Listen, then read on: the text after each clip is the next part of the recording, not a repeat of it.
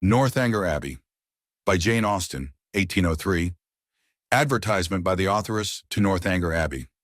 This little work was finished in the year 1803 and intended for immediate publication. It was disposed of to a bookseller, it was even advertised, and why the business proceeded no farther, the author has never been able to learn. That any bookseller should think it worthwhile to purchase what he did not think it worthwhile to publish seems extraordinary. But with this, neither the author nor the public have any other concern than as some observation is necessary upon those parts of the work which 13 years have made comparatively obsolete. The public are entreated to bear in mind that 13 years have passed since it was finished, many more since it was begun, and that during that period, places, manners, books, and opinions have undergone considerable changes. Chapter 1. No one who had ever seen Catherine Morland in her infancy would have supposed her born to be an heroine. Her situation in life, the character of her father and mother, her own person and disposition, were all equally against her. Her father was a clergyman, without being neglected or poor, and a very respectable man, though his name was Richard, and he had never been handsome. He had a considerable independence besides 2 good livings, and he was not in the least addicted to locking up his daughters. Her mother was a woman of useful plain sense, with a good temper, and, what is more remarkable, with a good constitution. She had 3 sons before Catherine was born, and instead of dying and bringing the latter into the world, as anybody might expect, she still lived to have 6 children more, to see them growing up around her, and to enjoy excellent health herself. A family of 10 children will be always called a fine family, where there are heads and arms and legs enough for the number. But the Morlands had little other right to the word, for they were in general very plain, and Catherine, for many years of her life, as plain as any. She had a thin, awkward figure, a sallow skin without color, dark lank hair, and strong features. So much for her person, and not less unpropitious for heroism seemed her mind. She was fond of all boys' plays, and greatly preferred cricket not merely to dolls, but to the more heroic enjoyments of infancy, nursing a dormouse, feeding a canary bird, or watering a rose bush.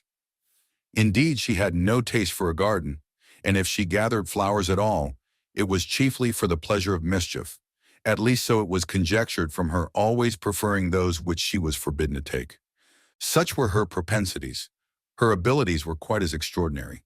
She never could learn or understand anything before she was taught, and sometimes not even then, for she was often inattentive and occasionally stupid. Her mother was 3 months in teaching her only to repeat the beggar's petition, and after all, her next sister Sally could say it better than she did. Not that Catherine was always stupid, by no means. She learnt the fable of the hare and many friends as quickly as any girl in England. Her mother wished her to learn music, and Catherine was sure she should like it, for she was very fond of tinkling the keys of the old forlorn spinet. So at 8 years old she began. She learnt a year and could not bear it, and Mrs. Morland, who did not insist on her daughters being accomplished, in spite of incapacity or distaste, allowed her to leave off. The day which dismissed the music master was one of the happiest of Catherine's life. Her taste for drawing was not superior, though whenever she could obtain the outside of a letter from her mother, or seize upon any other odd piece of paper, she did what she could in that way, by drawing houses and trees, hens and chickens, all very much like one another. Writing and accounts she was taught by her father, French by her mother. Her proficiency in either was not remarkable, and she shirked her lessons in both whenever she could. What a strange, unaccountable character! For with all these symptoms of profligacy at 10 years old, she had neither a bad heart nor a bad temper, was seldom stubborn, scarcely ever quarrelsome, and very kind to the little ones, with few interruptions of tyranny. She was moreover noisy and wild, hated confinement and cleanliness, and loved nothing so well in the world as rolling down the green slope at the back of the house. Such was Catherine Morland at 10. At 15, appearances were mending. She began to curl her hair and long for balls. Her complexion improved. Her features were softened by plumpness and color. Her eyes gained more animation, and her figure more consequence. Her love of dirt gave way to an inclination for finery, and she grew clean as she grew smart. She had now the pleasure of sometimes hearing her father and mother remark on her personal improvement. "Catherine grows quite a good-looking girl. She is almost pretty today," were words which caught her ears now and then. And how welcome were the sounds. To look almost pretty is an acquisition of higher delight to a girl who has been looking plain the first 15 years of her life than a beauty from her cradle can ever receive. Mrs. Morland was a very good woman and wished to see her children everything they ought to be. But her time was so much occupied in lying in and teaching the little ones that her elder daughters were inevitably left to shift for themselves.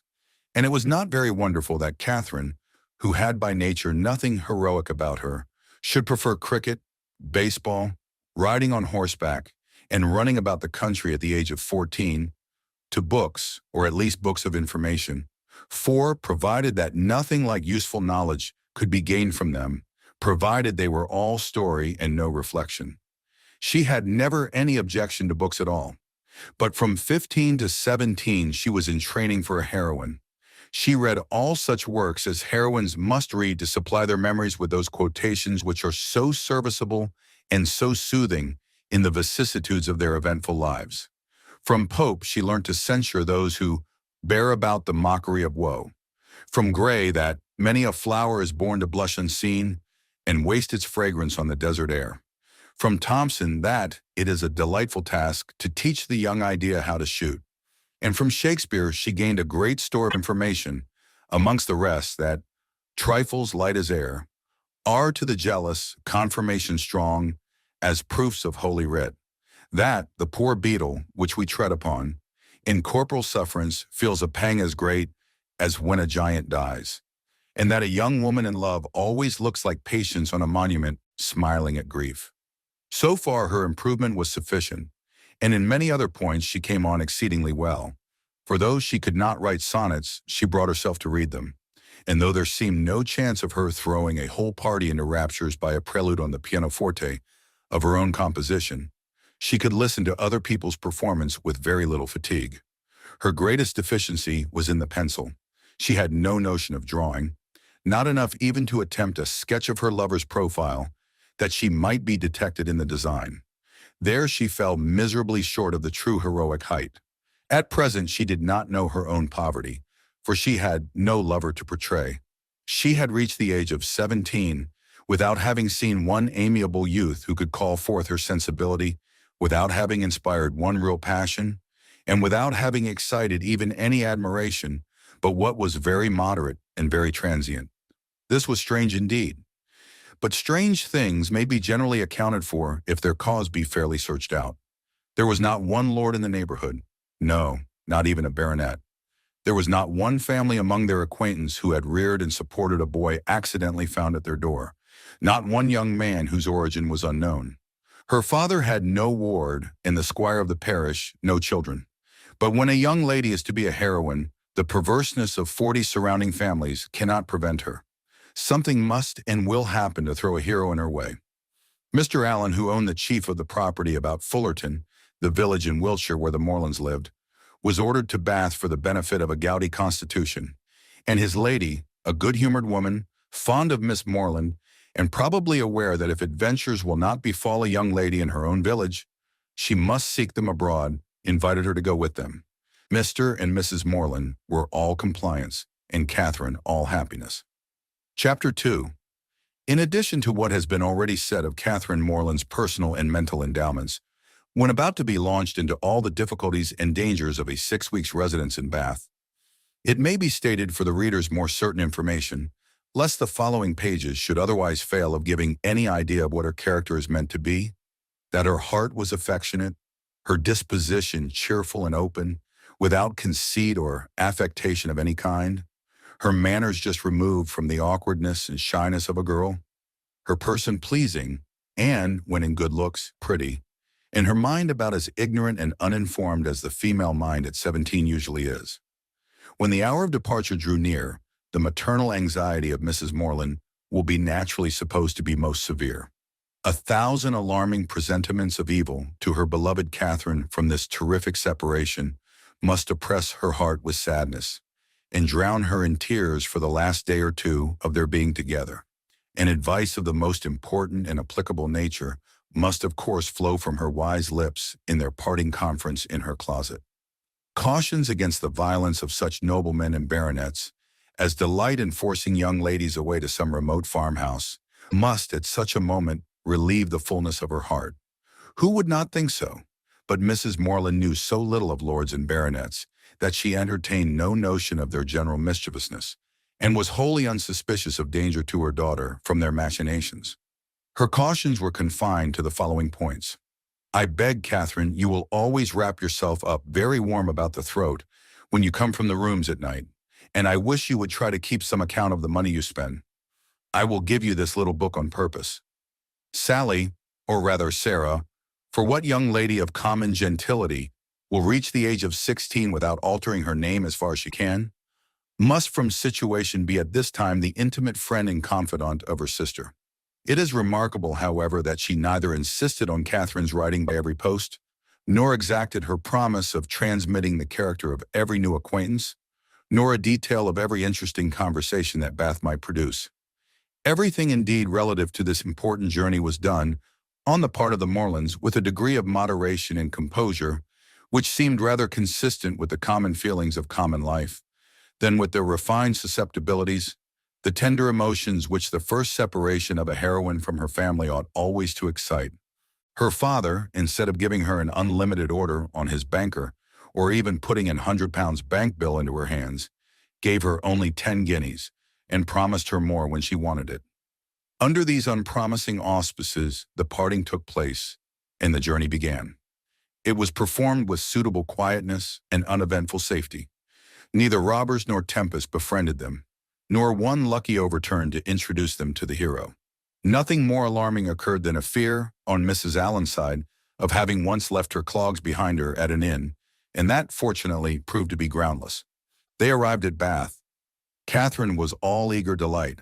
Her eyes were here, there, everywhere, as they approached its fine and striking environs, and afterwards drove through those streets which conducted them to the hotel. She was come to be happy, and she felt happy already. They were soon settled in comfortable lodgings in Pulteney Street. It is now expedient to give some description of Mrs. Allen, that the reader may be able to judge in what manner her actions will hereafter tend to promote the general distress of the work, and how she will, probably, contribute to reduce poor Catherine to all the desperate wretchedness of which a last volume is capable, whether by her imprudence, vulgarity, or jealousy, whether by intercepting her letters, ruining her character, or turning her out of doors. Mrs. Allen was one of that numerous class of females whose society can raise no other emotion than surprise at there being any men in the world who could like them well enough to marry them.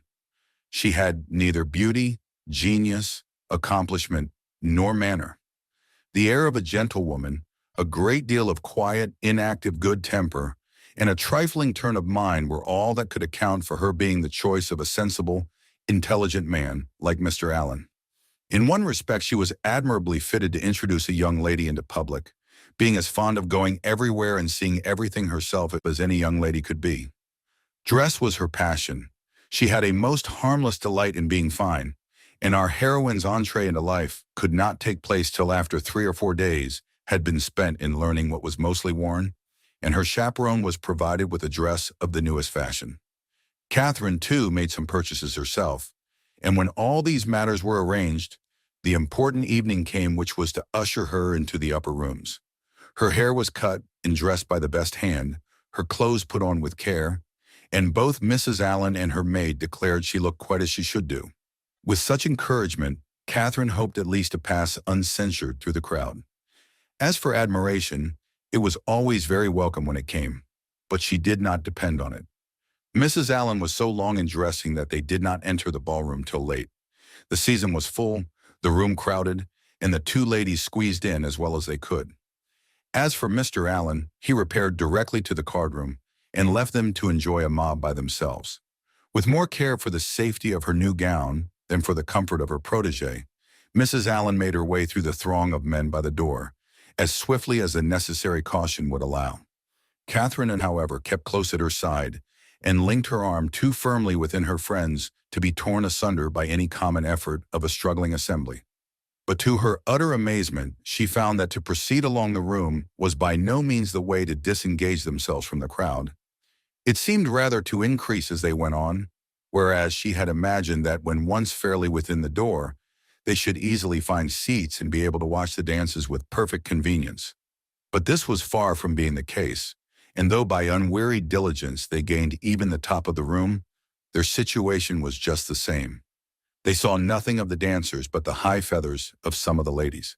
Still they moved on, something better was yet in view, and by a continued exertion of strength and ingenuity, they found themselves at last in the passage behind the highest bench.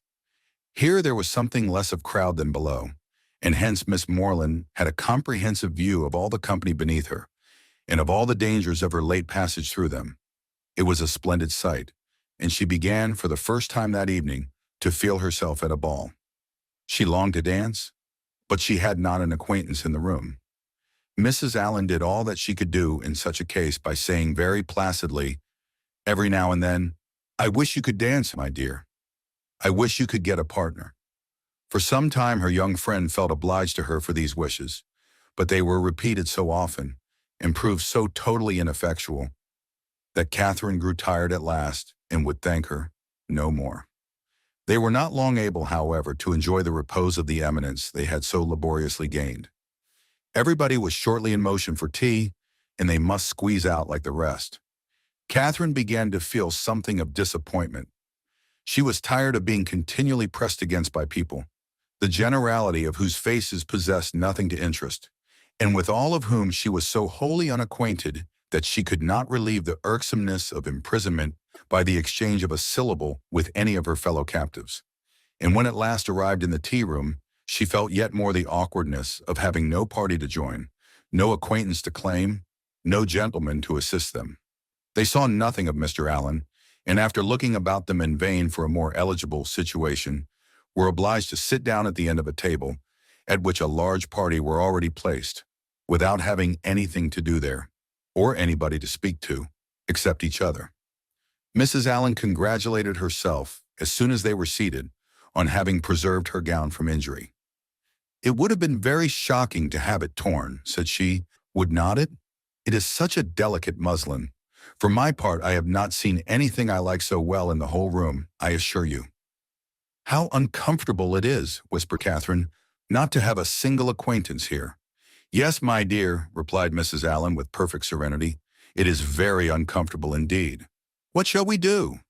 The gentlemen and ladies at this table look as if they wondered why we came here. We seem forcing ourselves into their party." "Aye, so we do. That is very disagreeable. I wish we had a large acquaintance here. I wish we had any. It would be somebody to go to." "Very true, my dear. And if we knew anybody, we would join them directly. The Skinners were here last year. I wish they were here now. Had not we better go away as it is? Here are no tea things for us, you see." "No more there are, indeed. How very provoking. But I think we had better sit still, for one gets so tumbled in such a crowd. How is my head, my dear?"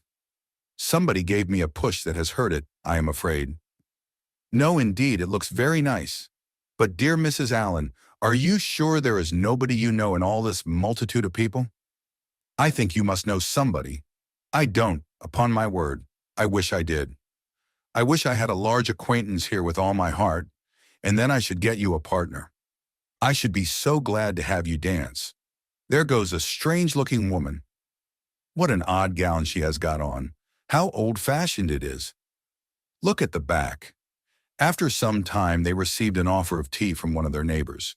It was thankfully accepted, and this introduced a light conversation with the gentleman who offered it, which was the only time that anybody spoke to them during the evening, till they were discovered and joined by Mr. Allen when the dance was over. "Well, Miss Morland," said he directly, "I hope you have had an agreeable ball." "Very agreeable indeed," she replied, vainly endeavoring to hide a great yawn. "I wish she had been able to dance," said his wife. "I wish we could have got a partner for her. I have been saying how glad I should be if the Skinners were here this winter instead of last. Or if the Perrys had come, as they talked of once, she might have danced with George Perry. I am so sorry she has not had a partner. We shall do better another evening, I hope," was Mr. Allen's consolation. The company began to disperse when the dancing was over, enough to leave space for the remainder to walk about in some comfort, And now was the time for a heroine, who had not yet played a very distinguished part in the events of the evening, to be noticed and admired. Every 5 minutes, by removing some of the crowd, gave greater openings for her charms. She was now seen by many young men who had not been near her before. Not one, however, started with rapturous wonder on beholding her. No whisper of eager inquiry ran round the room, nor was she once called a divinity by anybody. Yet Catherine was in very good looks, and had the company only seen her 3 years before, they would now have thought her exceedingly handsome. She was looked at, however, and with some admiration, for in her own hearing, 2 gentlemen pronounced her to be a pretty girl. Such words had their due effect. She immediately thought the evening pleasanter than she had found it before. Her humble vanity was contented. She felt more obliged to the 2 young men for this simple praise than a true quality heroine would have been for 15 sonnets in celebration of her charms, and went to her chair in good humor with everybody, and perfectly satisfied with her share of public attention. Chapter 3. Every morning now brought its regular duties. Shops were to be visited, some new part of the town to be looked at, and the pump room to be attended, where they paraded up and down for an hour, looking at everybody and speaking to no one. The wish of a numerous acquaintance in Bath was still uppermost with Mrs. Allen, and she repeated it after every fresh proof, which every morning brought, of her knowing nobody at all. They made their appearance in the lower rooms, and here fortune was more favorable to our heroine. The master of the ceremonies introduced to her a very gentlemanlike young man as a partner. His name was Tilney. He seemed to be about 4 or 25, was rather tall, had a pleasing countenance, a very intelligent and lively eye, and, if not quite handsome, was very near it. His address was good, and Catherine felt herself in high luck. There was little leisure for speaking while they danced, but when they were seated at tea, she found him as agreeable as she had already given him credit for being. He talked with fluency and spirit, and there was an archness and pleasantry in his manner which interested, though it was hardly understood by her. After chatting some time on such matters as naturally arose from the objects around them, he suddenly addressed her with, "I have hitherto been very remiss, madam, in the proper attentions of a partner here. I have not yet asked you how long you have been in Bath, whether you were ever here before, whether you have been at the upper rooms, the theater, and the concert, and how you like the place altogether. I have been very negligent, but are you now at leisure to satisfy me in these particulars? If you are, I will begin directly." "You need not give yourself that trouble, sir." "No trouble, I assure you, madam." Then, forming his features into a set smile and affectedly softening his voice, he added with a simpering air, "Have you been long in Bath, madam?" "About a week, sir," replied Catherine, trying not to laugh. "Really?" with affected astonishment. "Why should you be surprised, sir?" "Why, indeed," said he, in his natural tone. "But some emotion must appear to be raised by your reply, and surprise is more easily assumed, and not less reasonable than any other. Now let us go on. Were you never here before, madam?" "Never, sir." "Indeed, have you yet honored the upper rooms?" "Yes, sir, I was there last Monday." "Have you been to the theater?" "Yes, sir, I was at the play on Tuesday." "To the concert?" "Yes, sir, on Wednesday." "And are you altogether pleased with Bath?" "Yes, I like it very well." "Now I must give one smirk, and then we may be rational again." Catherine turned away her head, not knowing whether she might venture to laugh. "I see what you think of me," said he gravely. "I shall make but a poor figure in your journal tomorrow." "My journal?" "Yes, I know exactly what you will say. Friday, went to the lower rooms, wore my sprigged muslin robe with blue trimmings. Plain black shoes appeared to much advantage, but it was strangely harassed by a queer, half-witted man who would make me dance with him, and distressed me by his nonsense. Indeed, I shall say no such thing. Shall I tell you what you ought to say?" "If you please." "I danced with a very agreeable young man, introduced by Mr. King, had a great deal of conversation with him, seems a most extraordinary genius. Hope I may know more of him. That, madam, is what I wish you to say. But perhaps I keep no journal. Perhaps you are not sitting in this room, and I am not sitting by you. These are points in which a doubt is equally possible. Not keep a journal. How are your absent cousins to understand the tenure of your life in Bath without one? How are the civilities and compliments of every day to be related as they ought to be, unless noted down every evening in a journal? How are your various dresses to be remembered, and the particular state of your complexion and curl of your hair to be described in all their diversities, without having constant recourse to a journal? My dear madam, I am not so ignorant of young ladies' ways as you wish to believe me. It is this delightful habit of journaling which largely contributes to form the easy style of writing for which ladies are so generally celebrated. Everybody allows that the talent of writing agreeable letters is peculiarly female. Nature may have done something, but I am sure it must be essentially assisted by the practice of keeping a journal. I have sometimes thought, said Catherine doubtingly, whether ladies do write so much better letters than gentlemen. That is, I should not think the superiority was always on our side. As far as I have had opportunity of judging, it appears to me that the usual style of letter writing among women is faultless, except in three particulars. And what are they? A general deficiency of subject, a total inattention to stops, and a very frequent ignorance of grammar. Upon my word, I need not have been afraid of disclaiming the compliment. You do not think too highly of us in that way. I should no more lay it down as a general rule that women write better letters than men, than that they sing better duets or draw better landscapes. In every power of which taste is the foundation, excellence is pretty fairly divided between the sexes. They were interrupted by Mrs. Allen. My dear Catherine, said she, do take this pin out of my sleeve. I am afraid it has torn a hole already. I shall be quite sorry if it has, for this is a favorite gown, though it costs but 9 shillings a yard. That is exactly what I should have guessed it, madam, said Mr. Tilney, looking at the muslin. Do you understand muslins, sir? Particularly well. I always buy my own cravats, and am allowed to be an excellent judge, and my sister has often trusted me in the choice of a gown.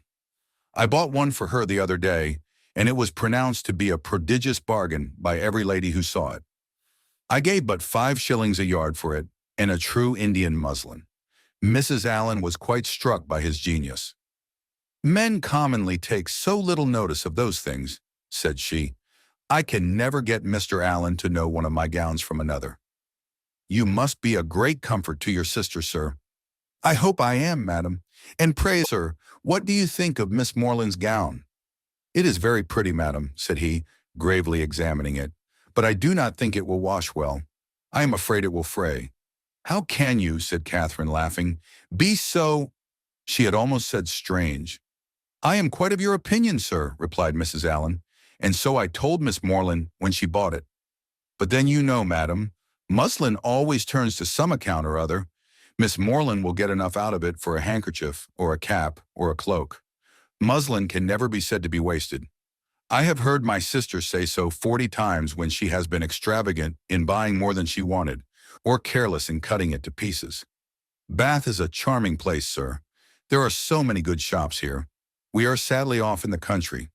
Not but what we have very good shops in Salisbury. But it is so far to go. 8 miles is a long way.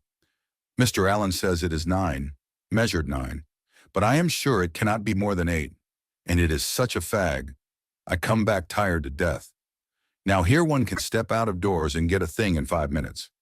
Mr. Tilney was polite enough to seem interested in what she said, and she kept him on the subject of muslins till the dancing recommenced. Catherine feared as she listened to their discourse that he indulged himself a little too much with the foibles of others. What are you thinking of so earnestly? Said he, as they walked back to the ballroom. Not of your partner, I hope, for by that shake of the head your meditations are not satisfactory.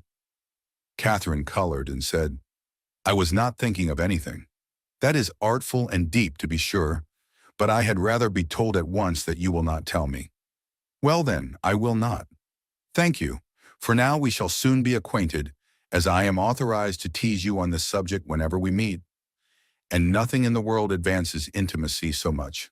They danced again, and when the assembly closed, parted, on the ladies' side at least, with a strong inclination for continuing the acquaintance. Whether she thought of him so much, while she drank her warm wine and water, and prepared herself for bed, as to dream of him when there cannot be ascertained. But I hope it was no more than in a slight slumber, or a morning doze at most.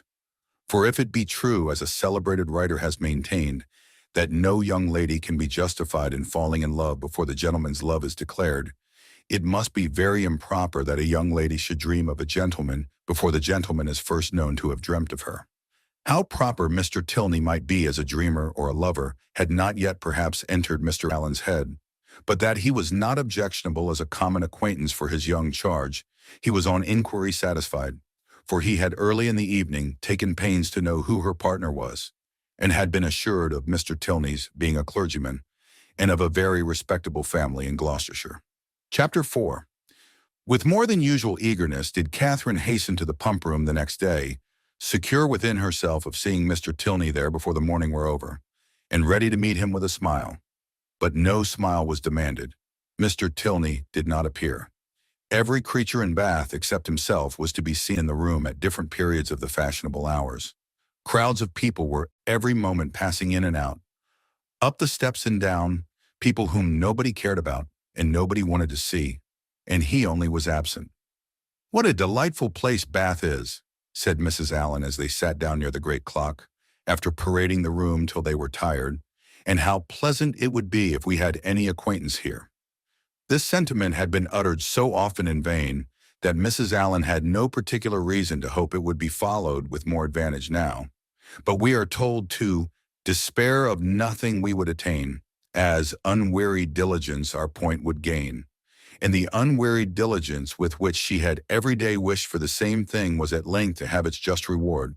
For hardly had she been seated 10 minutes before a lady of about her own age, who was sitting by her, and had been looking at her attentively for several minutes, addressed her with great complacence in these words: "I think, madam, I cannot be mistaken. It is a long time since I had the pleasure of seeing you. But is not your name Allen?"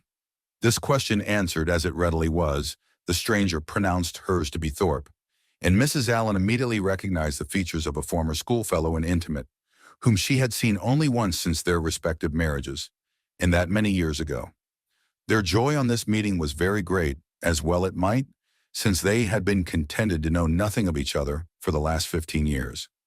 Compliments on good looks now passed, and after observing how time had slipped away since they were last together, how little they had thought of meeting in Bath, and what a pleasure it was to see an old friend, they proceeded to make inquiries and give intelligence as to their families, sisters, and cousins, talking both together, far more ready to give than to receive information, and each hearing very little of what the other said.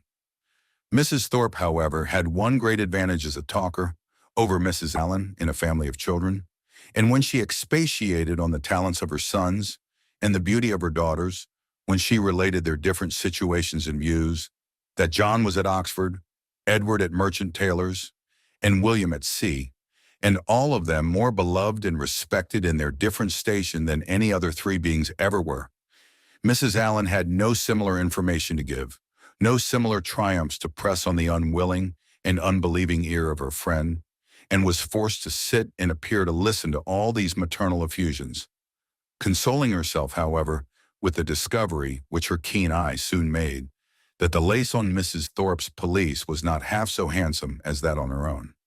"Here come my dear girls," cried Mrs. Thorpe, pointing at three smart-looking females who, arm in arm, were then moving towards her. "My dear Mrs. Allen, I long to introduce them. They will be so delighted to see you. The tallest is Isabella, my eldest. Is not she a fine young woman?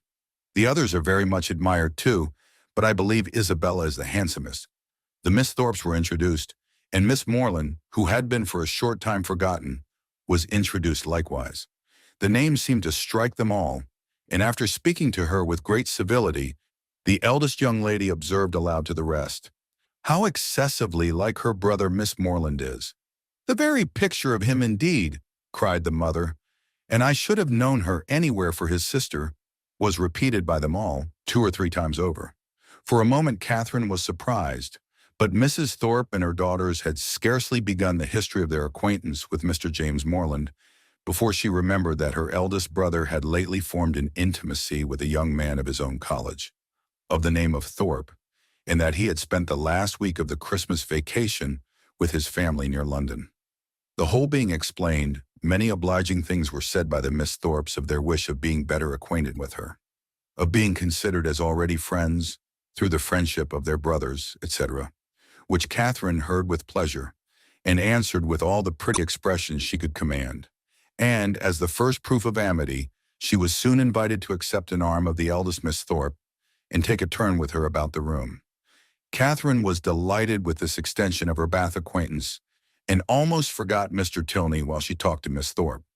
Friendship is certainly the finest balm for the pangs of disappointed love. Their conversation turned upon those subjects, of which the free discussion has generally much to do in perfecting a sudden intimacy between two young ladies, such as dress, balls, flirtations, and quizzes. Miss Thorpe, however, being 4 years older than Miss Morland, and at least 4 years better informed, had a very decided advantage in discussing such points. She could compare the balls of Bath with those of Tunbridge, its fashions with the fashions of London, could rectify the opinions of her new friend in many articles of tasteful attire, could discover a flirtation between any gentleman and lady who only smiled on each other, and point out a quiz through the thickness of a crowd. These powers received due admiration from Catherine, to whom they were entirely new, and the respect which they naturally inspired might have been too great for familiarity, had not the easy gaiety of Miss Thorpe's manners, and her frequent expressions of delight on this acquaintance with her, softened down every feeling of awe, and left nothing but tender affection. Their increasing attachment was not to be satisfied with half a dozen turns in the pump room, but required, when they all quitted it together, that Miss Thorpe should accompany Miss Morland to the very door of Mr. Allen's house, and that they should there part with a most affectionate and lengthened shake of hands, after learning, to their mutual relief, that they should see each other across the theater at night, and say their prayers in the same chapel the next morning. Catherine then ran directly upstairs, and watched Miss Thorpe's progress down the street from the drawing-room window, admired the graceful spirit of her walk, the fashionable air of her figure and dress, and felt grateful as well she might for the chance which had procured her such a friend. Mrs. Thorpe was a widow and not a very rich one. She was a good-humored, well-meaning woman and a very indulgent mother. Her eldest daughter had great personal beauty, and the younger ones, by pretending to be as handsome as their sister, imitating her air, and dressing in the same style, did very well. This brief account of the family is intended to supersede the necessity of a long and minute detail from Mrs. Thorpe herself of her past adventures and sufferings, which might otherwise be expected to occupy the 3 or 4 following chapters, in which the worthlessness of lords and attorneys might be set forth, and conversations, which had passed 20 years before, be minutely repeated. Chapter 5. Catherine was not so much engaged at the theater that evening in returning the nods and smiles of Miss Thorpe, though they certainly claimed much of her leisure, as to forget to look with an inquiring eye for Mr. Tilney in every box which her eye could reach. But she looked in vain. Mr. Tilney was no fonder of the play than the pump room. She hoped to be more fortunate the next day, and when her wishes for fine weather were answered by seeing a beautiful morning, she hardly felt a doubt of it. For a fine Sunday in Bath empties every house of its inhabitants, and all the world appears on such an occasion to walk about and tell their acquaintance what a charming day it is. As soon as divine service was over, the Thorpes and Allens eagerly joined each other, and after staying long enough in the pump room to discover that the crowd was insupportable, and that there was not a genteel face to be seen, which everybody discovers every Sunday throughout the season, they hastened away to the Crescent to breathe the fresh air of better company. Here Catherine and Isabella, arm in arm, again tasted the sweets of friendship in an unreserved conversation. They talked much, and with much enjoyment, but again was Catherine disappointed in her hope of re-seeing her partner. He was nowhere to be met with. Every search for him was equally unsuccessful, in morning lounges or evening assemblies. Neither at the upper nor lower rooms, at dressed or undressed balls, was he perceivable, nor among the walkers, the horsemen, or the curricle drivers of the morning. His name was not in the pump room book, and curiosity could do no more. He must be gone from Bath. Yet he had not mentioned that his stay would be so short. This sort of mysteriousness, which is always so becoming in a hero, threw a fresh grace in Catherine's imagination around his person and manners, and increased her anxiety to know more of him. From the Thorpes she could learn nothing, for they had been only 2 days in Bath before they met with Mrs. Allen. It was a subject, however, in which she often indulged with her fair friend, from whom she received every possible encouragement to continue to think of him, and his impression on her fancy was not suffered therefore to weaken. Isabella was very sure that he must be a charming young man, and was equally sure that he must have been delighted with her dear Catherine, and would therefore shortly return. She liked him the better for being a clergyman, for she must confess herself very partial to the profession, and something like a sigh escaped her as she said it. Perhaps Catherine was wrong in not demanding the cause of that gentle emotion, but she was not experienced enough in the finesse of love or the duties of friendship to know when delicate raillery was properly called for, or when a confidence should be forced. Mrs. Allen was now quite happy, quite satisfied with Bath. She had found some acquaintance, had been so lucky too, as to find in them the family of a most worthy old friend, and, as the completion of good fortune, had found these friends by no means so expensively dressed as herself. Her daily expressions were no longer, "I wish we had some acquaintance in Bath." They were changed into, "How glad I am we have met with Mrs. Thorpe," and she was as eager in promoting the intercourse of the two families as her young charge and Isabella themselves could be, never satisfied with the day unless she spent the chief of it by the side of Mrs. Thorpe in what they called conversation, but in which there was scarcely ever any exchange of opinion, and not often any resemblance of subject, for Mrs. Thorpe talked chiefly of her children, and Mrs. Allen of her gowns. The progress of the friendship between Catherine and Isabella was quick, as its beginning had been warm, and they passed so rapidly through every gradation of increasing tenderness that there was shortly no fresh proof of it to be given to their friends or themselves. They called each other by their Christian name, were always arm in arm when they walked, pinned up each other's train for the dance, and were not to be divided in the set. And if a rainy morning deprived them of other enjoyments, they were still resolute in meeting in defiance of wet and dirt, and shut themselves up to read novels together. Yes, novels, for I will not adopt that ungenerous and impolitic custom so common with novel writers, of degrading by their contemptuous censure the very performances to the number of which they are themselves adding, joining with their greatest enemies in bestowing the harshest epithets on such works, and scarcely ever permitting them to be read by their own heroine, who, if she accidentally take up a novel, is sure to turn over its insipid pages with disgust. Alas, if the heroine of one novel be not patronized by the heroine of another, from whom can she expect protection and regard? I cannot approve of it. Let us leave it to the reviewers to abuse such effusions of fancy at their leisure, and over every new novel to talk in threadbare strains of the trash with which the press now groans. Let us not desert one another. We are an injured body. Although our productions have afforded more extensive and unaffected pleasure than those of any other literary corporation in the world, no species of composition has been so much decried. From pride, ignorance, or fashion, our foes are almost as many as our readers.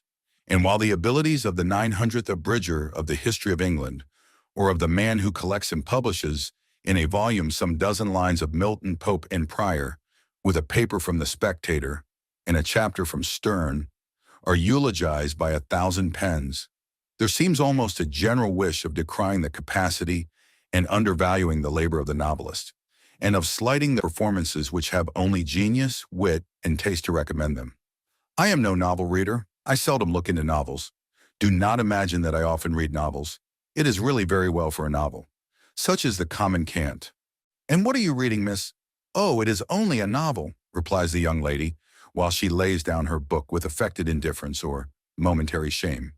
"It is only Cecilia, or Camilla, or Belinda, or in short, only some work in which the greatest powers of the mind are displayed, in which the most thorough knowledge of human nature, the happiest delineation of its varieties, the liveliest effusions of wit and humor, are conveyed to the world in the best chosen language."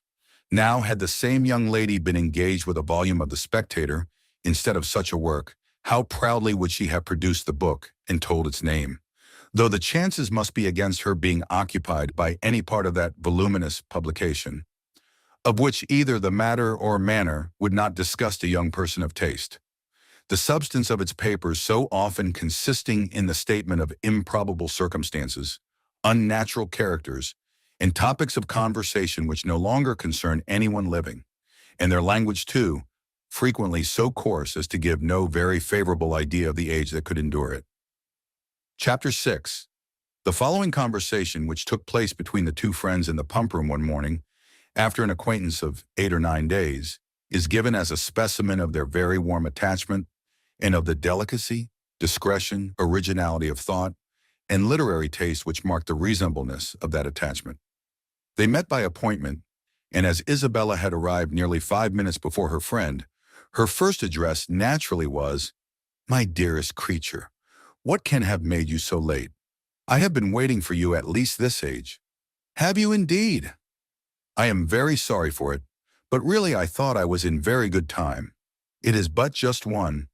I hope you have not been here long." "Oh, these 10 ages at least. I am sure I have been here this half hour. But now let us go and sit down at the other end of the room and enjoy ourselves. I have 100 things to say to you. In the first place, I was so afraid it would rain this morning, just as I wanted to set off. It looked very showery, and that would have thrown me into agonies. Do you know I saw the prettiest hat you can imagine in a shop window in Milsom Street just now, very like yours, only with coquelicot ribbons instead of green? I quite longed for it. But my dearest Catherine, what have you been doing with yourself all this morning? Have you gone on with Udolpho?"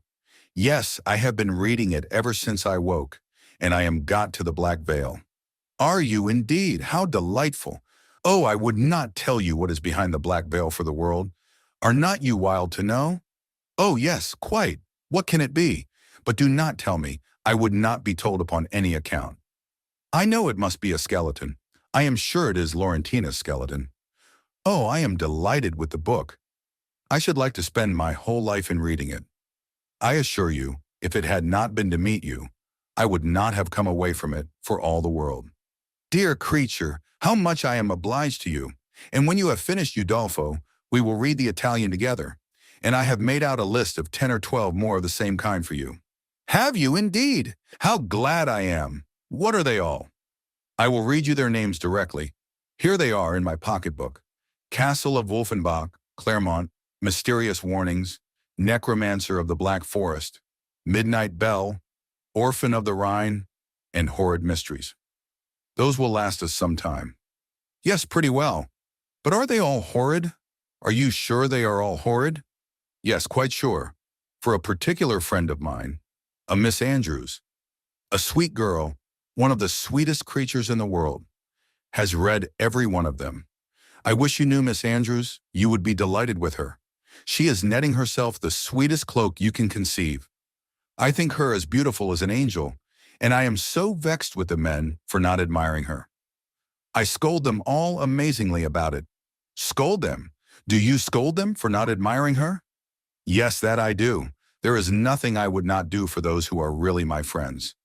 I have no notion of loving people by halves. It is not my nature. My attachments are always excessively strong. I told Captain Hunt at one of our assemblies this winter that if he was to tease me all night, I would not dance with him unless he would allow Miss Andrews to be as beautiful as an angel. The men think us incapable of real friendship, you know, and I am determined to show them the difference. Now, if I were to hear anybody speak slightingly of you, I should fire up in a moment. But that is not at all likely, for you are just the kind of girl to be a great favorite with the men." "Oh dear," cried Catherine, coloring. "How can you say so? I know you very well. You have so much animation, which is exactly what Miss Andrews wants. For I must confess there is something amazingly insipid about her. Oh, I must tell you that just after we parted yesterday, I saw a young man looking at you so earnestly. I am sure he is in love with you." Catherine colored and disclaimed again. Isabella laughed. "It is very true, upon my honor. But I see how it is. You are indifferent to everybody's admiration, except that of one gentleman who shall be nameless. Nay, I cannot blame you. Speaking more seriously, your feelings are easily understood. Where the heart is really attached, I know very well how little one can be pleased with the attention of anybody else. Everything is so insipid, so uninteresting, that does not relate to the beloved object. I can perfectly comprehend your feelings. But you should not persuade me that I think so very much about Mr. Tilney, for perhaps I may never see him again. Not see him again? My dearest creature, do not talk of it. I am sure you would be miserable if you thought so. No, indeed, I should not. I do not pretend to say that I was not very much pleased with him, but while I have Udolpho to read, I feel as if nobody could make me miserable. Oh, the dreadful black veil. My dear Isabella, I am sure there must be Laurentina's skeleton behind it. It is so odd to me that you should never have read Udolpho before, but I suppose Mrs. Morland objects to novels. No, she does not. She very often reads Sir Charles Grandison herself, but new books do not fall in our way. Sir Charles Grandison! That is an amazing horrid book, is it not? I remember Miss Andrews could not get through the first volume. It is not like Udolpho at all, but yet I think it is very entertaining. Do you indeed? You surprise me. I thought it had not been readable. But my dearest Catherine, have you settled what to wear on your head tonight? I am determined at all events to be dressed exactly like you. The men take notice of that sometimes, you know. But it does not signify if they do, said Catherine very innocently. Signify? Oh, heavens! I make it a rule never to mind what they say. They are very often amazingly impertinent if you do not treat them with spirit and make them keep their distance. Are they? Well, I never observed that. They always behave very well to me. Oh, they give themselves such airs. They are the most conceited creatures in the world, and think themselves of so much importance. By the by, though I have thought of it 100 times, I have always forgot to ask you what is your favorite complexion in a man. Do you like them best dark or fair? I hardly know. I never much thought about it. Something between both, I think. Brown, not fair, and not very dark. Very well, Catherine, that is exactly he. I have not forgot your description of Mr. Tony. A brown skin with dark eyes and rather dark hair. Well, my taste is different. I prefer light eyes, and as to complexion, do you know, I like a sallow better than any other. You must not betray me if you should ever meet with one of your acquaintance answering that description. Betray you? What do you mean? Nay, do not distress me. I believe I have said too much. Let us drop the subject. Catherine, in some amazement, complied, and after remaining a few moments silent, was on the point of reverting to what interested her at that time rather more than anything else in the world. Laurentina's skeleton, when her friend prevented her by saying, "For heaven's sake, let us move away from this end of the room. Do you know there are 2 odious young men who have been staring at me this half hour? They really put me quite out of countenance. Let us go and look at the arrivals. They will hardly follow us there." Away they walked to the book, and while Isabella examined the names, it was Catherine's employment to watch the proceedings of these alarming young men. They are not coming this way, are they? I hope they are not so impertinent as to follow us. Pray let me know if they are coming. I am determined I will not look up. In a few moments, Catherine, with unaffected pleasure, assured her that she need not be longer uneasy, as the gentlemen had just left the pump-room. "And which way are they gone?" said Isabella, turning hastily round. One was a very good-looking young man. They went towards the churchyard. Well, I am amazingly glad I have got rid of them. And now, what say you to going to Edgar's Buildings with me and looking at my new hat? You said you should like to see it. Catherine readily agreed. Only, she added, perhaps we may overtake the 2 young men. Oh, never mind that. If we make haste, we shall pass by them presently, and I am dying to show you my hat. But if we only wait a few minutes, there will be no danger of our seeing them at all. I shall not pay them any such compliment, I assure you. I have no notion of treating men with such respect. That is the way to spoil them. Catherine had nothing to oppose against such reasoning, and therefore to show the independence of Miss Thorpe and her resolution of humbling the sex, they set off immediately as fast as they could walk, in pursuit of the 2 young men. Chapter 7. Half a minute conducted them through the pump yard to the archway, opposite Union Passage, but here they were stopped. Everybody acquainted with Bath may remember the difficulties of crossing Cheap Street at this point. It is indeed a street of so impertinent a nature, so unfortunately connected with the great London and Oxford roads, and the principal inn of the city, that a day never passes in which parties of ladies, however important their business, whether in quest of pastry, millinery, or even, as in the present case of young men, are not detained on one side or other by carriages, horsemen, or carts. This evil had been felt and lamented at least 3 times a day by Isabella since her residence in Bath, and she was now fated to feel and lament it once more, for at the very moment of coming opposite to Union Passage, and within view of the 2 gentlemen who were proceeding through the crowds, and threading the gutters of that interesting alley, they were prevented crossing by the approach of a gig, driven along on bad pavement by a most knowing-looking coachman, with all the vehemence that could most fitly endanger the lives of himself, his companion, and his horse. "Oh, these odious gigs," said Isabella, looking up. "How I detest them!" But this detestation, though so just, was of short duration, for she looked again and exclaimed, "Delightful! Mr. Morland and my brother!" "Good heaven, 'tis James!" was uttered at the same moment by Catherine, and on catching the young men's eyes, the horse was immediately checked with a violence which almost threw him on his haunches, and the servant having now scampered up, the gentleman jumped out, and the equipage was delivered to his care.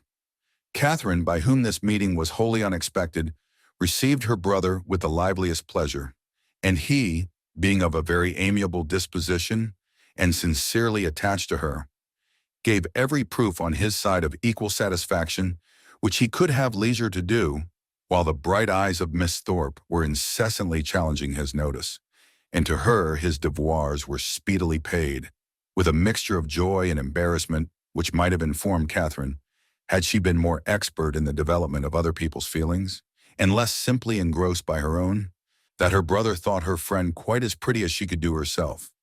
John Thorpe, who in the meantime had been giving orders about the horses, soon joined them, and from him she directly received the amends which were her due.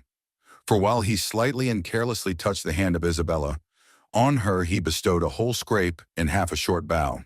He was a stout young man of middling height, who, with a plain face and ungraceful form, seemed fearful of being too handsome, unless he wore the dress of a groom, and too much like a gentleman, unless he were easy where he ought to be civil, and impudent where he might be allowed to be easy.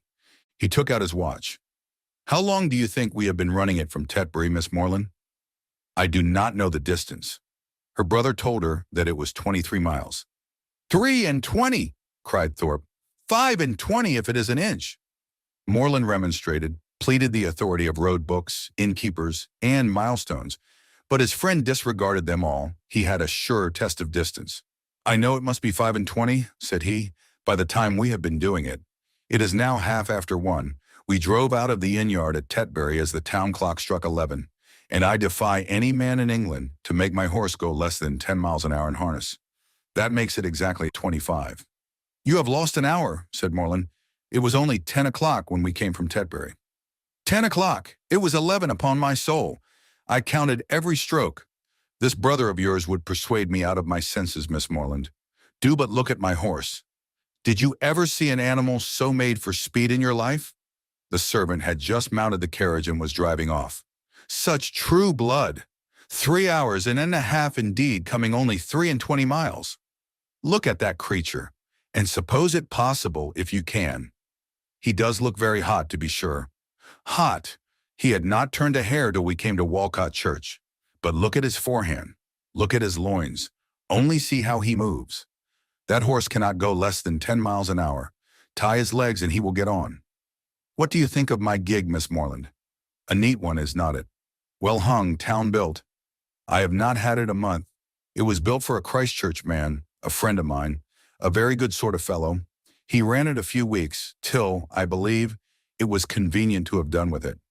I happened just then to be looking out for some light thing of the kind, though I had pretty well determined on a curricle too. But I chanced to meet him on Magdalen Bridge, as he was driving into Oxford, last term.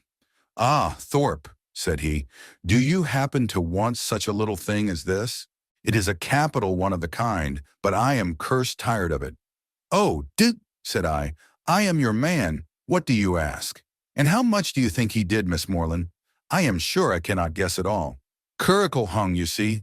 Seat, trunk, sword case, splashing board, lamps, silver molding. All you see complete. The ironwork as good as new or better. He asked 50 guineas.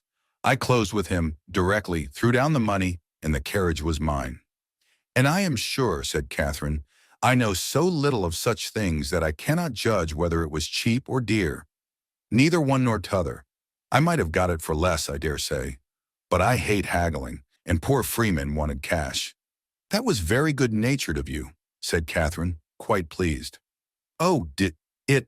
When one has the means of doing a kind thing by a friend, I hate to be pitiful, an inquiry now took place into the intended movements of the young ladies, and on finding whither they were going, it was decided that the gentlemen should accompany them to Edgar's buildings and pay their respects to Mrs. Thorpe. James and Isabella led the way, and so well satisfied was the latter with her lot, so contentedly was she endeavoring to ensure a pleasant walk to him who brought the double recommendation of being her brother's friend and her friend's brother, so pure and uncoquettish were her feelings, that though they overtook and passed the two offending young men in Milsom Street, she was so far from seeking to attract their notice that she looked back at them only 3 times. John Thorpe kept of course with Catherine, and after a few minutes' silence renewed the conversation about his gig. You will find, however, Miss Morland, it would be reckoned a cheap thing by some people, for I might have sold it for 10 guineas more the next day. Jackson of Oriel bid me 60 at once. Morland was with me at the time. Yes, said Morland, who overheard this, but you forget that your horse was included. My horse? Oh, ditsit. I would not sell my horse for 100. Are you fond of an open carriage, Miss Morland? Yes, very. I have hardly ever an opportunity of being in one, but I am particularly fond of it. I am glad of it. I will drive you out in mine every day. Thank you, said Catherine in some distress, from a doubt of the propriety of accepting such an offer. I will drive you up Lansdowne Hill tomorrow. Thank you, but will not your horse want rest? Rest! He has only come 23 miles today. All nonsense. Nothing ruins horses so much as rest. Nothing knocks them up so soon. No, no, I shall exercise mine at the average of 4 hours every day while I am here. Shall you indeed? Said Catherine very seriously. That will be 40 miles a day. 40? Aye, 50 for what I care. Well, I will drive you up Lansdowne tomorrow.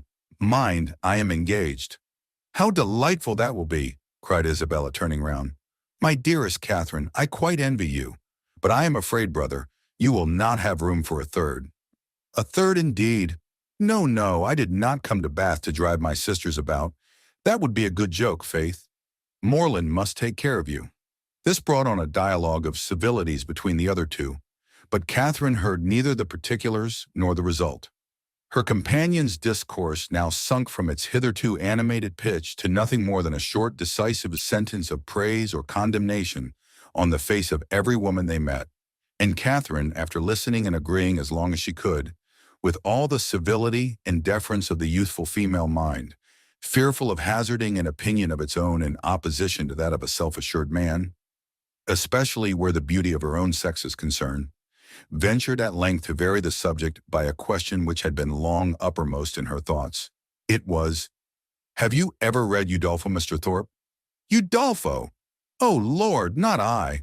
I never read novels. I have something else to do. Catherine, humbled and ashamed, was going to apologize for her question, but he prevented her by saying, novels are all so full of nonsense and stuff. There has not been a tolerably decent one come out since Tom Jones. Except The Monk, I read that t'other day, but as for all the others, they are the stupidest things in creation. I think you must like Udolpho, if you were to read it. It is so very interesting. Not I, faith. No, if I read any, it shall be Mrs. Radcliffe's. Her novels are amusing enough. They are worth reading. Some fun and nature in them. Udolpho was written by Mrs. Radcliffe, said Catherine with some hesitation, from the fear of mortifying him. No, sure, was it? Aye, I remember, so it was. I was thinking of that other stupid book, written by that woman they make such a fuss about, she who married the French emigrant. I suppose you mean Camilla. Yes, that's the book. Such unnatural stuff. An old man playing at seesaw. I took up the first volume once and looked it over. But I soon found it would not do. Indeed, I guessed what sort of stuff it must be before I saw it. As soon as I heard she had married an emigrant, I was sure I should never be able to get through it. I have never read it. You had no loss, I assure you. It is the horridest nonsense you can imagine. There is nothing in the world in it but an old man's playing at seesaw and learning Latin. Upon my soul there is not. This critique, the justness of which was unfortunately lost on poor Catherine, brought them to the door of Mrs. Thorpe's lodgings, and the feelings of the discerning and unprejudiced reader of Camilla gave way to the feelings of the dutiful and affectionate son as they met Mrs. Thorpe, who had described them from above, in the passage. "Ah, mother, how do you do?" said he, giving her a hearty shake of the hand.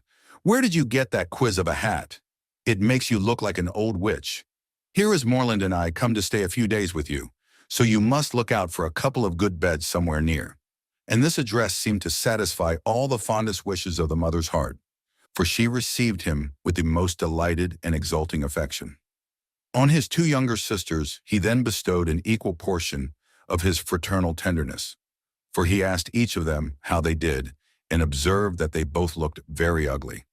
These manners did not please Catherine, but he was James's friend and Isabella's brother, and her judgment was further bought off by Isabella's assuring her, when they withdrew to see the new hat, that John thought her the most charming girl in the world, and by John's engaging her before they parted to dance with him that evening.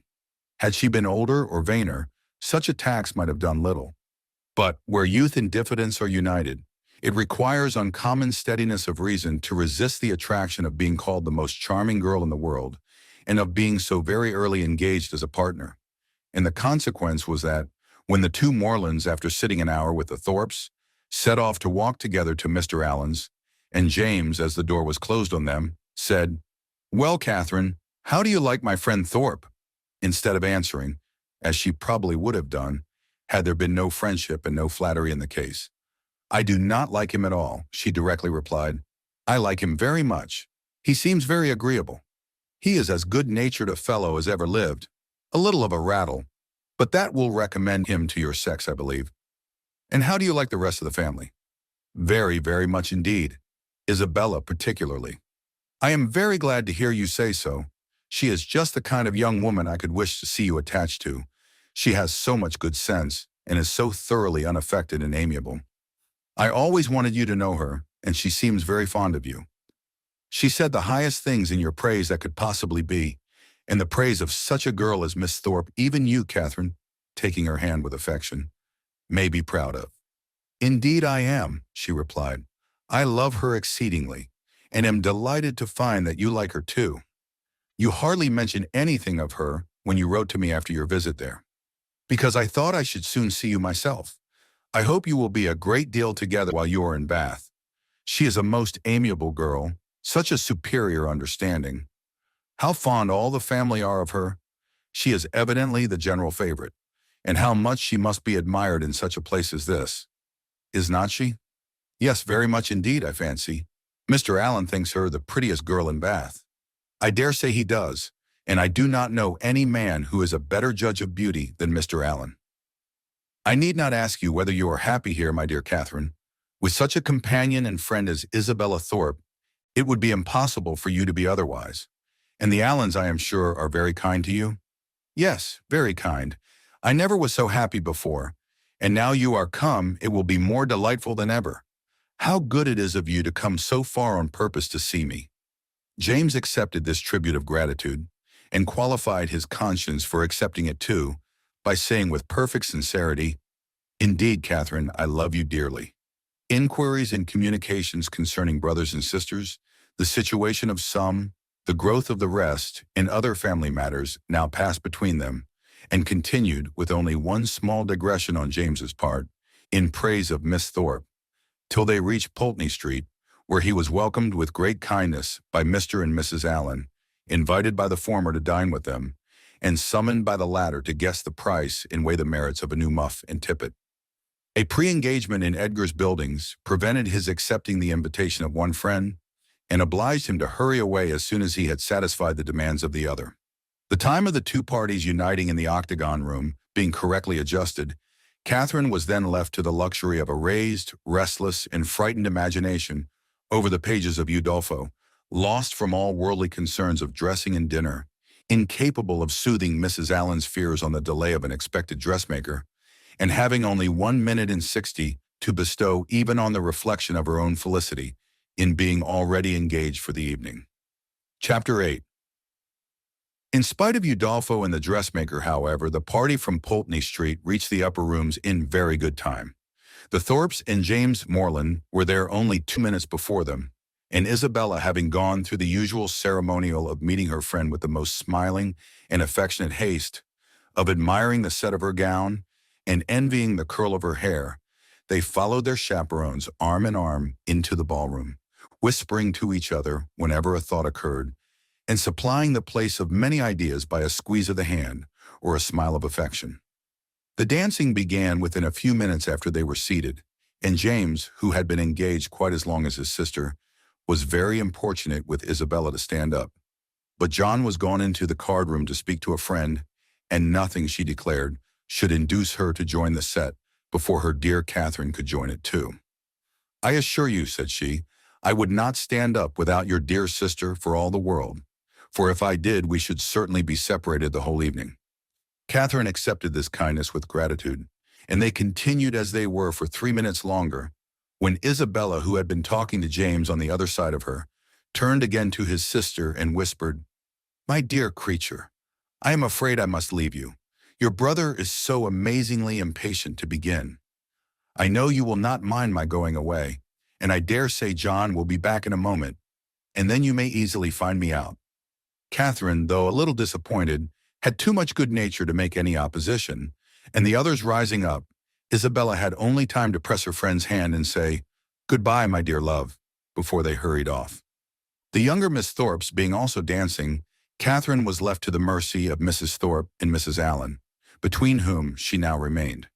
She could not help being vexed at the non-appearance of Mr. Thorpe, for she not only longed to be dancing, but was likewise aware that, as the real dignity of her situation could not be known, she was sharing with the scores of other young ladies, still sitting down, all the discredit of wanting a partner.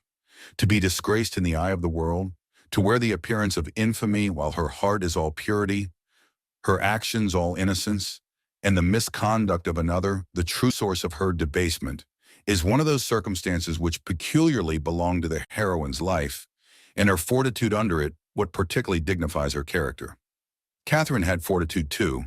She suffered, but no murmur passed her lips. From this state of humiliation she was roused at the end of 10 minutes to a pleasanter feeling by seeing, not Mr. Thorpe, but Mr. Tilney within 3 yards of the place where they sat.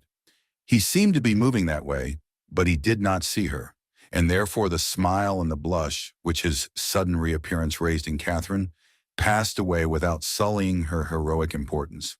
He looked as handsome and as lively as ever, and was talking with interest to a fashionable and pleasing-looking young woman who leant on his arm and whom Catherine immediately guessed to be his sister, thus unthinkingly throwing away a fair opportunity of considering him lost to her forever by being married already. But guided only by what was simple and probable, it had never entered her head that Mr. Tilney could be married. He had not behaved. He had not talked like the married men to whom she had been used. He had never mentioned a wife, and he had acknowledged a sister.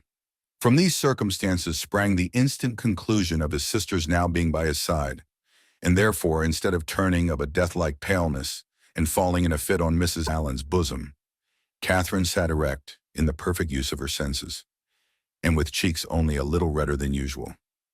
Mr. Tilney and his companion, who continued, though slowly, to approach, were immediately preceded by a lady, an acquaintance of Mrs. Thorpe, and this lady stopping to speak to her, they, as belonging to her, stopped likewise, and Catherine, catching Mr. Tilney's eye, instantly received from him the smiling tribute of recognition.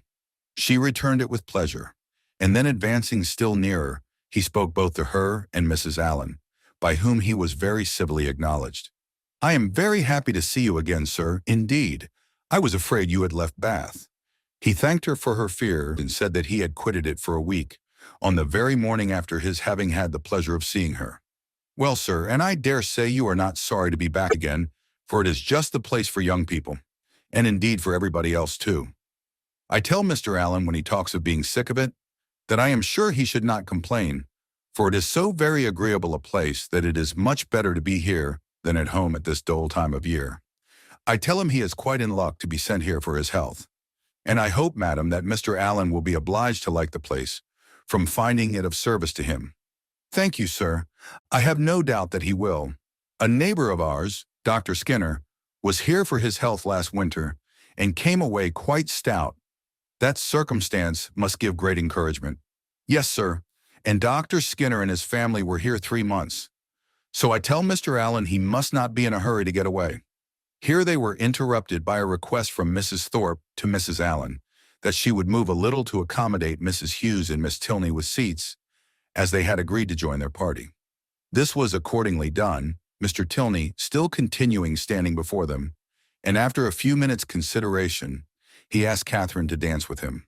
This compliment, delightful as it was, produced severe mortification to the lady, and in giving her denial, she expressed her sorrow on the occasion so very much as if she really felt it, that had Thorpe, who joined her just afterwards, been half a minute earlier, he might have thought her sufferings rather too acute. The very easy manner in which he then told her that he had kept her waiting did not by any means reconcile her more to her lot, nor did the particulars which he entered into while they were standing up, of the horses and dogs of the Freeman whom he had just left, and of a proposed exchange of terriers between them, interest her so much as to prevent her looking very often towards that part of the room where she had left Mr. Tilney.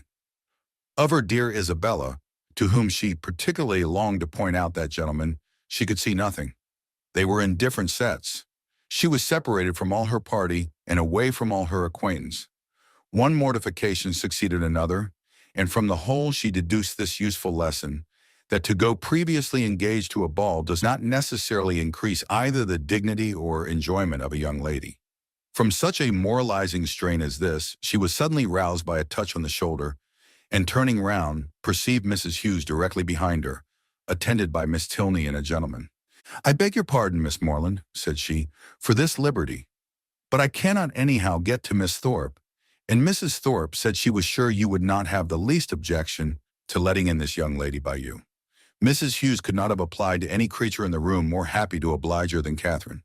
The young ladies were introduced to each other, Miss Tilney expressing a proper sense of such goodness, Miss Morland with the real delicacy of a generous mind making light of the obligation, and Mrs. Hughes, satisfied with having so respectably settled her young charge, returned to her party. Miss Tilney had a good figure, a pretty face, and a very agreeable countenance, and her air, though it had not all the decided pretension, the resolute stylishness of Miss Thorpe's, had more real elegance. Her manners showed good sense and good breeding. They were neither shy nor affectedly open, and she seemed capable of being young, attractive, and at a ball without wanting to fix the attention of every man near her, and without exaggerated feelings of ecstatic delight or inconceivable vexation on every little trifling occurrence. Catherine, interested at once by her appearance and her relationship to Mr. Tilney, was desirous of being acquainted with her, and readily talked therefore whenever she could think of anything to say, and had courage and leisure for saying it.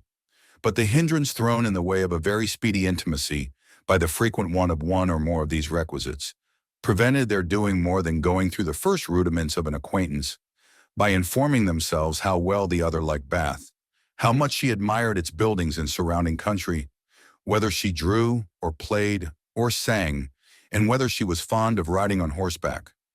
The 2 dances were scarcely concluded before Catherine found her arm gently seized by her faithful Isabella, who in great spirits exclaimed, "At last I have got you, my dearest creature.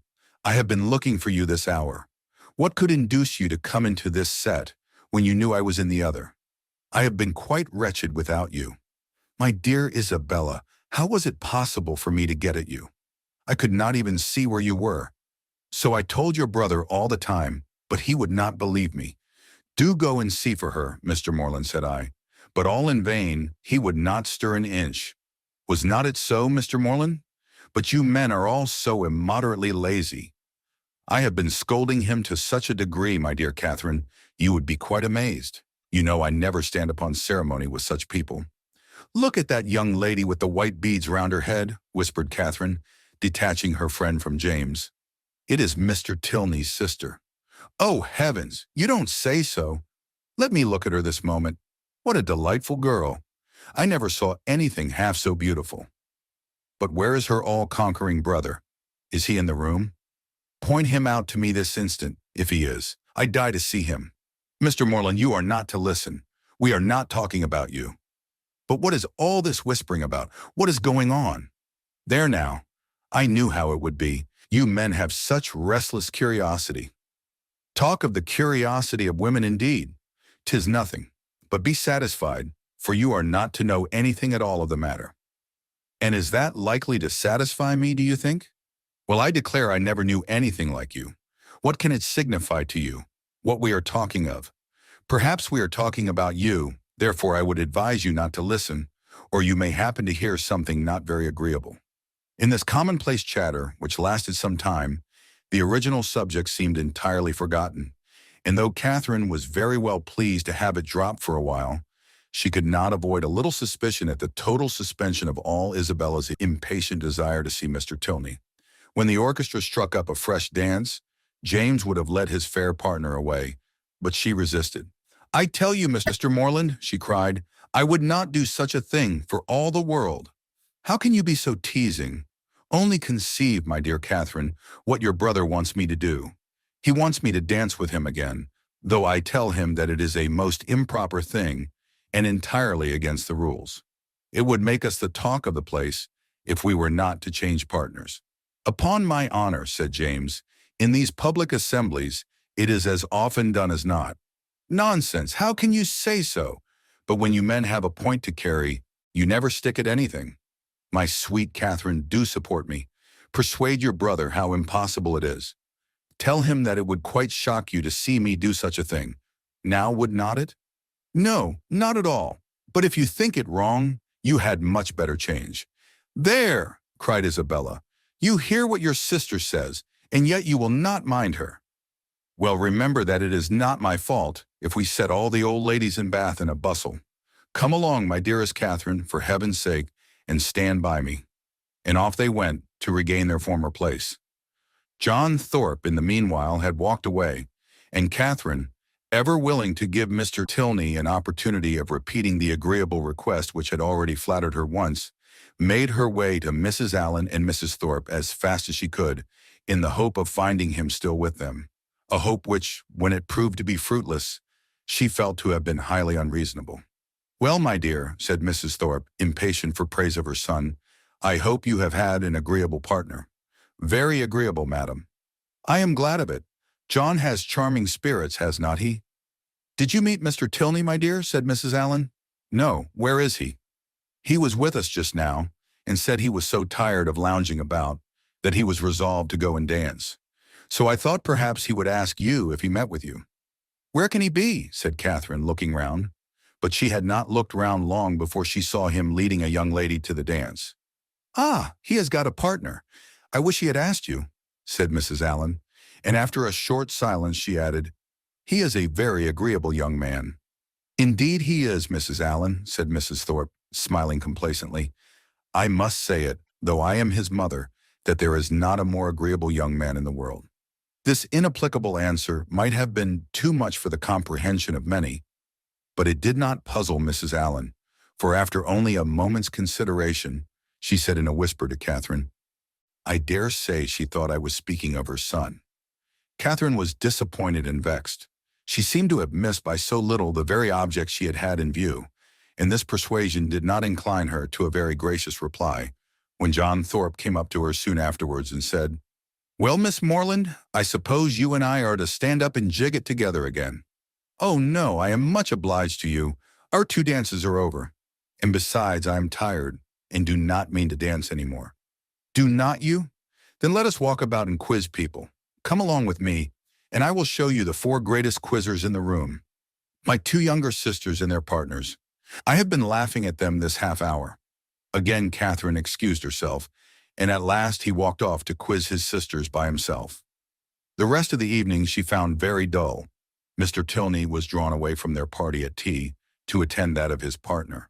Miss Tilney, though belonging to it, did not sit near her, and James and Isabella were so much engaged in conversing together that the latter had no leisure to bestow more on her friend than one smile, one squeeze, and one "Dearest Catherine."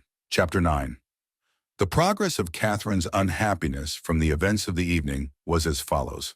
It appeared first in a general dissatisfaction with everybody about her, while she remained in the rooms, which speedily brought on considerable weariness and a violent desire to go home. This, on arriving in Pulteney Street, took the direction of extraordinary hunger, and when that was appeased, changed into an earnest longing to be in bed. Such was the extreme point of her distress, for when there she immediately fell into a sound sleep which lasted 9 hours, and from which she awoke perfectly revived, in excellent spirits, with fresh hopes and fresh schemes. The first wish of her heart was to improve her acquaintance with Miss Tilney, and almost her first resolution, to seek her for that purpose in the pump room at noon. In the pump room one so newly arrived in Bath must be met with, and that building she had already found so favorable for the discovery of female excellence, and the completion of female intimacy so admirably adapted for secret discourses and unlimited confidence, that she was most reasonably encouraged to expect another friend from within its walls. Her plan for the morning thus settled, she sat quietly down to her book after breakfast, resolving to remain in the same place, in the same employment, till the clock struck 1, and from habitude very little incommoded by the remarks and ejaculations of Mrs. Allen, whose vacancy of mind and incapacity for thinking were such, that as she never talked a great deal, so she could never be entirely silent, and therefore while she sat at her work, if she lost her needle or broke her thread, if she heard a carriage in the street, or saw a speck upon her gown, she must observe it aloud, whether there were anyone at leisure to answer her or not. At about 12:30, a remarkably loud rap drew her in haste to the window, and scarcely had she time to inform Catherine of there being 2 open carriages at the door, in the first only a servant, her brother driving Miss Thorpe in the second, before John Thorpe came running upstairs, calling out, "Well, Miss Morland, here I am. Have you been waiting long? We could not come before. The old devil of a coachmaker was such an eternity finding out a thing fit to be got into, and now it is 10,000 to 1, but they break down before we are out of the street. How do you do, Mrs. Allen? A famous ball last night, was not it? Come, Miss Morland, be quick, for the others are in a confounded hurry to be off. They want to get their tumble over." "What do you mean?" said Catherine. "Where are you all going to?" "Going to? Why, you have not forgot our engagement. Did not we agree together to take a drive this morning? What a head you have. We are going up Claverton Down."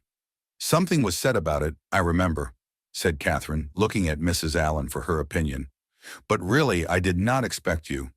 "Not expect me? That's a good one. And what a dust you would have made if I had not come."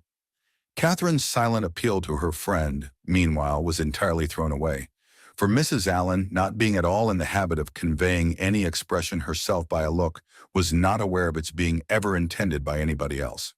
And Catherine, whose desire of seeing Miss Tilney again could at that moment bear a short delay in favor of a drive, and who thought there could be no impropriety in her going with Mr. Thorpe, as Isabella was going at the same time with James, was therefore obliged to speak plainer. "Well, ma'am, what do you say to it? Can you spare me for an hour or 2? Shall I go?" "Do just as you please, my dear," replied Mrs. Allen with the most placid indifference. Catherine took the advice and ran off to get ready. In a very few minutes she reappeared, having scarcely allowed the 2 others time enough to get through a few short sentences in her praise, after Thorpe had procured Mrs. Allen's admiration of his gig, and then receiving her friend's parting good wishes, they both hurried downstairs. "My dearest creature," cried Isabella, to whom the duty of friendship immediately called her before she could get into the carriage. "You have been at least 3 hours getting ready. I was afraid you were ill. What a delightful ball we had last night. I have 1,000 things to say to you, but make haste and get in, for I long to be off." Catherine followed her orders and turned away, but not too soon to hear her friend exclaim aloud to James, "What a sweet girl she is. I quite dote on her." "You will not be frightened, Miss Morland," said Thorpe as he handed her in. "If my horse should dance about a little at first setting off, he will most likely give a plunge or 2 and perhaps take the rest for a minute. But he will soon know his master. He is full of spirits, playful as can be, but there is no vice in him." Catherine did not think the portrait a very inviting one, but it was too late to retreat, and she was too young to own herself frightened. So, resigning herself to her fate and trusting to the animal's boasted knowledge of its owner, she sat peaceably down and saw Thorpe sit down by her. Everything being then arranged, the servant who stood at the horse's head was bid in an important voice to let him go, and off they went in the quietest manner imaginable, without a plunge or a caper, or anything like one. Catherine, delighted at so happy an escape, spoke her pleasure aloud with grateful surprise, and her companion immediately made the matter perfectly simple by assuring her that it was entirely owing to the peculiarly judicious manner in which he had then held the reins, and the singular discernment and dexterity with which he had directed his whip. Catherine, though she could not help wondering that with such perfect command of his horse, he should think it necessary to alarm her with a relation of its tricks, congratulated herself sincerely on being under the care of so excellent a coachman, and perceiving that the animal continued to go on in the same quiet manner, without showing the smallest propensity towards any unpleasant vivacity, and, considering its inevitable pace was 10 miles an hour, by no means alarmingly fast, gave herself up to all the enjoyment of air and exercise of the most invigorating kind in a fine mild day of February, with a consciousness of safety. A silence of several minutes succeeded their first short dialogue. It was broken by Thorpe's saying very abruptly, "Old Allen is as rich as a Jew, is not he?" Catherine did not understand him, and he repeated his question, adding in explanation, "Old Allen, the man you are with." "Oh, Mr. Allen, you mean? Yes, I believe he is very rich." "And no children at all?" "No, not any. A famous thing for his next heirs. He is your godfather, is not he?" "My godfather? No. But you are always very much with them." "Yes, very much." "Aye, that is what I meant. He seems a good kind of old fellow enough, and has lived very well in his time, I dare say. He is not gouty for nothing." "Does he drink his bottle a day now?" "His bottle a day? No. Why should you think of such a thing? He is a very temperate man, and you could not fancy him in liquor last night. Lord help you. You women are always thinking of men's being in liquor. Why, you do not suppose a man is overset by a bottle? I am sure of this, that if everybody was to drink their bottle a day, there would not be half the disorders in the world there are now. It would be a famous good thing for us all." "I cannot believe it." "Oh, Lord, it would be the saving of thousands. There is not the 100th part of the wine consumed in this kingdom that there ought to be. Our foggy climate wants help. And yet I have heard that there is a great deal of wine drunk in Oxford." "Oxford? There is no drinking at Oxford now, I assure you. Nobody drinks there. You would hardly meet with a man who goes beyond his 4 pints at the utmost. Now, for instance, it was reckoned a remarkable thing at the last party in my rooms, that upon an average we cleared about 5 pints a head. It was looked upon as something out of the common way. Mine is famous good stuff, to be sure. You would not often meet with anything like it in Oxford, and that may account for it, but this will just give you a notion of the general rate of drinking there." "Yes, it does give a notion," said Catherine warmly, "and that is that you all drink a great deal more wine than I thought you did. However, I am sure James does not drink so much." This declaration brought on a loud and overpowering reply, of which no part was very distinct, except the frequent exclamations, amounting almost to oaths, which adorned it, and Catherine was left, when it ended, with rather a strengthened belief of there being a great deal of wine drunk in Oxford, and the same happy conviction of her brother's comparative sobriety. Thorpe's ideas then all reverted to the merits of his own equipage, and she was called on to admire the spirit and freedom with which his horse moved along, and the ease which his paces, as well as the excellence of the springs, gave the motion of the carriage. She followed him in all his admiration as well as she could. To go before or beyond him was impossible. His knowledge and her ignorance of the subject, his rapidity of expression, and her diffidence of herself put that out of her power. She could strike out nothing new in commendation, but she readily echoed whatever he chose to assert, and it was finally settled between them, without any difficulty, that his equipage was altogether the most complete of its kind in England, his carriage the neatest, his horse the best goer, and himself the best coachman. "You do not really think, Mr. Thorpe," said Catherine, venturing after some time to consider the matter as entirely decided, and to offer some little variation on the subject, That James's gig will break down? Break down! Oh, Lord, did you ever see such a little tit-tuppy thing in your life? There is not a sound piece of iron about it. The wheels have been fairly worn out these 10 years at least. And as for the body, upon my soul, you might shake it to pieces yourself with a touch. It is the most devilish little rickety business I ever beheld. Thank God we have got a better. I would not be bound to go 2 miles in it for 50,000 pounds. Good heavens, cried Catherine, quite frightened. Then pray let us turn back. They will certainly meet with an accident if we go on. Do let us turn back, Mr. Thorpe. Stop and speak to my brother, and tell him how very unsafe it is. Unsafe? Oh, Lord, what is there in that? They will only get a roll if it does break down, and there is plenty of dirt. It will be excellent falling. Oh, curse it. The carriage is safe enough if a man knows how to drive it. A thing of that sort in good hands will last above 20 years after it is fairly worn out. Lord bless you. I would undertake for £5 to drive it to York and back again without losing a nail. Catherine listened with astonishment. She knew not how to reconcile two such very different accounts of the same thing, for she had not been brought up to understand the propensities of a rattle, nor to know to how many idle assertions and impudent falsehoods the excess of vanity will lead. Her own family were plain, matter-of-fact people who seldom aimed at wit of any kind, her father at the utmost being contented with a pun, and her mother with a proverb. They were not in the habit, therefore, of telling lies to increase their importance, or of asserting at one moment what they would contradict the next. She reflected on the affair for some time in much perplexity, and was more than once on the point of requesting from Mr. Thorpe a clearer insight into his real opinion on the subject. But she checked herself because it appeared to her that he did not excel in giving those clearer insights, in making those things plain which he had before made ambiguous, and in joining to this the consideration that he would not really suffer his sister and his friend to be exposed to a danger from which he might easily preserve them. She concluded at last that he must know the carriage to be in fact perfectly safe, and therefore would alarm herself no longer. By him the whole matter seemed entirely forgotten, and all the rest of his conversation, or rather talk, began and ended with himself and his own concerns.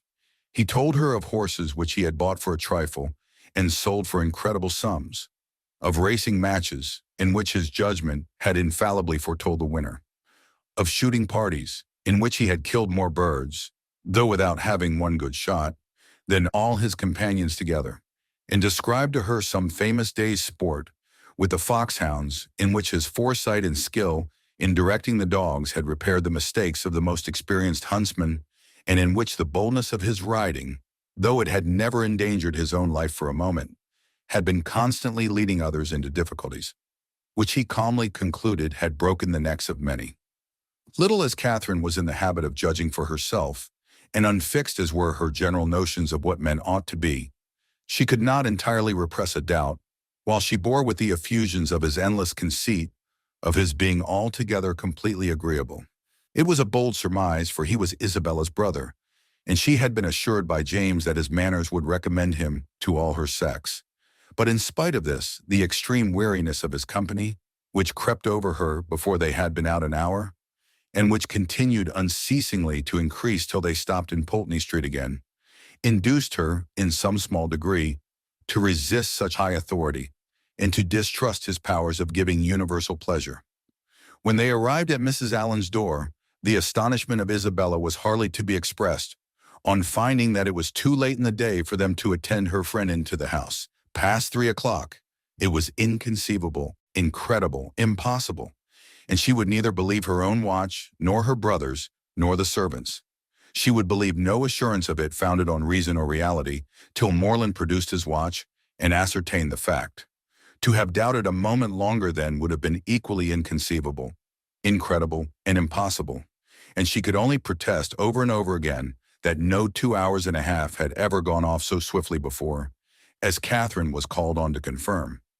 Catherine could not tell a falsehood even to please Isabella, but the latter was spared the misery of her friend's dissenting voice by not waiting for her answer. Her own feelings entirely engrossed her. Her wretchedness was most acute on finding herself obliged to go directly home.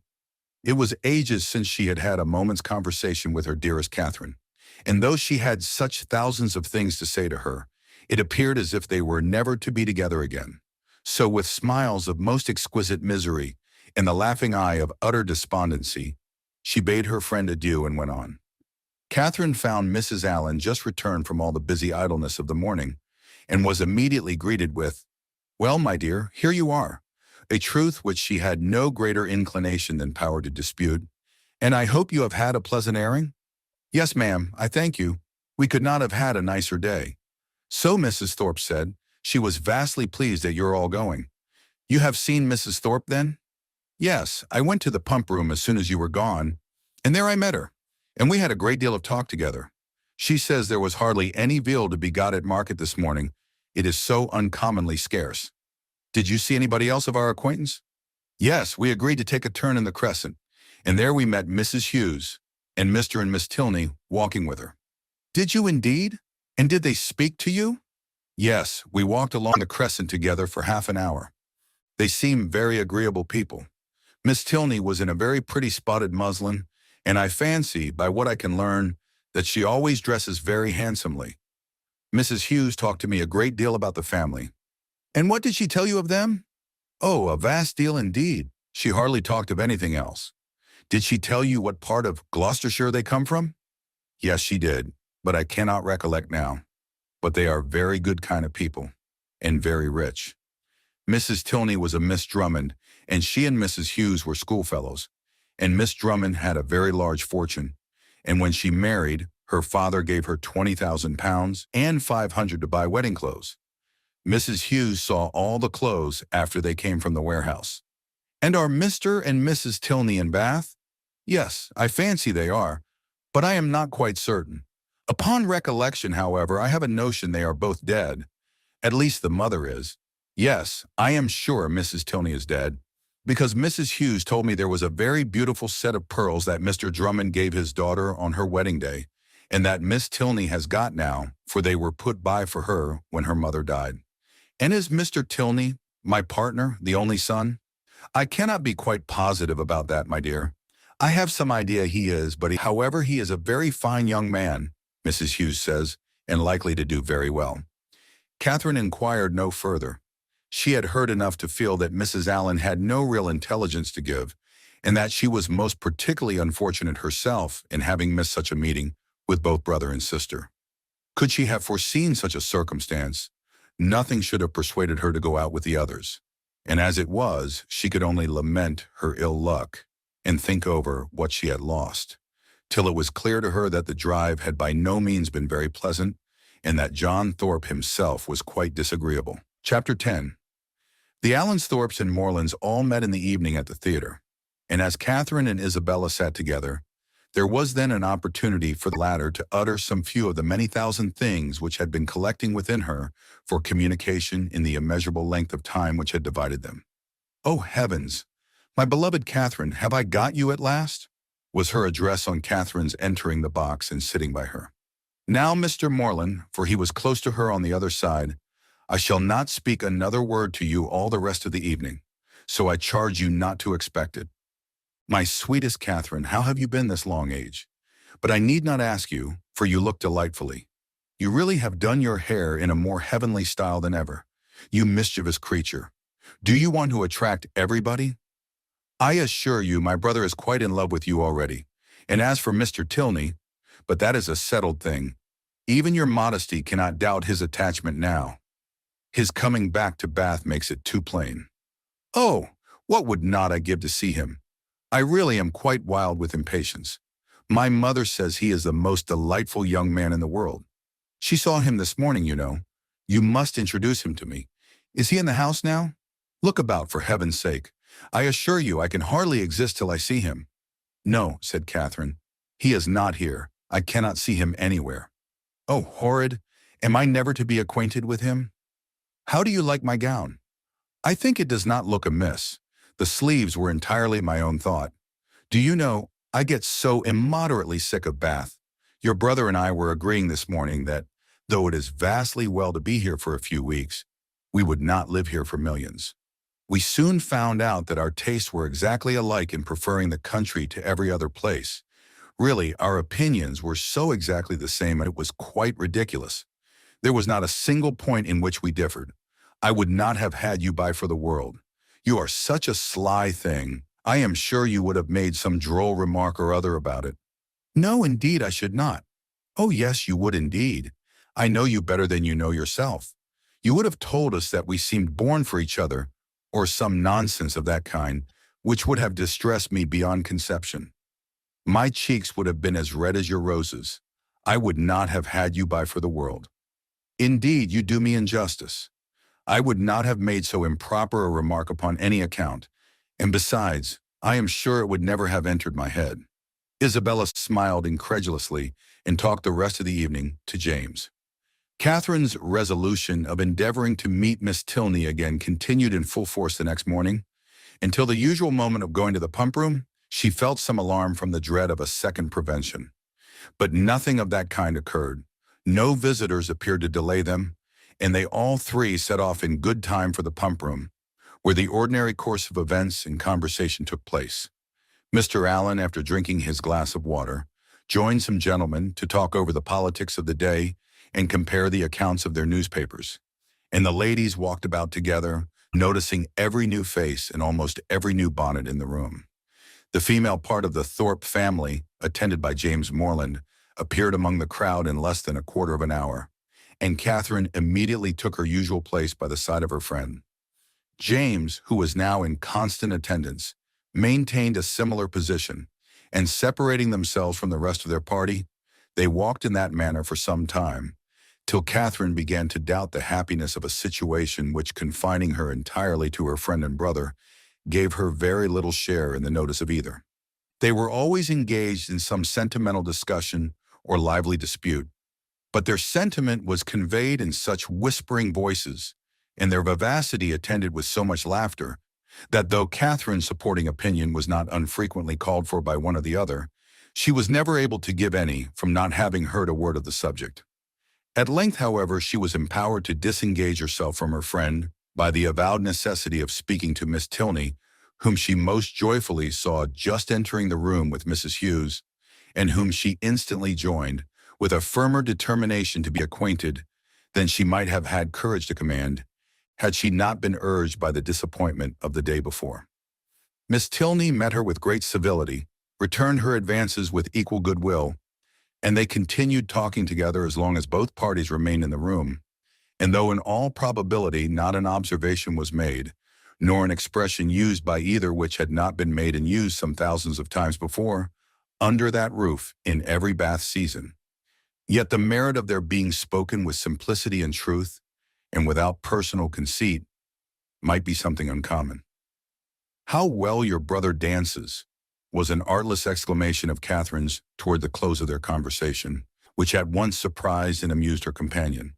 "Henry," she replied with a smile, "yes, he does dance very well. He must have thought it very odd to hear me say I was engaged the other evening when he saw me sitting down.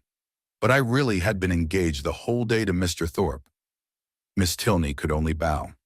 "You cannot think," added Catherine after a moment's silence, "how surprised I was to see him again. I felt so sure of his being quite gone away. When Henry had the pleasure of seeing you before, he was in Bath but for a couple of days.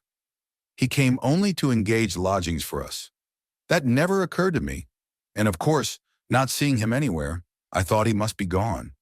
Was not the young lady he danced with on Monday a Miss Smith?" "Yes, an acquaintance of Mrs. Hughes. I dare say she was very glad to dance. Do you think her pretty?" "Not very." "He never comes to the pump room, I suppose?" "Yes, sometimes, but he has rid out this morning with my father." Mrs. Hughes now joined them, and asked Miss Tilney if she was ready to go.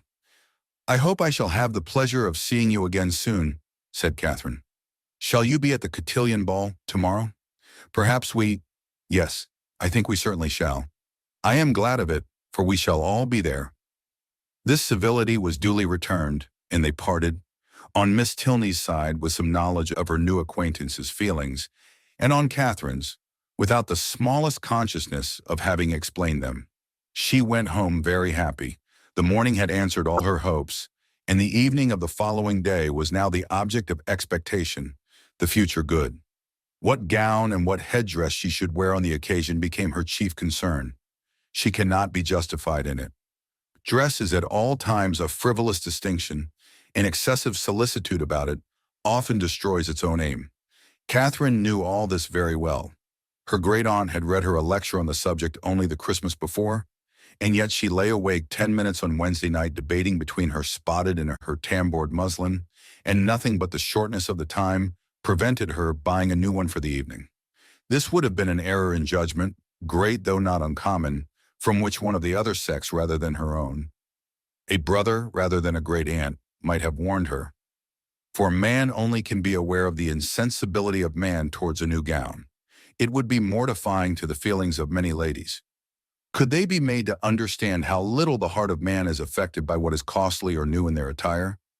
How little it is biased by the texture of their muslin, and how unsusceptible of peculiar tenderness towards the spotted, the sprigged, the mull, or the jaconet. Woman is fine for her own satisfaction alone. No man will admire her the more, no woman will like her the better for it.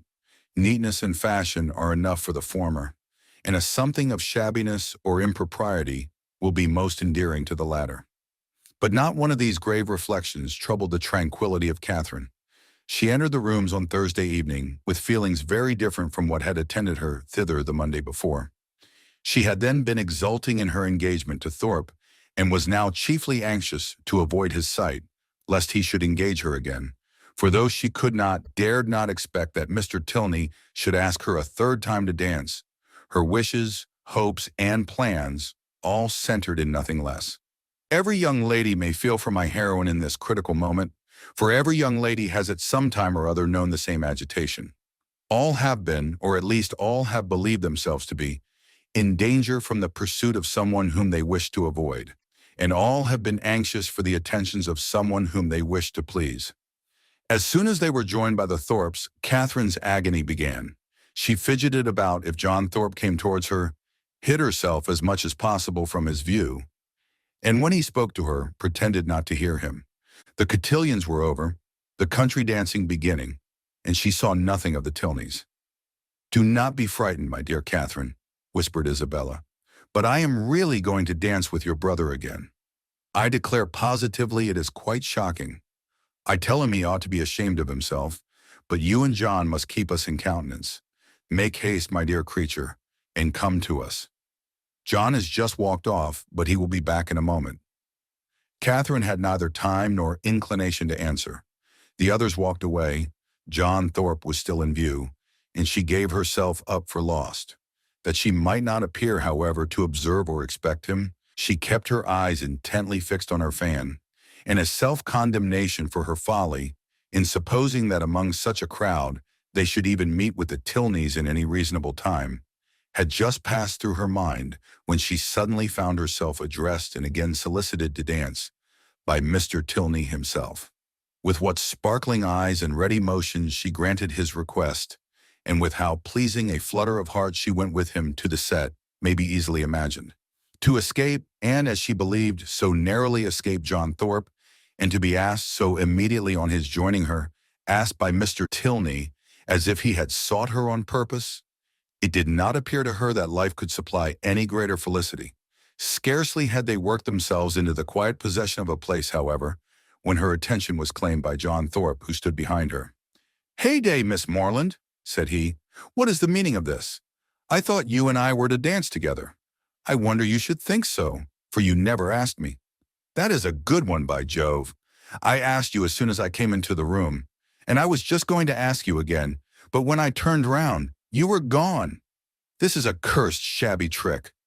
I only came for the sake of dancing with you, and I firmly believe you were engaged to me ever since Monday.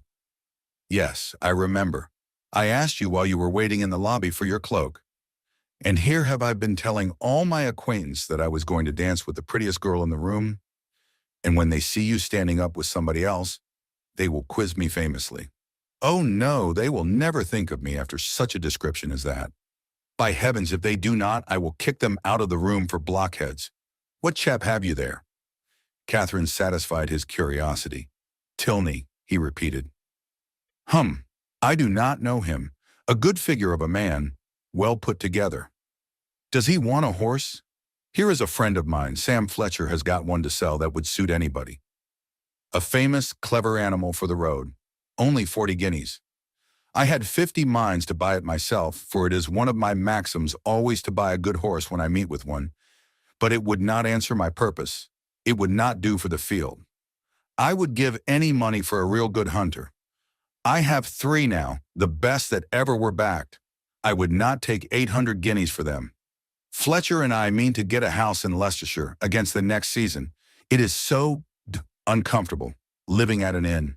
This was the last sentence by which he could weary Catherine's attention, for he was just then borne off by the resistless pressure of a long string of passing ladies. Her partner now drew near and said, "That gentleman would have put me out of patience had he stayed with you half a minute longer.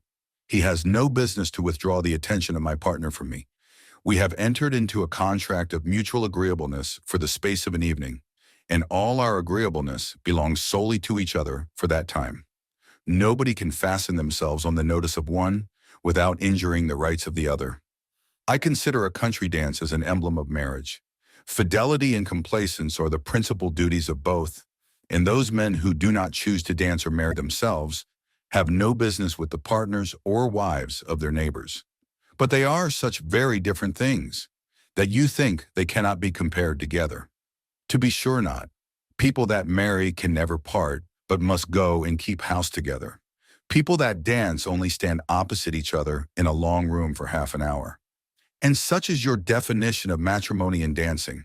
Taken in that light, certainly, their resemblance is not striking, but I think I could place them in such a view. You will allow that in both, man has the advantage of choice, woman only the power of refusal. That in both it is an engagement between man and woman, formed for the advantage of each, and that when once entered into, they belong exclusively to each other till the moment of its dissolution.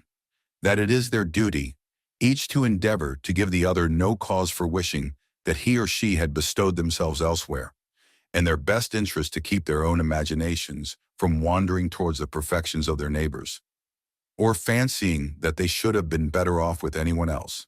You will allow all this? Yes, to be sure, as you stated, all this sounds very well, but still they are so very different. I cannot look upon them at all in the same light, nor think the same duties belong to them. In one respect, there certainly is a difference. In marriage, the man is supposed to provide for the support of the woman to make the home agreeable to the man. He is to purvey, and she is to smile. But in dancing, their duties are exactly changed. The agreeableness, the compliance are expected from him, while she furnishes the fan and the lavender water. That, I suppose, was the difference of duties which struck you, as rendering the conditions incapable of comparison. No, indeed, I never thought of that. Then I am quite at a loss. One thing, however, I must observe. This disposition on your side is rather alarming. You totally disallow any similarity in the obligations. And may I not thence infer that your notions of the duties of the dancing state are not so strict as your partner might wish? Have I not reason to fear that if the gentleman who spoke to you just now were to return, or if any other gentleman were to address you, there would be nothing to restrain you from conversing with him as long as you chose? Mr. Thorpe is such a very particular friend of my brother's that if he talks to me, I must talk to him again. But there are hardly 3 young men in the room besides him that I have any acquaintance with. And is that to be my only security? Alas, alas! Nay, I am sure you cannot have a better, for if I do not know anybody, it is impossible for me to talk to them. And besides, I do not want to talk to anybody. Now you have given me a security worth having, and I shall proceed with courage.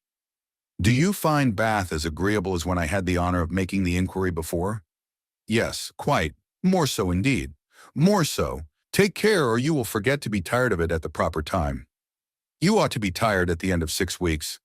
I do not think I should be tired if I were to stay here 6 months.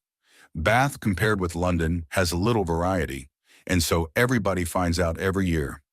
For 6 weeks, I allow Bath is pleasant enough, but beyond that, it is the most tiresome place in the world. You would be told so by people of all descriptions, who come regularly every winter, lengthen their 6 weeks into 10 or 12, and go away at last because they can afford to stay no longer. Well, other people must judge for themselves, and those who go to London may think nothing of Bath. But I, who live in a small retired village in the country, can never find greater sameness in such a place as this than in my own home.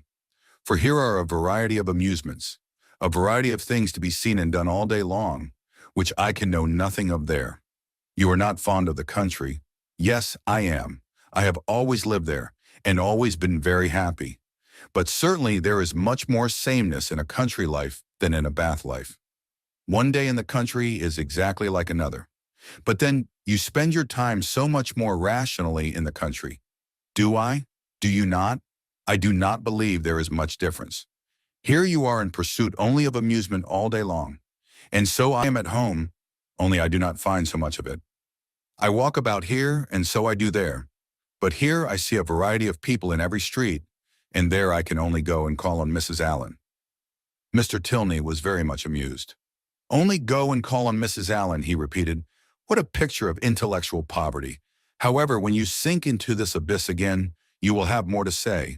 You will be able to talk of Bath and of all that you did here. Oh yes, I shall never be in want of something to talk of again to Mrs. Allen or anybody else. I really believe I shall always be talking of Bath when I am at home again.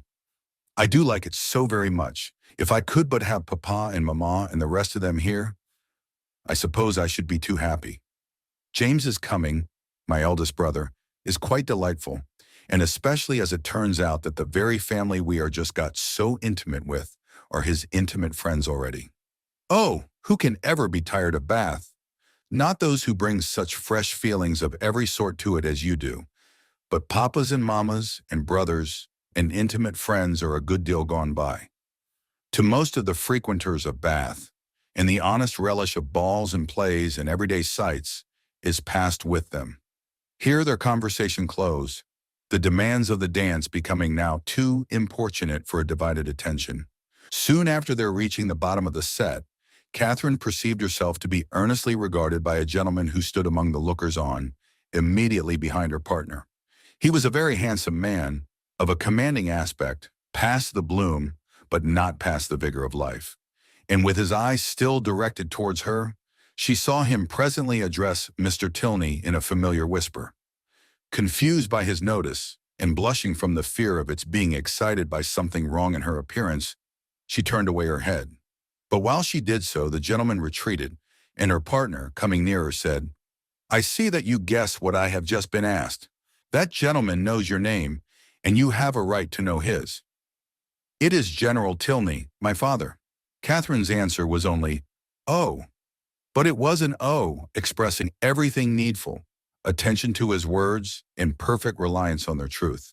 With real interest and strong admiration did her eye now follow the general as he moved through the crowd, and how handsome a family they are, was her secret remark.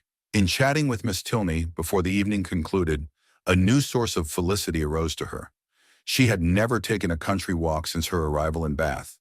Miss Tilney, to whom all the commonly frequented environs were familiar, spoke of them in terms which made her all eagerness to know them too, and on her openly fearing that she might find nobody to go with her, it was proposed by the brother and sister that they should join in a walk, some morning or other.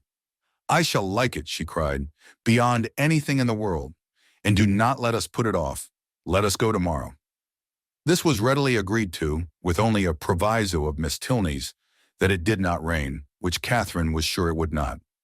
At 12 o'clock, they were to call for her in Pulteney Street, and, remember, 12 o'clock was her parting speech to her new friend. Of her other, her older, her more established friend, Isabella, of whose fidelity and worth she had enjoyed a fortnight's experience, she scarcely saw anything during the evening. Yet though longing to make her acquainted with her happiness, she cheerfully submitted to the wish of Mr. Allen, which took them rather early away, and her spirits danced within her as she danced in her chair all the way home. Chapter 11.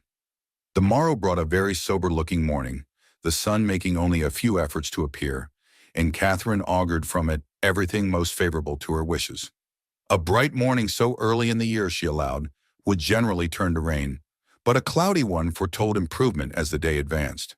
She applied to Mr. Allen for confirmation of her hopes, but Mr. Allen, not having his own skies and barometer about him, declined giving any absolute promise of sunshine. She applied to Mrs. Allen, and Mrs. Allen's opinion was more positive. She had no doubt in the world of its being a very fine day, if the clouds would only go off and the sun keep out. At about 11 o'clock, however, a few specks of small rain upon the windows caught Catherine's watchful eye, and, "Oh dear, I do believe it will be wet," broke from her in a most desponding tone. "I thought how it would be," said Mrs. Allen. "No walk for me today," sighed Catherine, "but perhaps it may come to nothing, or it may hold up before 12. "Perhaps it may, but then, my dear, it will be so dirty." "Oh, that will not signify. I never mind dirt." "No," replied her friend very placidly. "I know you never mind dirt," after a short pause. "It comes on faster and faster," said Catherine as she stood watching at a window. "So it does indeed. If it keeps raining, the streets will be very wet. There are 4 umbrellas up already. How I hate the sight of an umbrella. They are disagreeable things to carry. I would much rather take a chair at any time. It was such a nice-looking morning. I felt so convinced it would be dry. Anybody would have thought so indeed. There will be very few people in the pump room if it rains all the morning. I hope Mr. Allen will put on his greatcoat when he goes, but I dare say he will not, for he had rather do anything in the world than walk out in a greatcoat. I wonder he should dislike it. It must be so comfortable." The rain continued, fast though not heavy. Catherine went every 5 minutes to the clock, threatening on each return that, if it still kept on raining another 5 minutes, she would give up the matter as hopeless. The clock struck 12 and it still rained. "You will not be able to go, my dear. I do not quite despair yet. I shall not give it up till a quarter after 12. This is just the time of day for it to clear up, and I do think it looks a little lighter. There it is 20 minutes after 12, and now I shall give it up entirely. Oh, that we had such weather here as they had at Udolpho, or at least in Tuscany, in the south of France. The night that poor St. Aubin died. Such beautiful weather." At 12:30, when Catherine's anxious attention to the weather was over, and she could no longer claim any merit from its amendment, the sky began voluntarily to clear. A gleam of sunshine took her quite by surprise. She looked round. The clouds were parting, and she instantly returned to the window to watch over and encourage the happy appearance.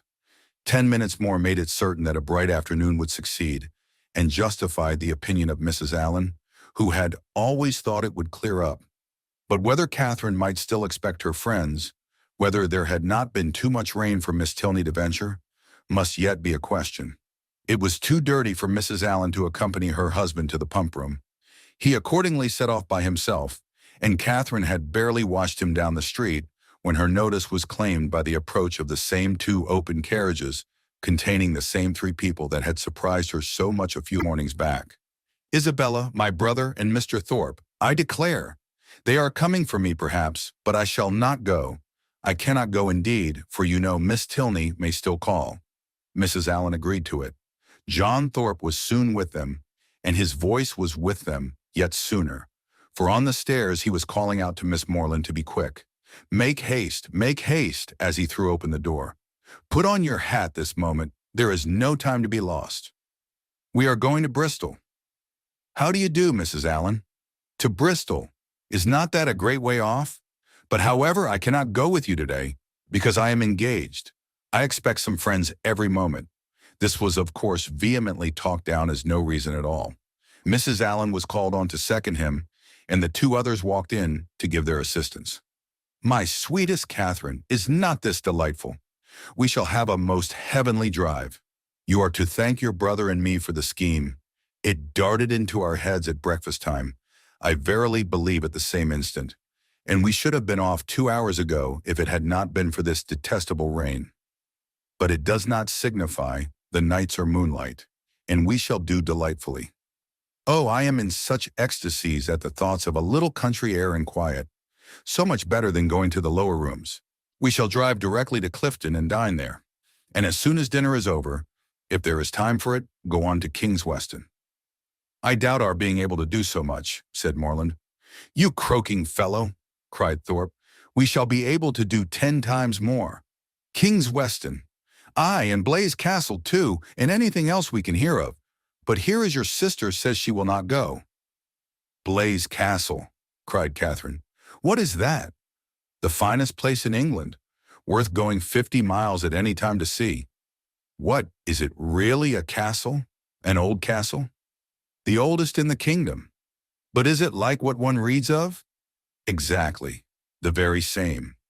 But now really, are there towers and long galleries?" "By dozens." "Then I should like to see it. But I cannot go." "Not go, my beloved creature. What do you mean?"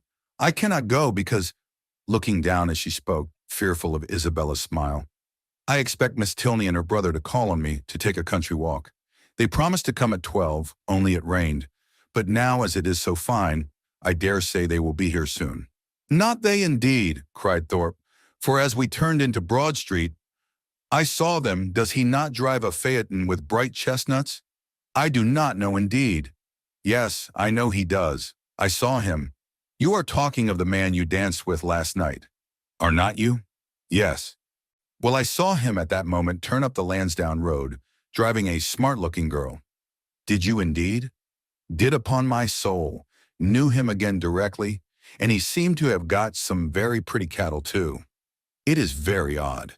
But I suppose they thought it would be too dirty for a walk. And well they might, for I never saw so much dirt in my life. Walk, you could no more walk than you could fly. It has not been so dirty the whole winter. It is ankle-deep everywhere." Isabella corroborated it. "My dearest Catherine, you cannot form an idea of the dirt. Come, you must go. You cannot refuse going now." "I should like to see the castle. But may we go all over it? May we go up every staircase and into every suite of rooms?" "Yes, yes, every hole and corner. But then, if they should only be gone out for an hour till it is drier, and call by and by?" "Make yourself easy, there is no danger of that. For I heard Tilney hallooing to a man who was just passing by on horseback, that they were going as far as Wick Rocks." "Then I will. Shall I go, Mrs. Allen?" "Just as you please, my dear." "Mrs. Allen, you must persuade her to go," was the general cry. Mrs. Allen was not inattentive to it. "Well, my dear," said she, "suppose you go." And in 2 minutes they were off. Catherine's feelings as she got into the carriage were in a very unsettled state, divided between regret for the loss of one great pleasure and the hope of soon enjoying another, almost its equal in degree, however unlike in kind. She could not think the Tilneys had acted quite well by her, in so readily giving up their engagement, without sending her any message of excuse. It was now but an hour later than the time fixed on for the beginning of their walk, and in spite of what she had heard of the prodigious accumulation of dirt in the course of that hour, she could not from her own observation help thinking that they might have gone with very little inconvenience. To feel herself slighted by them was very painful. On the other hand, the delight of exploring an edifice like Udolpho, as her fancy represented Blaise Castle to be, was such a counterpoise of good as might console her for almost anything. They passed briskly down Pulteney Street and through Laura Place, without the exchange of many words. Thorpe talked to his horse, and she meditated by turns on broken promises and broken arches, phaetons and false hangings, Tilneys and trapdoors. As they entered Argyle Buildings, however, she was roused by this address from her companion. "Who is that girl who looked at you so hard as she went by?" "Who? Where?" "On the right-hand pavement. She must be almost out of sight now." Catherine looked round and saw Miss Tilney leaning on her brother's arm, walking slowly down the street. She saw them both looking back at her. "Stop, stop, Mr. Thorpe," she impatiently cried. "It is Miss Tilney." "It is indeed. How could you tell me they were gone?" "Stop, stop, I will get out this moment and go to them." But to what purpose did she speak? Thorpe only lashed his horse into a brisker trot. The Tilneys, who had soon ceased to look after her, were in a moment out of sight round the corner of Laura Place, and in another moment she was herself whisked into the marketplace. Still, however, and during the length of another street, she entreated him to stop. "Pray, pray stop, Mr. Thorpe. I cannot go on. I will not go on. I must go back to Miss Tilney." But Mr. Thorpe only laughed, smacked his whip, encouraged his horse, made odd noises, and drove on. And Catherine, angry and vexed as she was, having no power of getting away, was obliged to give up the point and submit. Her reproaches, however, were not spared. "How could you deceive me so, Mr. Thorpe? How could you say that you saw them driving up the Lansdowne Road? I would not have had it happen so for the world. They must think it so strange, so rude of me. To go by them, too, without saying a word. You do not know how vexed I am. I shall have no pleasure at Clifton, nor in anything else. I had rather, 10,000 times rather, get out now and walk back to them." "How could you say you saw them driving out in a phaeton?" Thorpe defended himself very stoutly, declared he had never seen two men so much alike in his life, and would hardly give up the point of its having been Tilney himself. Their drive, even when the subject was over, was not likely to be very agreeable. Catherine's complacence was no longer what it had been in their former airing. She listened reluctantly, and her replies were short. Blaise Castle remained her only comfort. Towards that she still looked at intervals with pleasure, though rather than be disappointed of the promised walk, and especially rather than be thought ill of by the Tilneys, she would willingly have given up all the happiness which its walls could supply. The happiness of a progress through a long suite of lofty rooms, exhibiting the remains of magnificent furniture, though now for many years deserted, the happiness of being stopped in their way along narrow winding vaults, by a low grated door, or even of having their lamp, their only lamp, extinguished by a sudden gust of wind, and of being left in total darkness. In the meanwhile they proceeded on their journey without any mischance, and were within view of the town of Keynsham, when a halloo from Morland, who was behind them, made his friend pull up to know what was the matter. The others then came close enough for conversation, and Morland said, "We had better go back, Thorpe.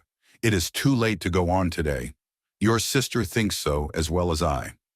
We have been exactly an hour coming from Pulteney Street, very little more than 7 miles, and I suppose we have at least 8 more to go. It will never do. We set out a great deal too late. We had much better put it off till another day and turn round." "It is all one to me," replied Thorpe rather angrily, and instantly turning his horse, they were on their way back to Bath. "If your brother had not got such a beast to drive," said he soon afterwards, "we might have done it very well. My horse would have trotted to Clifton within the hour, if left to himself, and I have almost broke my arm with pulling him into that cursed broken-winded jade's pace. Morland is a fool for not keeping a horse and gig of his own." "No, he is not," said Catherine warmly, "for I am sure he could not afford it." "And why cannot he afford it?" "Because he has not money enough." "And whose fault is that?" "Nobody's that I know of." Thorpe then said something in the loud, incoherent way to which he had often recourse, about its being a thing to be miserly, and that if people who rolled in money could not afford things, he did not know who could, which Catherine did not even endeavor to understand. Disappointed of what was to have been the consolation for her first disappointment, she was less and less disposed either to be agreeable herself or to find her companion so, and they returned to Pulteney Street without her speaking 20 words. As she entered the house, the footman told her that a gentleman and lady had called and inquired for her a few minutes after her setting off, that, when he told them she was gone out with Mr. Thorpe, the lady had asked whether any message had been left for her, and on his saying no, had felt for a card, but said she had none about her, and went away. Pondering over these heart-rending tidings, Catherine walked slowly upstairs. At the head of them she was met by Mr. Allen, who, on hearing the reason of their speedy return, said, "I am glad your brother had so much sense. I am glad you are come back. It was a strange, wild scheme." They all spent the evening together at Thorpe's. Catherine was disturbed and out of spirits, but Isabella seemed to find a pool of commerce, in the fate of which she shared by private partnership with Morland, a very good equivalent for the quiet and country air of an inn at Clifton. Her satisfaction, too, in not being at the lower rooms was spoken more than once. "How I pity the poor creatures that are going there. How glad I am that I am not amongst them. I wonder whether it will be a full ball or not. They have not begun dancing yet. I would not be there for all the world. It is so delightful to have an evening now and then to oneself. I dare say it will not be a very good ball. I know the Mitchells will not be there. I am sure I pity everybody that is. But I dare say, Mr. Morland, you long to be at it, do not you? I am sure you do. Well, pray do not let anybody here be a restraint on you. I dare say we could do very well without you. But you men think yourselves of such consequence." Catherine could almost have accused Isabella of being wanting in tenderness towards herself and her sorrows, so very little did they appear to dwell on her mind, and so very inadequate was the comfort she offered. "Do not be so dull, my dearest creature," she whispered. "You will quite break my heart. It was amazingly shocking, to be sure, but the Tilneys were entirely to blame. Why were not they more punctual? It was dirty indeed, but what did that signify? I am sure John and I should not have minded it. I never mind going through anything, where a friend is concerned. That is my disposition, and John is just the same. He has amazing strong feelings. Good heavens, what a delightful hand you have got. Kings, I vow. I never was so happy in my life. I would 50 times rather you should have them than myself. And now I may dismiss my heroine to the sleepless couch, which is the true heroine's portion, to a pillow strewed with thorns and wet with tears. And lucky may she think herself, if she get another good night's rest in the course of the next 3 months. Chapter 12. "Mrs. Allen," said Catherine the next morning, "will there be any harm in my calling on Miss Tilney today? I shall not be easy till I have explained everything. Go by all means, my dear. Only put on a white gown. Miss Tilney always wears white." Catherine cheerfully complied, and being properly equipped, was more impatient than ever to be at the pump room, that she might inform herself of General Tilney's lodgings. For though she believed they were in Milsom Street, she was not certain of the house, and Mrs. Allen's wavering convictions only made it more doubtful. To Milsom Street she was directed, and having made herself perfect in the number, hastened away with eager steps and a beating heart to pay her visit, explain her conduct, and be forgiven, tripping lightly through the churchyard and resolutely turning away her eyes that she might not be obliged to see her beloved Isabella and her dear family, who, she had reason to believe, were in a shop hard by. She reached the house without any impediment, looked at the number, knocked at the door, and inquired for Miss Tilney. The man believed Miss Tilney to be at home, but was not quite certain. Would she be pleased to send up her name? She gave her card. In a few minutes the servant returned, and with a look which did not quite confirm his words, said he had been mistaken, for that Miss Tilney was walked out. Catherine, with a blush of mortification, left the house. She felt almost persuaded that Miss Tilney was at home, and too much offended to admit her, and as she retired down the street, could not withhold one glance at the drawing-room windows, in expectation of seeing her there, but no one appeared at them. At the bottom of the street, however, she looked back again, and then, not at a window, but issuing from the door, she saw Miss Tilney herself. She was followed by a gentleman whom Catherine believed to be her father, and they turned up towards Edgar's buildings. Catherine, in deep mortification, proceeded on her way.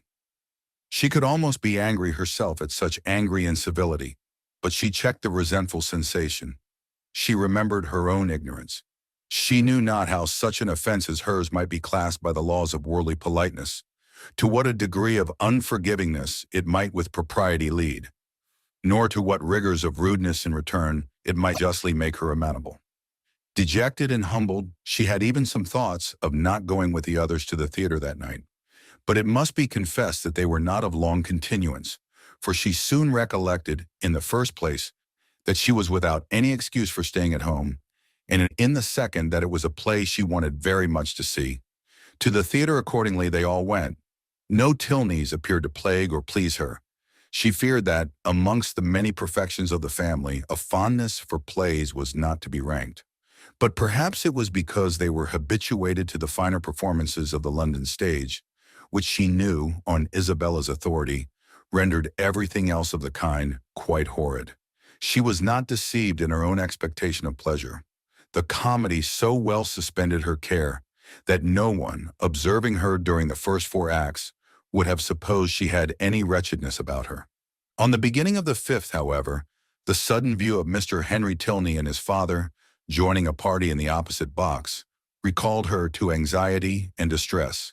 The stage could no longer excite genuine merriment, no longer keep her whole attention. Every other look, upon an average, was directed towards the opposite box, and, for the space of 2 entire scenes, did she thus watch Henry Tilney, without being once able to catch his eye. No longer could he be suspected of indifference for a play. His notice was never withdrawn from the stage during 2 whole scenes. At length, however, he did look towards her, and he bowed. But such a bow! No smile, no continued observance attended it. His eyes were immediately returned to their former direction. Catherine was restlessly miserable. She could almost have run round to the box in which he sat and forced him to hear her explanation. Feelings rather natural than heroic possessed her. Instead of considering her own dignity injured by this ready condemnation, instead of proudly resolving, in conscious innocence, to show her resentment towards him who could harbor a doubt of it, to leave to him all the trouble of seeking an explanation, and to enlighten him on the past only by avoiding his sight or flirting with somebody else, she took to herself all the shame of misconduct, or at least of its appearance, and was only eager for an opportunity of explaining its cause. The play concluded, the curtain fell. Henry Tilney was no longer to be seen where he had hitherto sat, but his father remained, and perhaps he might be now coming round to their box. She was right. In a few minutes he appeared, and making his way through the then thinning rows, spoke with like calm politeness to Mrs. Allen and her friend. Not with such calmness was he answered by the latter. "Oh, Mr. Tilney, I have been quite wild to speak to you and make my apologies. You must have thought me so rude, but indeed it was not my own fault, was it, Mrs. Allen? Did not they tell me that Mr. Tilney and his sister were gone out in a phaeton together? And then what could I do? But I had 10,000 times rather have been with you. Now, had not I, Mrs. Allen?" "My dear, you tumble my gown," was Mrs. Allen's reply. Her assurance, however, standing sole as it did, was not thrown away. It brought a more cordial, more natural smile into his countenance, and he replied in a tone which retained only a little affected reserve. "We were much obliged to you at any rate for wishing us a pleasant walk after our passing you in Argyle Street. You were so kind as to look back on purpose. But indeed I did not wish you a pleasant walk. I never thought of such a thing. But I begged Mr. Thorpe so earnestly to stop. I called out to him as soon as ever I saw you. Now, Mrs. Allen, did not— Oh, you were not there. But indeed I did. And if Mr. Thorpe would only have stopped, I would have jumped out and run after you. Is there a Henry in the world who could be insensible to such a declaration?" Henry Tilney at least was not. With a yet sweeter smile, he said everything that need be said of his sister's concern, regret, and dependence on Catherine's honor. "Oh, do not say Miss Tilney was not angry," cried Catherine, "because I know she was, for she would not see me this morning when I called. I saw her walk out of the house the next minute after my leaving it. I was hurt, but I was not affronted. Perhaps you did not know I had been there. I was not within at the time, but I heard of it from Eleanor, and she has been wishing ever since to see you, to explain the reason of such incivility. But perhaps I can do it as well. It was nothing more than that my father— they were just preparing to walk out, and he, being hurried for time, and not caring to have it put off, made a point of her being denied. That was all, I do assure you. She was very much vexed, and meant to make her apology as soon as possible." Catherine's mind was greatly eased by this information, yet a something of solicitude remained, from which sprang the following question, thoroughly artless in itself, though rather distressing to the gentleman. "But, Mr. Tilney, why were you less generous than your sister? If she felt such confidence in my good intentions, and could suppose it to be only a mistake, why should you be so ready to take offense?" "Me! I take offense! Nay, I am sure by your look, when you came into the box, you were angry." "I angry? I could have no right." "Well, nobody would have thought you had no right who saw your face." He replied by asking her to make room for him, and talking of the play. He remained with them some time, and was only too agreeable for Catherine to be contented when he went away. Before they parted, however, it was agreed that the projected walk should be taken as soon as possible, and, setting aside the misery of his quitting their box, she was, upon the whole, left one of the happiest creatures in the world. While talking to each other, she had observed with some surprise that John Thorpe, who was never in the same part of the house for 10 minutes together, was engaged in conversation with General Tilney, and she felt something more than surprise when she thought she could perceive herself the object of their attention and discourse. What could they have to say of her? She feared General Tilney did not like her appearance. She found it was implied in his preventing her admittance to his daughter rather than postpone his own walk a few minutes. "How came Mr. Thorpe to know your father?" was her anxious inquiry as she pointed them out to her companion. He knew nothing about it, but his father, like every military man, had a very large acquaintance. When the entertainment was over, Thorpe came to assist them in getting out. Catherine was the immediate object of his gallantry, and while they waited in the lobby for a chair, he prevented the inquiry which had traveled from her heart almost to the tip of her tongue by asking in a consequential manner whether she had seen him talking with General Tilney. "He is a fine old fellow, upon my soul. Stout, active, looks as young as his son. I have a great regard for him, I assure you, a gentleman-like, good sort of fellow as ever lived." "But how came you to know him?" "Know him? There are few people much about town that I do not know. I have met him forever at the Bedford, and I knew his face again today the moment he came into the billiard room. One of the best players we have, by the by, and we had a little touch together, though I was almost afraid of him at first. The odds were 5-4 against me, and if I had not made one of the cleanest strokes that perhaps ever was made in this world, I took his ball exactly. But I could not make you understand it without a table. However, I did beat him. A very fine fellow, as rich as a Jew. I should like to dine with him. I dare say he gives famous dinners. But what do you think we have been talking of? You, yes, by heavens. And the general thinks you the finest girl in Bath." "Oh, nonsense! How can you say so? And what do you think I said?" lowering his voice.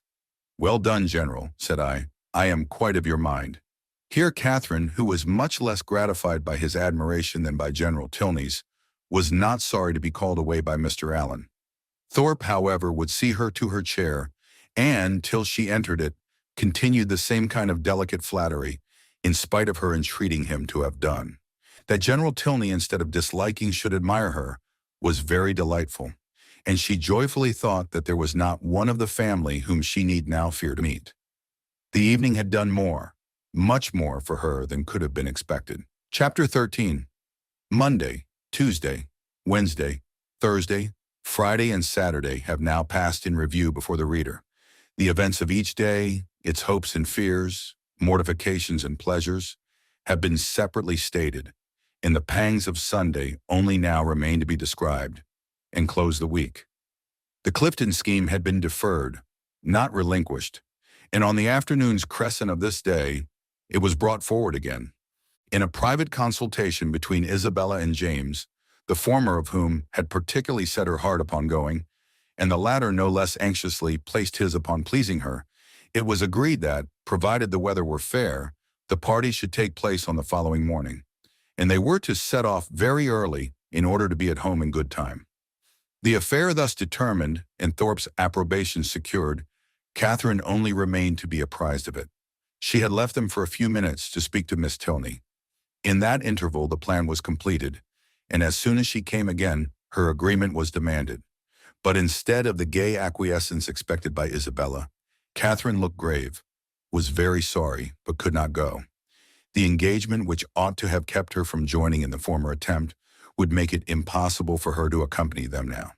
She had that moment settled with Miss Tilney to take their proposed walk tomorrow. It was quite determined, and she would not, upon any account, retract. But that she must and should retract was instantly the eager cry of both the Thorpes. They must go to Clifton tomorrow. They would not go without her. It would be nothing to put off a mere walk for one day longer, and they would not hear of her refusal. Catherine was distressed, but not subdued. "Do not urge me, Isabella. I am engaged to Miss Tilney. I cannot go." This availed nothing. The same arguments assailed her again. She must go, she should go, and they would not hear of her refusal. It would be so easy to tell Miss Tilney that you had just been reminded of a prior engagement, and must only beg to put off the walk till Tuesday. No, it would not be easy. I could not do it. There had been no prior engagement. But Isabella became only more and more urgent, calling on her in the most affectionate manner, addressing her by the most endearing names. She was sure her dearest, sweetest Catherine would not seriously refuse such a trifling request to a friend who loved her so dearly.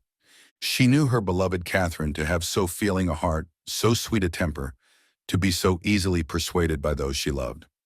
But all in vain. Catherine felt herself to be in the right, and though pained by such tender, such flattering supplication, could not allow it to influence her. Isabella then tried another method. She reproached her with having more affection for Miss Tilney, though she had known her so little a while than for her best and oldest friends, with being grown cold and indifferent, in short, towards herself.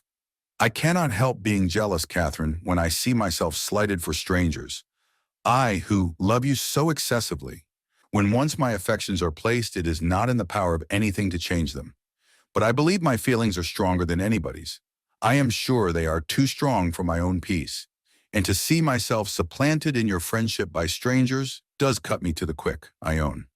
These Tilneys seem to swallow up everything else. Catherine thought this reproach equally strange and unkind. Was it the part of a friend thus to expose her feelings to the notice of others? Isabella appeared to her ungenerous and selfish, regardless of everything but her own gratification. These painful ideas crossed her mind, though she said nothing. Isabella, in the meanwhile, had applied her handkerchief to her eyes, and Morland, miserable at such a sight, could not help saying, "Nay, Catherine, I think you cannot stand out any longer now. The sacrifice is not much, and to oblige such a friend, I shall think you quite unkind if you still refuse." This was the first time of her brother's openly siding against her, and anxious to avoid his displeasure, she proposed a compromise. If they would only put off their scheme till Tuesday, which they might easily do, as it depended only on themselves, she could go with them, and everybody might then be satisfied. But, "No, no, no," was the immediate answer. That could not be, for Thorpe did not know that he might not go to town on Tuesday. Catherine was sorry, but could do no more, and a short silence ensued, which was broken by Isabella, who in a voice of cold resentment said, "Very well, then there is an end of the party. If Catherine does not go, I cannot. I cannot be the only woman. I would not, upon any account in the world, do so improper a thing." "Catherine, you must go," said James. "But why cannot Mr. Thorpe drive one of his other sisters? I dare say either of them would like to go." "Thank ye," cried Thorpe, "but I did not come to Bath to drive my sisters about and look like a fool. No, if you do not go, dip me if I do. I only go for the sake of driving you. That is a compliment which gives me no pleasure." But her words were lost on Thorpe, who had turned abruptly away. The three others still continued together, walking in a most uncomfortable manner to poor Catherine. Sometimes not a word was said. Sometimes she was again attacked with supplications or reproaches, and her arm was still linked within Isabella's, though their hearts were at war.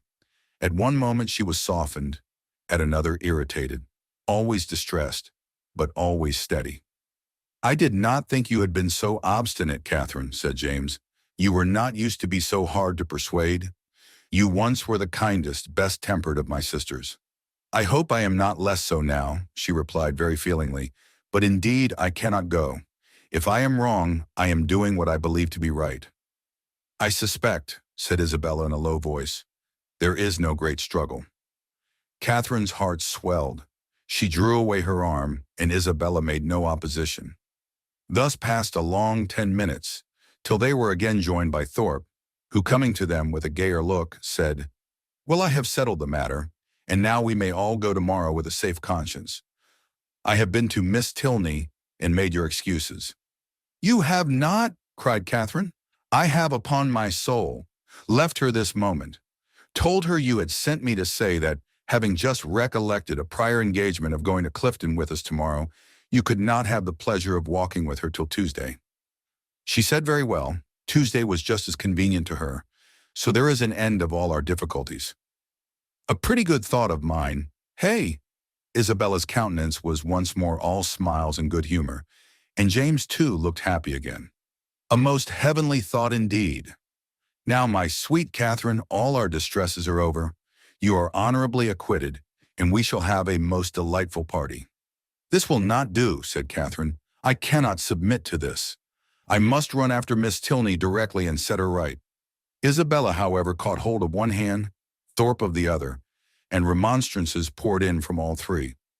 Even James was quite angry.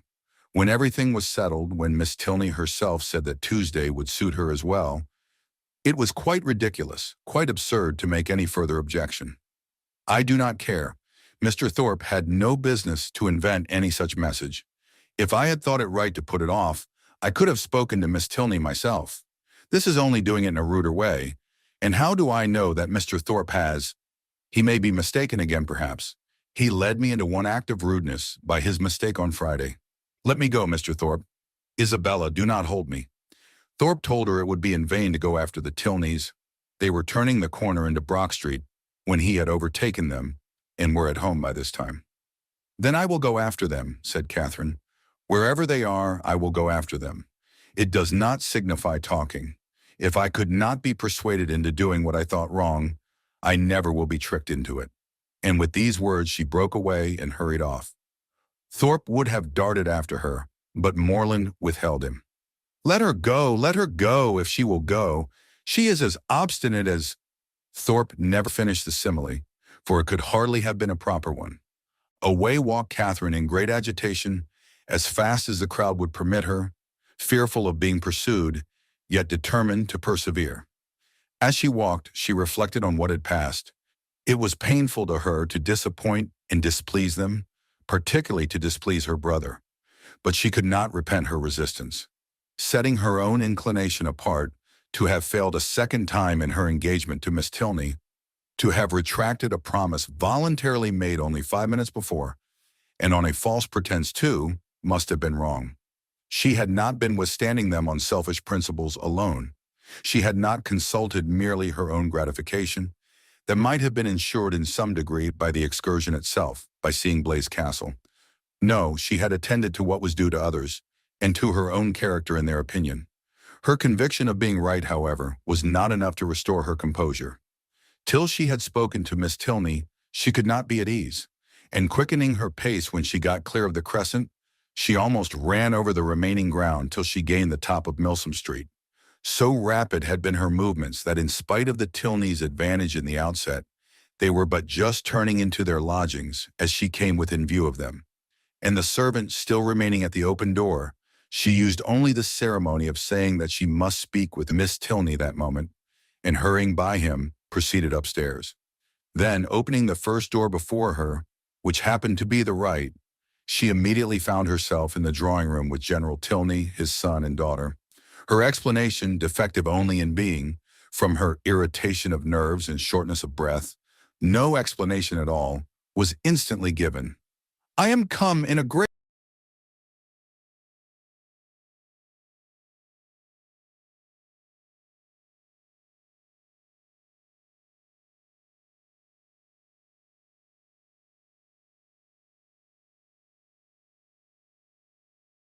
breath, no explanation at all, was instantly given. I am come in a great hurry. It was all a mistake. I never promised to go. I told them from the first I could not go. I ran away in a great hurry to explain it. I did not care what you thought of me. I would not stay for the servant. The business, however, though not perfectly elucidated by this speech, soon ceased to be a puzzle. Catherine found that John Thorpe had given the message, and Miss Tilney had no scruple in owning herself greatly surprised by it.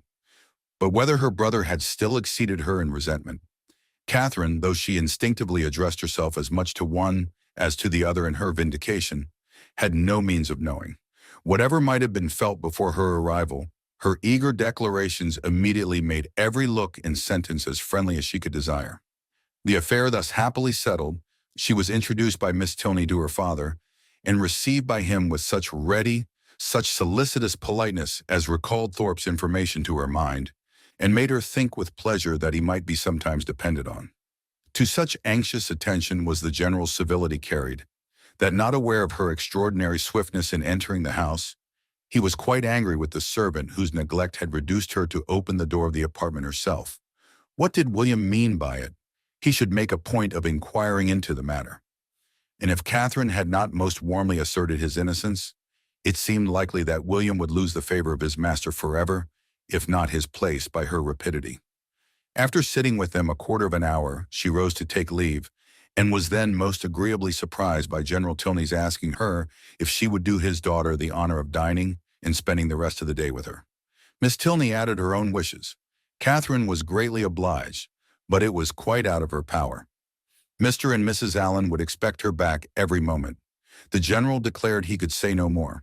The claims of Mr. and Mrs. Allen were not to be superseded, but on some other day he trusted, when longer notice could be given, they would not refuse to spare her to her friend. Oh no, Catherine was sure they would not have the least objection, and she should have great pleasure in coming. The general attended her himself to the street door, saying everything gallant as they went downstairs, admiring the elasticity of her walk, which corresponded exactly with the spirit of her dancing, and making her one of the most graceful bows she had ever beheld when they parted. Catherine, delighted by all that had passed, proceeded gaily to Pulteney Street, walking as she concluded with great elasticity, though she had never thought of it before. She reached home without seeing anything more of the offended party, and now that she had been triumphant throughout, had carried her point, and was secure of her walk, she began, as the flutter of her spirits subsided, to doubt whether she had been perfectly right. A sacrifice was always noble, and if she had given way to their entreaties, she should have been spared the distressing idea of a friend displeased, a brother angry, and a scheme of great happiness to both destroyed, perhaps through her means. To ease her mind and ascertain by the opinion of an unprejudiced person what her own conduct had really been, she took occasion to mention before Mr. Allen the half-settled scheme of her brother and the Thorpes for the following day. Mr. Allen caught at it directly. "Well," said he, "and do you think of going too?" "No, I had just engaged myself to walk with Miss Tilney before they told me of it, and therefore you know I could not go with them, could I?"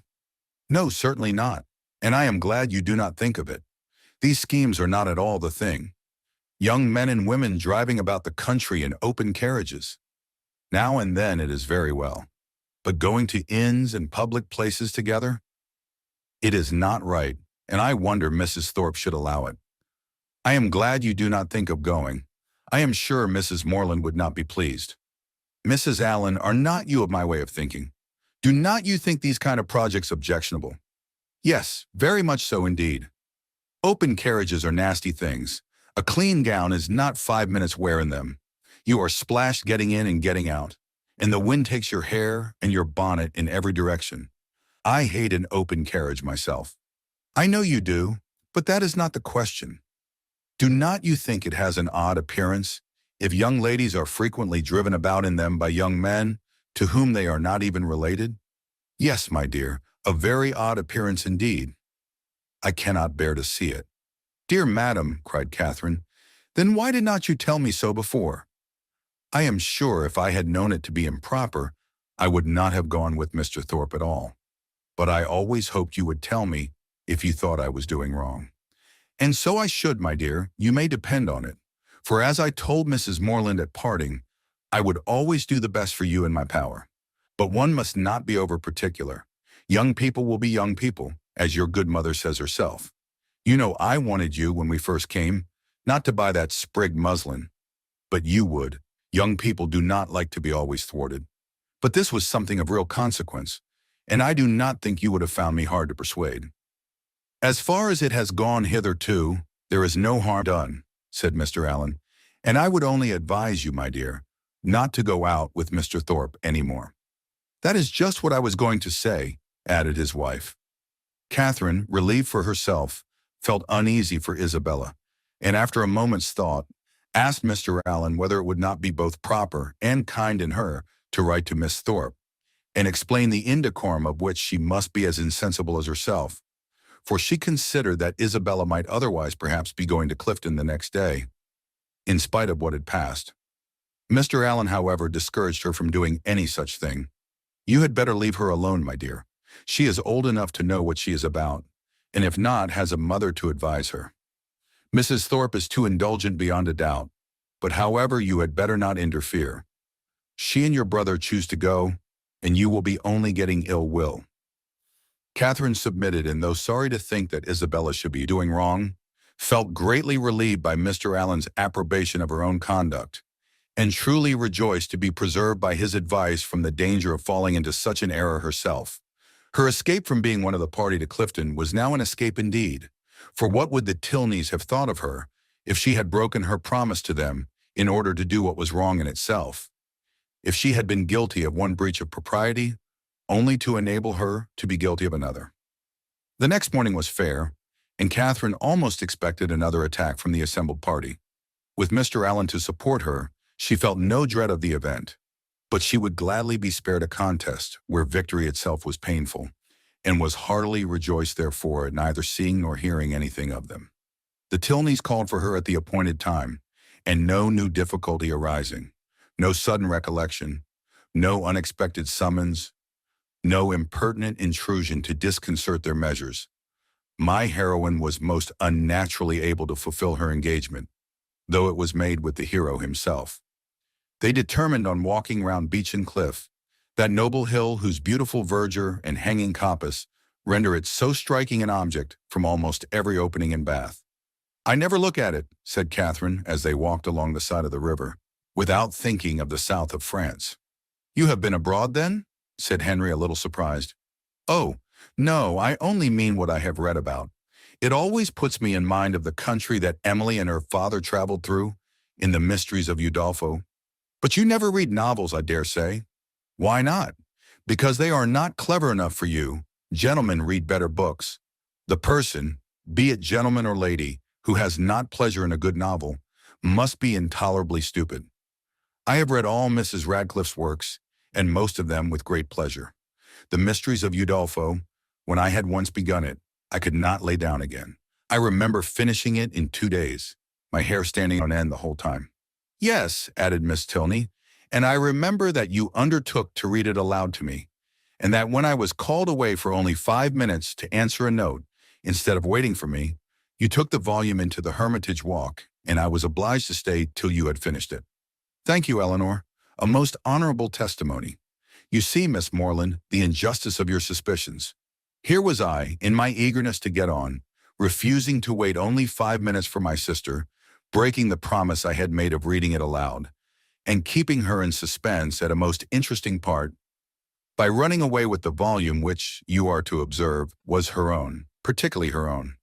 I am proud when I reflect on it, and I think it must establish me in your good opinion.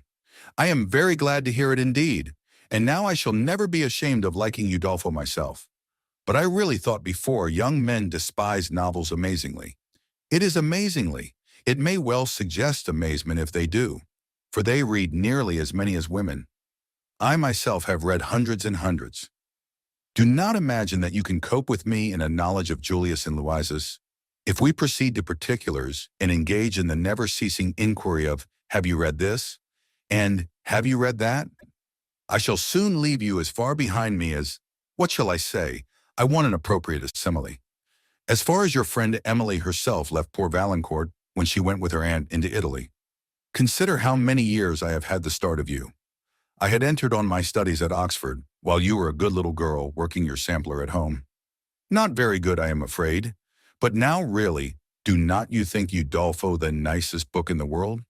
The nicest, by which I suppose you mean the neatest. That must depend upon the binding." "Henry," said Miss Tilney, "you are very impertinent. Miss Morland, he is treating you exactly as he does his sister. He is forever finding fault with me for some incorrectness of language, and now he is taking the same liberty with you. The word nicest, as you used it, did not suit him, and you had better change it as soon as you can, or we shall be overpowered with Johnson and Blair all the rest of the way." "I am sure," cried Catherine, "I did not mean to say anything wrong, but it is a nice book, and why should not I call it so?"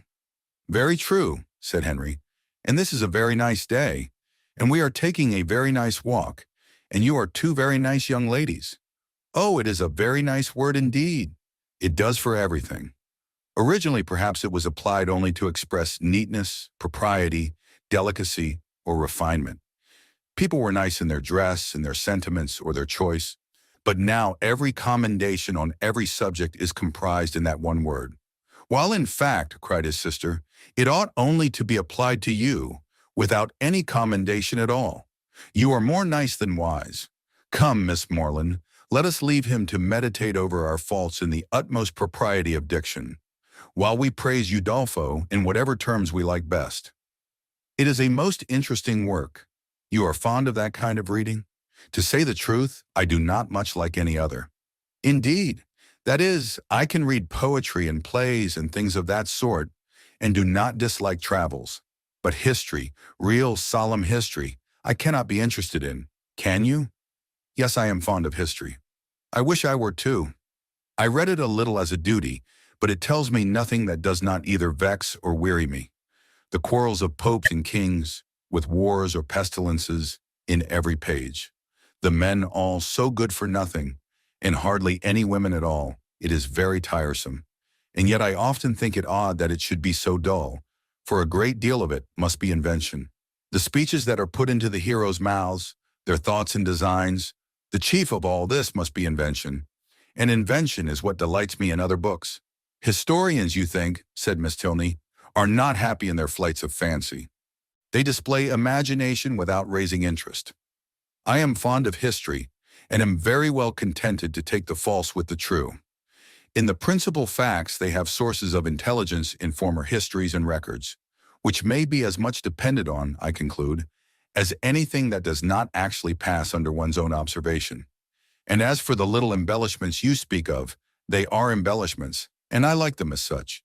If a speech be well drawn up, I read it with pleasure, by whomsoever it may be made, and probably with much greater, if the production of Mr. Hume or Mr. Robertson, than if the genuine words of Caractacus, Agricola, or Alfred the Great. You are fond of history, and so are Mr. Allen and my father, and I have two brothers who do not dislike it. So many instances within my small circle of friends is remarkable. At this rate, I shall not pity the writers of history any longer. If people like to read their books, it is all very well, but to be at so much trouble in filling great volumes, which, as I used to think, nobody would willingly ever look into, to be laboring only for the torment of little boys and girls, always struck me as a hard fate, and though I know it is all very right and necessary, I have often wondered at the person's courage that could sit down on purpose to do it. That little boys and girls should be tormented, said Henry, is what no one at all acquainted with human nature in a civilized state can deny. But in behalf of our most distinguished historians, I must observe that they might well be offended at being supposed to have no higher aim, and that by their method and style, they are perfectly well qualified to torment readers of the most advanced reason and mature time of life. I use the verb to torment, as I observe to be your own method, instead of to instruct, supposing them to be now admitted as synonymous.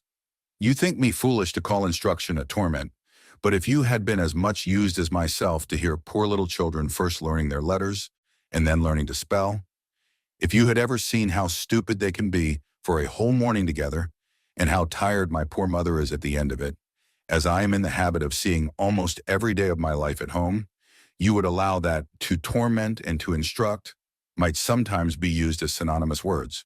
Very probably. But historians are not accountable for the difficulty of learning to read. And even you yourself, who do not altogether seem particularly friendly to very severe, very intense application, may perhaps be brought to acknowledge that it is very well worthwhile to be tormented for 2 or 3 years of one's life, for the sake of being able to read all the rest of it. Consider, if reading had not been taught, Mrs. Radcliffe would have written in vain, or perhaps might not have written at all. Catherine assented, and a very warm panegyric from her on that lady's merits closed the subject. The Tilneys were soon engaged in another on which she had nothing to say.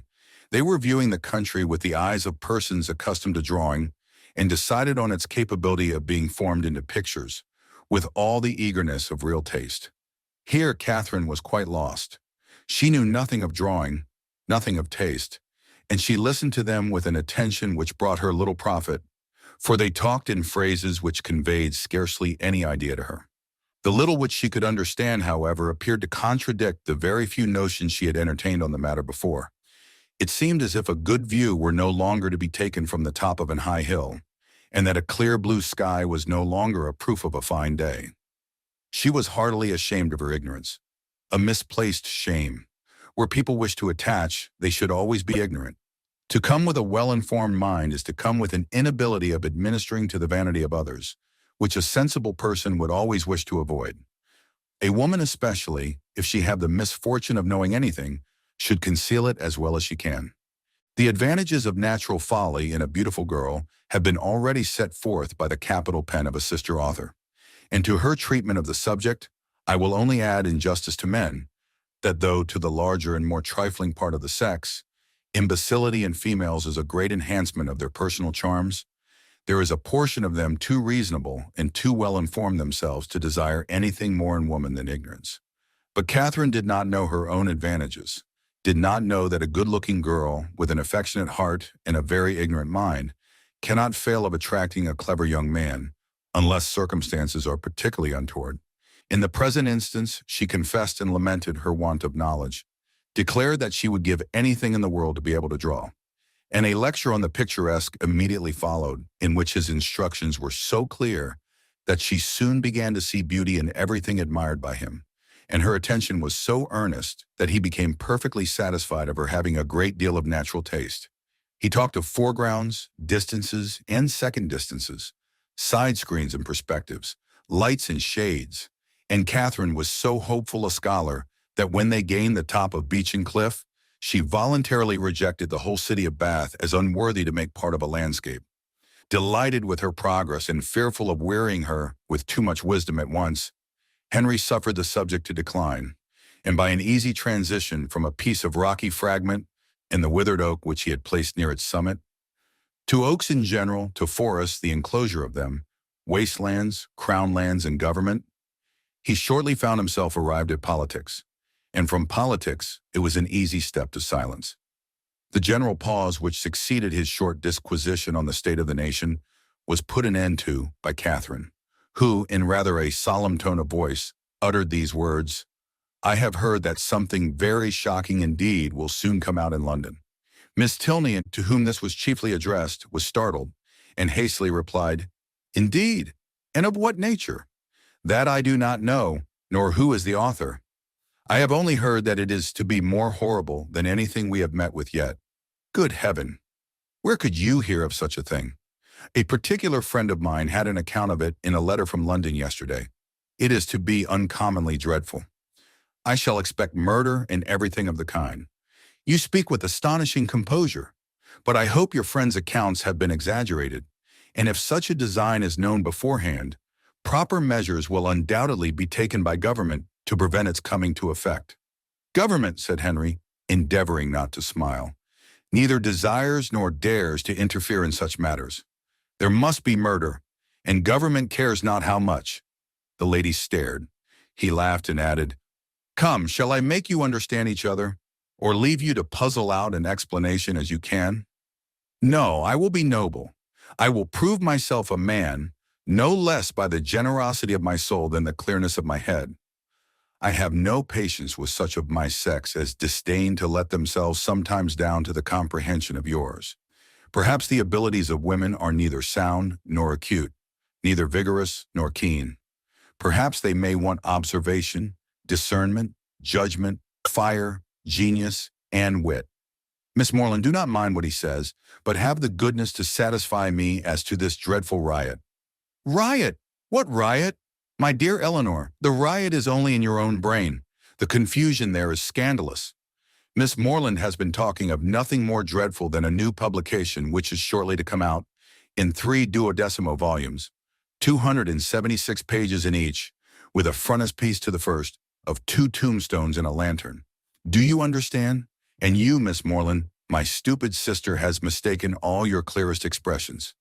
You talked of expected horrors in London, and instead of instantly conceiving, as any rational creature would have done, that such words could relate only to a circulating library, she immediately pictured to herself a mob of 3,000 men assembling in St. George's Fields, the Bank attacked, the Tower threatened, the streets of London flowing with blood, a detachment of the 12th Light Dragoons, the hopes of the nation, called up from Northampton to quell the insurgents, and the gallant Captain Frederick Tilney, in the moment of charging at the head of his troop, knocked off his horse by a brickbat from an upper window. Forgive her stupidity. The fears of the sister have added to the weakness of the woman. but she is by no means a simpleton in general." Catherine looked grave. "And now, Henry," said Miss Tilney, "that you have made us understand each other, you may as well make Miss Morland understand yourself, unless you mean to have her think you intolerably rude to your sister, and a great brute in your opinion of women in general. Miss Morland is not used to your odd ways.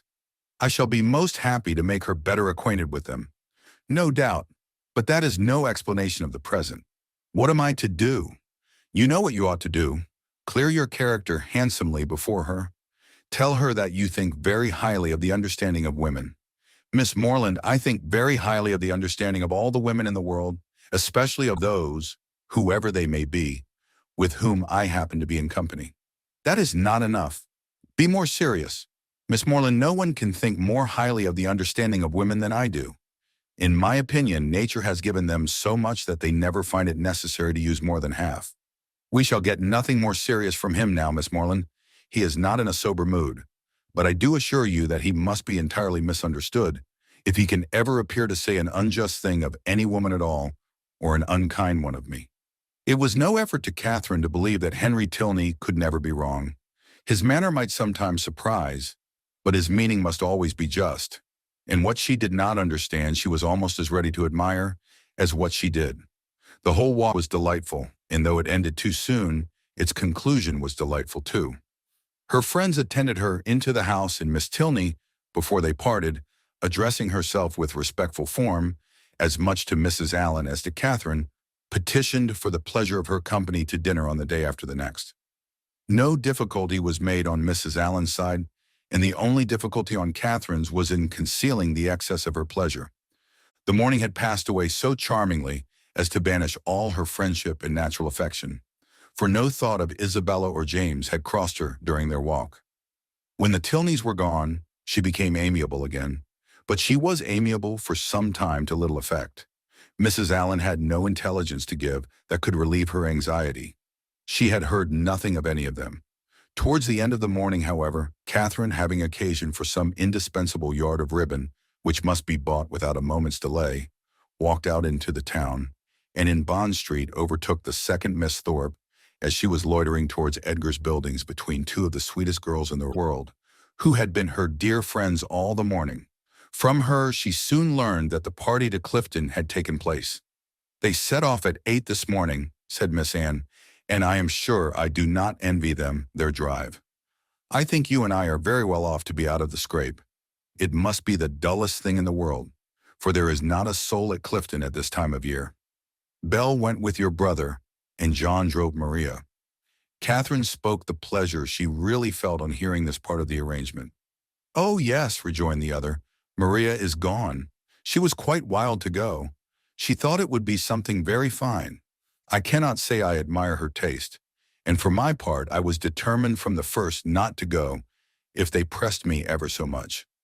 Catherine, a little doubtful of this, could not help answering, "I wish you could have gone too. It is a pity you could not all go." "Thank you, but it is quite a matter of indifference to me. Indeed, I would not have gone on any account. I was saying so to Emily and Sophia when you overtook us." Catherine was still unconvinced, but glad that Anne should have the friendship of an Emily and a Sophia to console her. She bade her adieu without much uneasiness, and returned home, pleased that the party had not been prevented by her refusing to join it, and very heartily wishing that it might be too pleasant to allow either James or Isabella to resent her resistance any longer. Chapter 15. Early the next day, a note from Isabella, speaking peace and tenderness in every line, and entreating the immediate presence of her friend on a matter of the utmost importance, hastened Catherine, in the happiest state of confidence and curiosity, to Edgar's buildings. The two youngest Miss Thorpes were by themselves in the parlor, and on Anne's quitting it to call her sister, Catherine took the opportunity of asking the other for some particulars of their yesterday's party. Maria desired no greater pleasure than to speak of it, and Catherine immediately learned that it had been altogether the most delightful scheme in the world, that nobody could imagine how charming it had been, and that it had been more delightful than anybody could conceive. Such was the information of the first 5 minutes. The second unfolded thus much in detail, that they had driven directly to the York Hotel, ate some soup, and bespoke an early dinner. walked down to the pump room, tasted the water, and laid out some shillings in purses and spars, thence adjourned to eat ice at a pastry cook's, and hurrying back to the hotel, swallowed their dinner in haste to prevent being in the dark, and then had a delightful drive back. Only the moon was not up, and it rained a little, and Mr. Morland's horse was so tired he could hardly get it along. Catherine listened with heartfelt satisfaction. It appeared that Blaise Castle had never been thought of, and as for all the rest, there was nothing to regret for half an instant.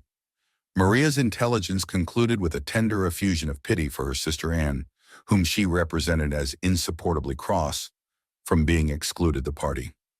"She will never forgive me, I am sure, but you know, how could I help it? John would have me go, for he vowed he would not drive her because she had such thick ankles.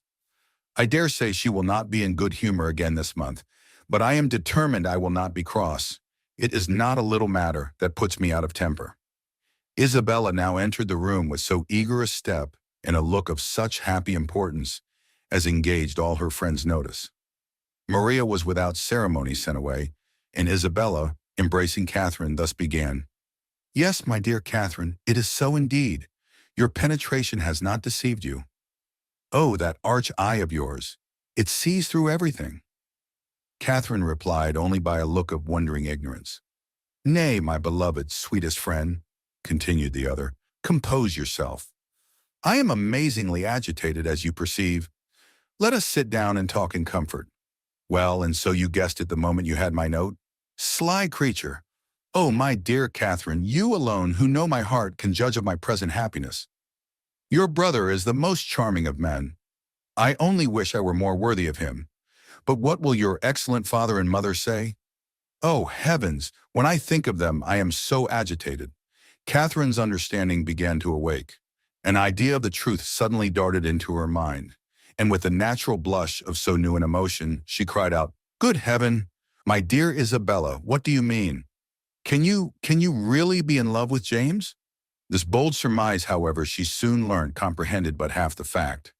The anxious affection, which she was accused of having continually watched in Isabella's every look and action, had, in the course of their yesterday's party, received the delightful confession of an equal love. Her heart and faith were alike engaged to James. Never had Catherine listened to anything so full of interest, wonder, and joy. Her brother and her friend engaged.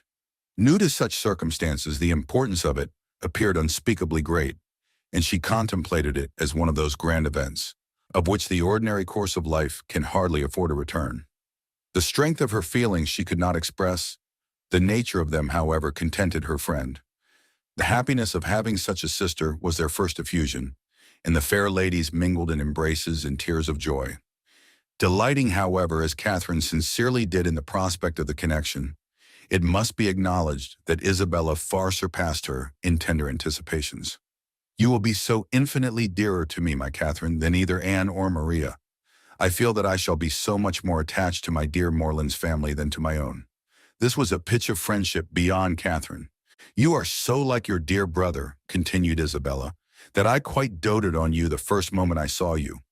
But so it always is with me. The first moment settles everything. The very first day that Morland came to us last Christmas, the very first moment I beheld him, my heart was irrecoverably gone. I remember I wore my yellow gown, with my hair done up in braids, and when I came into the drawing room and John introduced him, I thought I never saw anybody so handsome before." Here Catherine secretly acknowledged the power of love, for though exceedingly fond of her brother, and partial to all his endowments, she had never in her life thought him handsome. "I remember, too, Miss Andrews drank tea with us that evening, and wore her puce-colored sarcenet, and she looked so heavenly that I thought your brother must certainly fall in love with her. I could not sleep a wink all right for thinking of it. Oh, Catherine, the many sleepless nights I have had on your brother's account. I would not have you suffer half what I have done. I am grown wretchedly thin, I know, but I will not pain you by describing my anxiety. You have seen enough of it. I feel that I have betrayed myself perpetually, so unguarded in speaking of my partiality for the church. But my secret I was always sure would be safe with you."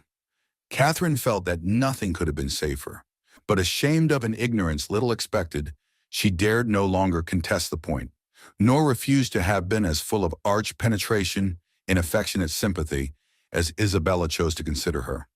Her brother, she found, was preparing to set off with all speed to Fullerton to make known his situation and ask consent.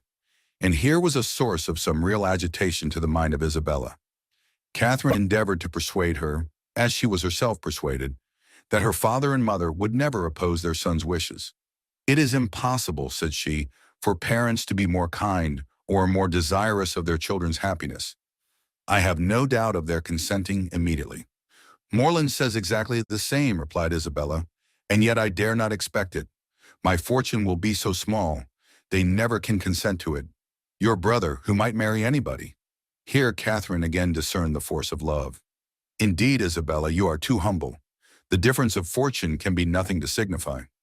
"Oh, my sweet Catherine, in your generous heart I know it would signify nothing. But we must not expect such disinterestedness in many. As for myself, I am sure I only wish our situations were reversed. Had I the command of millions, were I mistress of the whole world, your brother would be my only choice." This charming sentiment, recommended as much by sense as novelty, gave Catherine a most pleasing remembrance of all the heroines of her acquaintance, and she thought her friend never looked more lovely than in uttering the grand idea.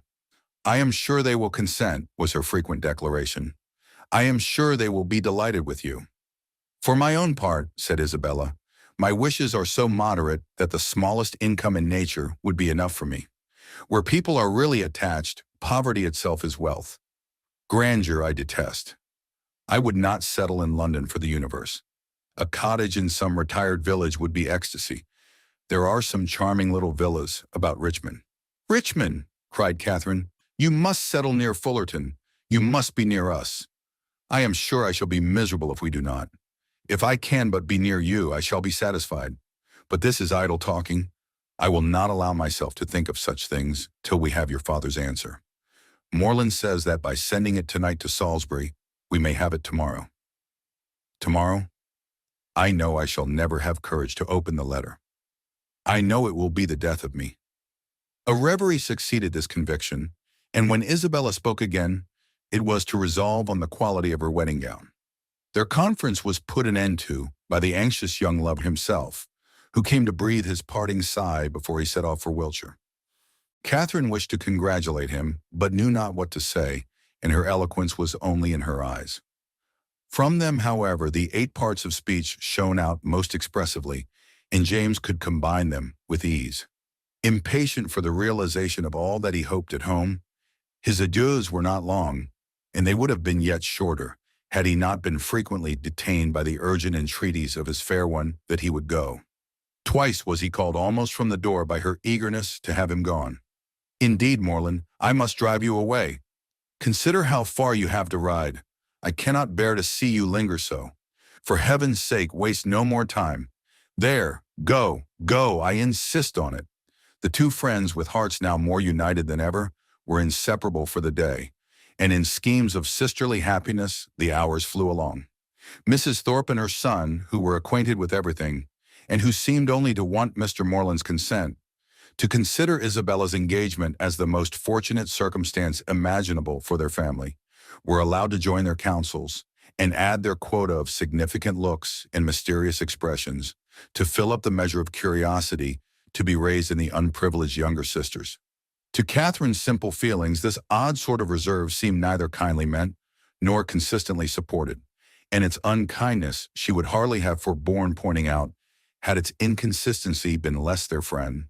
But Anne and Maria soon set her heart at ease by the sagacity of their "I know what," and the evening was spent in a sort of war of wit, a display of family ingenuity. On one side in the mystery of an affected secret, on the other of undefined discovery, all equally acute. Catherine was with her friend again the next day, endeavoring to support her spirits and while away the many tedious hours before the delivery of the letters.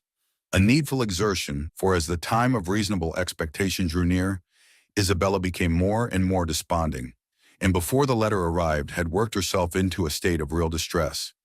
But when it did come, where could distress be found? "I have had no difficulty in gaining the consent of my kind parents, and am promised that everything in their power shall be done to forward my happiness," were the first 3 lines. and in one moment, all was joyful security. The brightest glow was instantly spread over Isabella's features. All care and anxiety seemed removed. Her spirits became almost too high for control, and she called herself without scruple the happiest of mortals. Mrs. Thorpe, with tears of joy, embraced her daughter, her son, her visitor, and could have embraced half the inhabitants of Bath with satisfaction. Her heart was overflowing with tenderness. It was dear John and dear Catherine at every word. Dear Anne and dear Maria must immediately be made sharers in their felicity, and two dears at once before the name of Isabella were not more than that beloved child had now well earned. John himself was no skulker in joy. He not only bestowed on Mr. Morland the high commendation of being one of the finest fellows in the world, but swore off many sentences in his praise. The letter whence sprang all this felicity was short, containing little more than this assurance of success, and every particular was deferred till James could write again. But for particulars, Isabella could well afford to wait. The needful was comprised in Mr. Morland's promise. His honor was pledged to make everything easy, and by what means their income was to be formed, whether landed property were to be resigned or funded money made over, was a matter in which her disinterested spirit took no concern. She knew enough to feel secure of an honorable and speedy establishment, and her imagination took a rapid flight over its attendant felicities. She saw herself at the end of a few weeks, the gaze and admiration of every new acquaintance at Fullerton, the envy of every valued old friend in Putney, with a carriage at her command, a new name on her tickets, and a brilliant exhibition of hoop rings on her finger.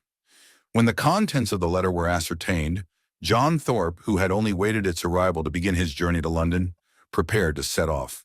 "Well, Miss Morland," said he, on finding her alone in the parlor, "I am come to bid you good-bye." Catherine wished him a good journey. Without appearing to hear her, he walked to the window, fidgeted about, hummed a tune, and seemed wholly self-occupied. "Shall not you be late at Devizes?" said Catherine. He made no answer, but after a minute's silence burst out with, "A famous good thing, this marrying scheme, upon my soul. A clever fancy of Morland's and Bell's. What do you think of it, Miss Morland? I say it is no bad notion. I am sure I think it a very good one." "Do you? That's honest, by heavens. I am glad you are no enemy to matrimony, however. Did you ever hear the old song, 'Going to one wedding brings on another'? I say you will come to Bell's wedding." "I hope. Yes, I have promised your sister to be with her, if possible. And then you know," twisting himself about and forcing a foolish laugh, "I say, then you know, we may try the truth of this same old song." "May we? But I never sing. Well, I wish you a good journey. I dined with Miss Tilney today and must now be going home." "Nay, but there is no such confounded hurry. Who knows when we may be together again? Not but that I shall be down again by the end of a fortnight, and a devilish long fortnight it will appear to me." "Then why do you stay away so long?" replied Catherine, finding that he waited for an answer. "That is kind of you, however, kind and good-natured. I shall not forget it in a hurry, but you have more good nature and all that than anybody living, I believe. A monstrous deal of good nature, and it is not only good nature, but you have so much of everything, and then you have such, upon my soul, I do not know anybody like you." "Oh dear, there are a great many people like me, I dare say. Only a great deal better. Good morning to you. But I say, Miss Morland, I shall come and pay my respects at Fullerton before it is long, if not disagreeable." "Pray do. My father and mother will be very glad to see you. And I hope, Miss Morland, you will not be sorry to see me." "Oh dear, not at all. There are very few people I am sorry to see. Company is always cheerful. That is just my way of thinking. Give me but a little cheerful company. Let me only have the company of the people I love. Let me only be where I like and with whom I like, and the devil take the rest, say I. And I am heartily glad to hear you say the same. But I have a notion, Miss Morland, you and I think pretty much alike upon most matters. Perhaps we may, but it is more than I ever thought of. And as to most matters, to say the truth, there are not many that I know my own mind about. By Jove, no more do I. It is not my way to bother my brains with what does not concern me. My notion of things is simple enough. Let me only have the girl I like, say I, with a comfortable house over my head, and what care I for all the rest? Fortune is nothing. I am sure of a good income of my own, and if she had not a penny, why so much the better. Very true, I think like you there. If there is a good fortune on one side, there can be no occasion for any on the other, no matter which has it, so that there is enough. I hate the idea of one great fortune looking out for another. And to marry for money, I think the wickedest thing in existence. Good day. We shall be very glad to see you at Fullerton whenever it is convenient. And away she went. It was not in the power of all his gallantry to detain her longer. With such news to communicate, and such a visit to prepare for, her departure was not to be delayed by anything in his nature to urge. And she hurried away, leaving him to the undivided consciousness of his own happy address, and her explicit encouragement. The agitation which she had herself experienced on first learning her brother's engagement made her expect to raise no inconsiderable emotion in Mr. and Mrs. Allen by the communication of the wonderful event. How great was her disappointment! The important affair, which many words of preparation ushered in, had been foreseen by them both ever since her brother's arrival, and all that they felt on the occasion was comprehended in a wish for the young people's happiness, with a remark on the gentleman's side in favor of Isabella's beauty, and on the ladies of her great good luck. It was to Catherine the most surprising insensibility. The disclosure, however, of the great secret of James's going to Fullerton the day before did raise some emotion in Mrs. Allen. She could not listen to that with perfect calmness, but repeatedly regretted the necessity of its concealment, wished she could have known his intention, wished she could have seen him before he went, as she should certainly have troubled him with her best regards to his father and mother, and her kind compliments to all the Skinners. Chapter 16. Catherine's expectations of pleasure from her visit in Milsom Street were so very high that disappointment was inevitable, and accordingly, though she was most politely received by General Tilney, and kindly welcomed by his daughter, though Henry was at home, and no one else of the party, she found on her return, without spending many hours in the examination of her feelings, that she had gone to her appointment preparing for happiness, which it had not afforded. Instead of finding herself improved in acquaintance with Miss Tilney, from the intercourse of the day, she seemed hardly so intimate with her as before. Instead of seeing Henry Tilney to greater advantage than ever, in the ease of a family party, he had never said so little, nor been so little agreeable, and in spite of their father's great civilities to her, in spite of his thanks, invitations, and compliments, it had been a release to get away from him. It puzzled her to account for all this. It could not be General Tilney's fault, that he was perfectly agreeable and good-natured, and altogether a very charming man, did not admit of a doubt, for he was tall and handsome, and Henry's father. He could not be accountable for his children's want of spirits, or for her want of enjoyment in his company. The former she hoped at last might have been accidental, and the latter she could only attribute to her own stupidity. Isabella, on hearing the particulars of the visit, gave a different explanation. It was all pride, insufferable haughtiness and pride. She had long suspected the family to be very high, and this made it certain. Such insolence of behavior as Miss Tilney's she had never heard of in her life. Not to do the honors of her house with common good breeding, to behave to her guest with such superciliousness, hardly even to speak to her. But it was not so bad as that, Isabella. There was no superciliousness. She was very civil. Oh, don't defend her. And then the brother, he, who had appeared so attached to you. Good heavens. Well, some people's feelings are incomprehensible. And so he hardly looked once at you the whole day? I do not say so, but he did not seem in good spirits. How contemptible! Of all things in the world, inconstancy is my aversion. Let me entreat you never to think of him again, my dear Catherine. Indeed, he is unworthy of you. Unworthy? I do not suppose he ever thinks of me. That is exactly what I say. He never thinks of you. Such fickleness. Oh, how different to your brother and to mine. I really believe John has the most constant heart. But as for General Tilney, I assure you it would be impossible for anybody to behave to me with greater civility and attention. It seemed to be his only care to entertain and make me happy. Oh, I know no harm of him. I do not suspect him of pride. I believe he is a very gentlemanlike man. John thinks very well of him, and John's judgment, well, I shall see how they behave to me this evening. We shall meet them at the rooms. And must I go? Do not you intend it? I thought it was all settled. Nay, since you make such a point of it, I can refuse you nothing. But do not insist upon my being very agreeable, for my heart, you know, will be some 40 miles off. And as for dancing, do not mention it, I beg. That is quite out of the question. Charles Hodges will plague me to death, I dare say. But I shall cut him very short. 10-1, but he guesses the reason, and that is exactly what I want to avoid. So I shall insist on his keeping his conjecture to himself. Isabella's opinion of the Tilneys did not influence her friend.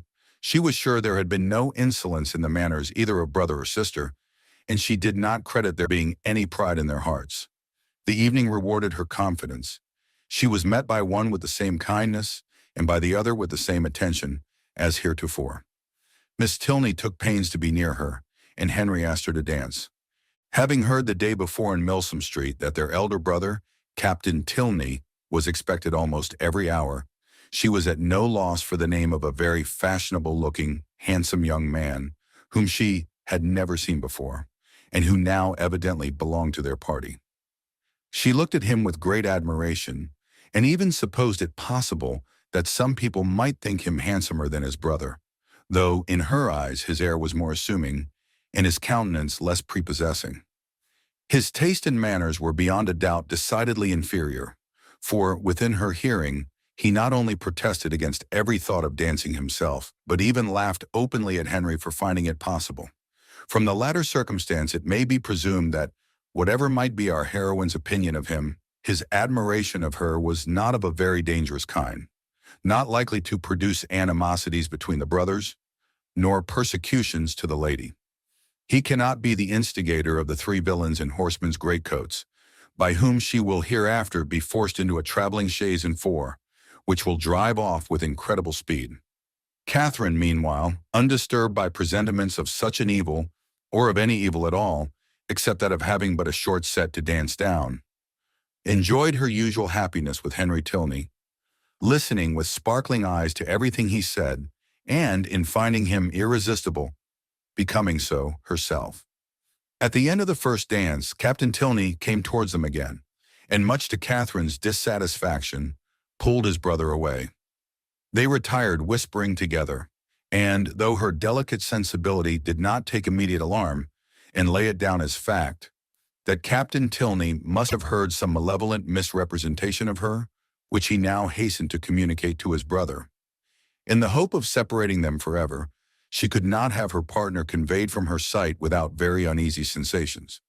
Her suspense was of full 5 minutes' duration, and she was beginning to think it a very long quarter of an hour, when they both returned and an explanation was given, by Henry's requesting to know if she thought her friend, Miss Thorpe, would have any objection to dancing, as his brother would be most happy to be introduced to her. Catherine, without hesitation, replied that she was very sure Miss Thorpe did not mean to dance at all. The cruel reply was passed on to the other, and he immediately walked away. "Your brother will not mind it, I know," said she, "because I heard him say before that he hated dancing, but it was very good-natured in him to think of it. I suppose he saw Isabella sitting down, and fancied she might wish for a partner. But he is quite mistaken, for she would not dance upon any account in the world." Henry smiled and said, "How very little trouble it can give you to understand the motive of other people's actions." "Why? What do you mean?" "With you, it is not, how is such a one likely to be influenced? What is the inducement most likely to act upon such a person's feelings, age, situation, and probable habits of life considered? But how should I be influenced? What would be my inducement in acting so and so? I do not understand you. Then we are on very unequal terms, for I understand you perfectly well." "Me? Yes, I cannot speak well enough to be unintelligible." "Bravo, an excellent satire on modern language. But pray tell me what you mean." "Shall I indeed? Do you really desire it? But you are not aware of the consequences. It will involve you in a very cruel embarrassment, and certainly bring on a disagreement between us." "No, no, it shall not do either. I am not afraid." "Well then, I only meant that your attributing my brother's wish of dancing with Miss Thorpe to good nature alone convinced me of your being superior in good nature yourself to all the rest of the world." Catherine blushed and disclaimed, and the gentleman's predictions were verified. There was a something, however, in his words which repaid her for the pain of confusion, and that something occupied her mind so much that she drew back for some time, forgetting to speak or to listen, and almost forgetting where she was, till, roused by the voice of Isabella, she looked up and saw her with Captain Tilney preparing to give them hands across. Isabella shrugged her shoulders and smiled, the only explanation of this extraordinary change which could at that time be given. But as it was not quite enough for Catherine's comprehension, she spoke her astonishment in very plain terms to her partner. "I cannot think how it could happen. Isabella was so determined not to dance." "And did Isabella never change her mind before?" "Oh, but because, and your brother. After what you told him from me, how could he think of going to ask her?" "I cannot take surprise to myself on that head. You bid me be surprised on your friend's account, and therefore I am. But as for my brother, his conduct in the business, I must own, has been no more than I believed him perfectly equal to. The fairness of your friend was an open attraction. Her firmness, you know, could only be understood by yourself." "You are laughing, but I assure you Isabella is very firm in general. It is as much as should be said of anyone. To be always firm must be to be often obstinate. When properly to relax is the trial of judgment. And without reference to my brother, I really think Miss Thorpe has by no means chosen ill in fixing on the present hour." The friends were not able to get together for any confidential discourse till all the dancing was over, but then, as they walked about the room arm in arm, Isabella thus explained herself. "I do not wonder at your surprise, and I am really fatigued to death. He is such a rattle. Amusing enough if my mind had been disengaged, but I would have given the world to sit still." "Then why did not you?" "Oh, my dear, it would have looked so particular, and you know how I abhor doing that. I refused him as long as I possibly could, but he would take no denial. You have no idea how he pressed me. I begged him to excuse me and get some other partner. But no, not he. After aspiring to my hand, there was nobody else in the room he could bear to think of, and it was not that he wanted merely to dance. He wanted to be with me.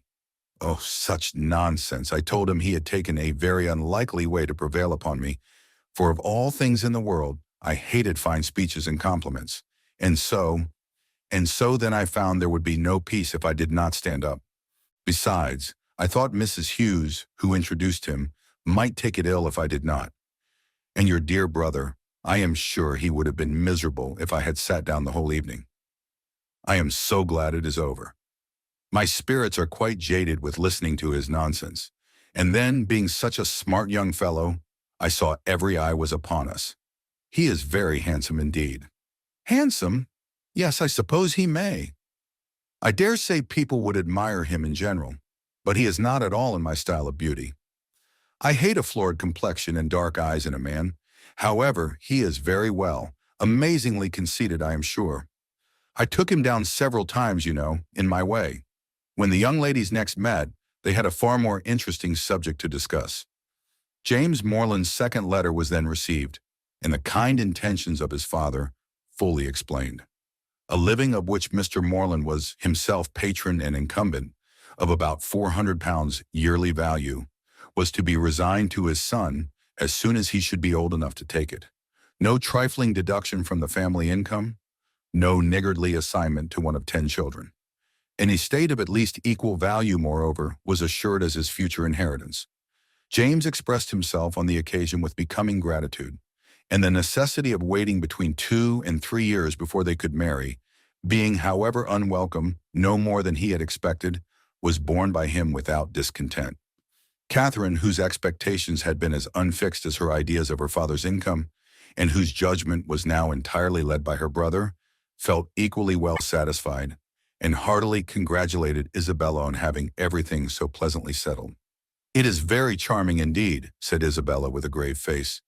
"Mr. Morland has behaved vastly handsome indeed," said the gentle Mrs. Thorpe, looking anxiously at her daughter. "I only wish I could do as much. One could not expect more from him, you know. If he finds he can do more by and by, I dare say he will, for I am sure he must be an excellent good-hearted man. 400 is but a small income to begin on indeed, but your wishes, my dear Isabella, are so moderate, you do not consider how little you ever want, my dear." It is not on my own account I wish for more, but I cannot bear to be the means of injuring my dear Morland, making him sit down upon an income hardly enough to find one in the common necessaries of life. For myself it is nothing. I never think of myself. I know you never do, my dear, and you will always find your reward in the affection it makes everybody feel for you. There never was a young woman so beloved as you are by everybody that knows you. And I dare say when Mr. Morland sees you, my dear child, but do not let us distress our dear Catherine by talking of such things. Mr. Morland has behaved so very handsome, you know. I always heard he was a most excellent man, and you know, my dear, we are not to suppose, but what, if you had had a suitable fortune, he would have come down with something more, for I am sure he must be a most liberal-minded man. Nobody can think better of Mr. Morland than I do, I'm sure. But everybody has their failing, you know, and everybody has a right to do what they like with their own money. Catherine was hurt by these insinuations. I am very sure, said she, that my father has promised to do as much as he can afford. Isabella recollected herself. As to that, my sweet Catherine, there cannot be a doubt, and you know me well enough to be sure that a much smaller income would satisfy me. It is not the want of more money that makes me just at present a little out of spirits. I hate money, and if our union could take place now upon only £50 a year, I should not have a wish unsatisfied. Ah, my Catherine, you have found me out. There's the sting, the long, long, endless 2 years and a half that are to pass before your brother can hold the living. Yes, yes, my darling Isabella, said Mrs. Thorpe, we perfectly see into your heart. You have no disguise.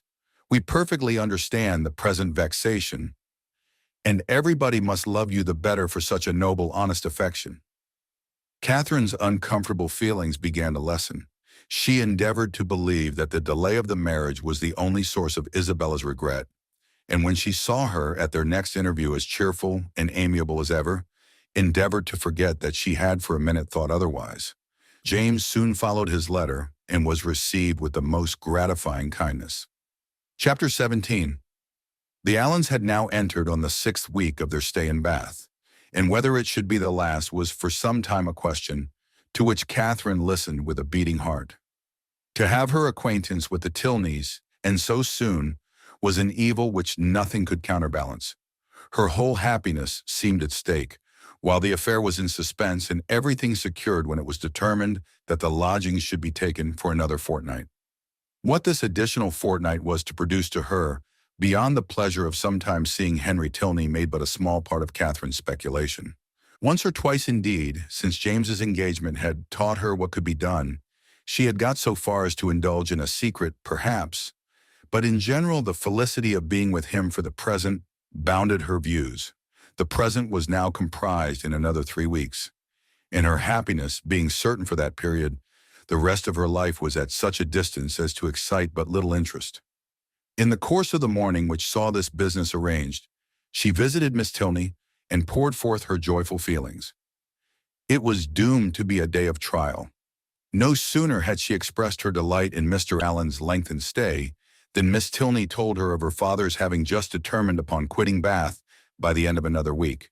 Here was a blow.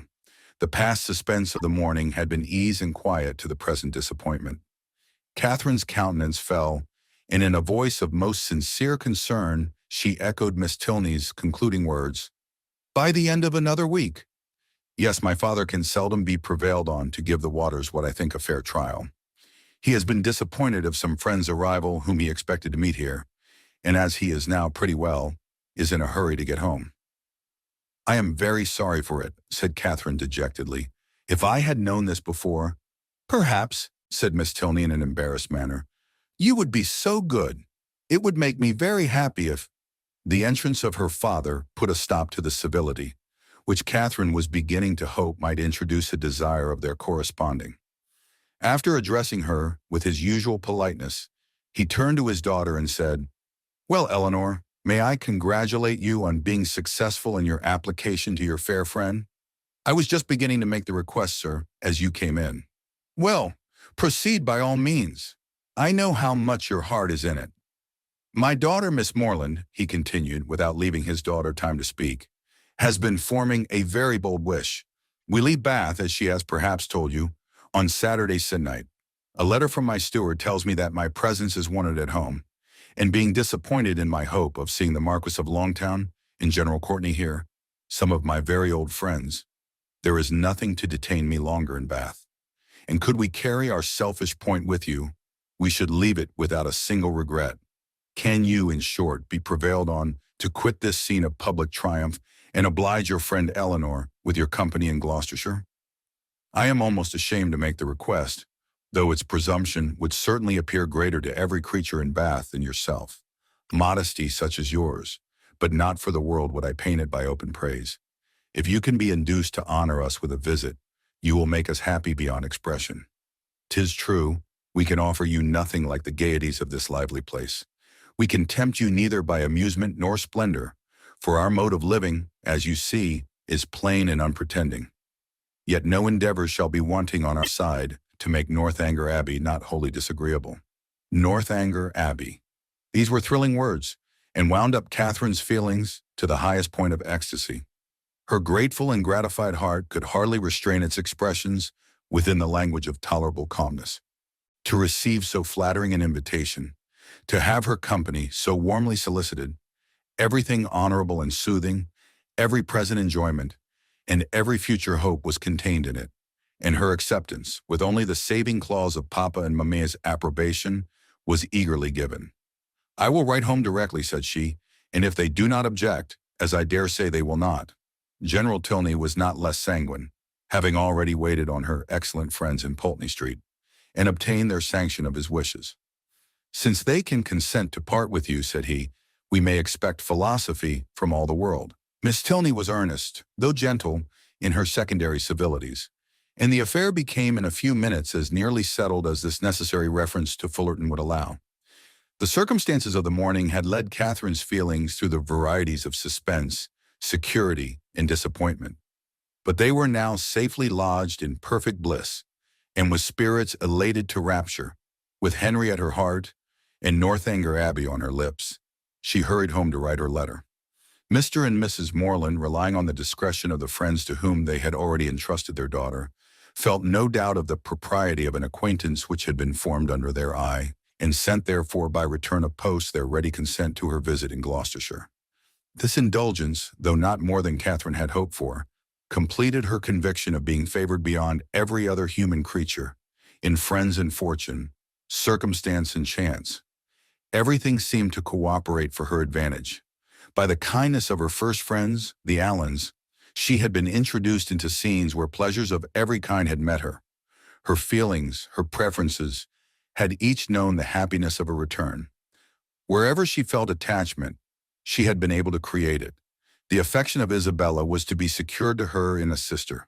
The Tilneys, they, by whom, above all, she desired to be favorably thought of, outstripped even her wishes in the flattering measures by which their intimacy was to be continued.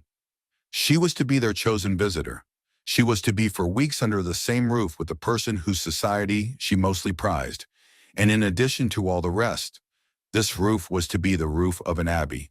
Her passion for ancient edifices was next in degree to her passion for Henry Tilney, and castles and abbeys made usually the charm of those reveries which his image did not fill. To see and explore either the ramparts and keep of the one, or the cloisters of the other, had been for many weeks a darling wish, though to be more than the visitor of an hour had seemed too nearly impossible for desire. And yet, this was to happen. With all the chances against her of house, hall, place, park, court, and cottage, Northanger turned up an abbey, and she was to be its inhabitant. Its long, damp passages, its narrow cells and ruined chapel, were to be within her daily reach, and she could not entirely subdue the hope of some traditional legends, some awful memorials of an injured and ill-fated nun. It was wonderful that her friends should seem so little elated by the possession of such a home, that the consciousness of it should be so meekly borne. The power of early habit only could account for it. A distinction to which they had been born gave no pride. Their superiority of abode was no more to them than their superiority of person. Many were the inquiries she was eager to make of Miss Tilney, but so active were her thoughts that when these inquiries were answered, she was hardly more assured than before of Northanger Abbey having been a richly endowed convent at the time of the Reformation, of its having fallen into the hands of an ancestor of the Tilneys on its dissolution, of a large portion of the ancient building still making a part of the present dwelling, although the rest was decayed, or of its standing low in a valley, sheltered from the north and east by rising woods of oak. Chapter 18. With a mind thus full of happiness, Catherine was hardly aware that 2 or 3 days had passed away without her seeing Isabella for more than a few minutes together. She began first to be sensible of this and to sigh for her conversation as she walked along the pump room one morning by Mrs. Allen's side without anything to say or to hear. And scarcely had she felt a 5 minutes' longing of friendship before the object of it appeared, and inviting her to a secret conference, led the way to a seat. "This is my favorite place," said she as they sat down on a bench between the doors, which commanded a tolerable view of everybody entering at either. "It is so out of the way." Catherine, observing that Isabella's eyes were continually bent towards one door or the other, as in eager expectation, and remembering how often she had been falsely accused of being arch, thought the present a fine opportunity for being really so, and therefore gaily said, "Do not be uneasy, Isabella. James will soon be here." "Pshaw, my dear creature," she replied, "do not think me such a simpleton as to be always wanting to confine him to my elbow. It would be hideous to be always together. We should be the jest of the place. And so you are going to Northanger. I am amazingly glad of it. It is one of the finest old places in England, I understand. I shall depend upon a most particular description of it. You shall certainly have the best in my power to give. But who are you looking for? Are your sisters coming?" "I am not looking for anybody. One's eyes must be somewhere, and you know what a foolish trick I have of fixing mine when my thoughts are 100 miles off. I am amazingly absent.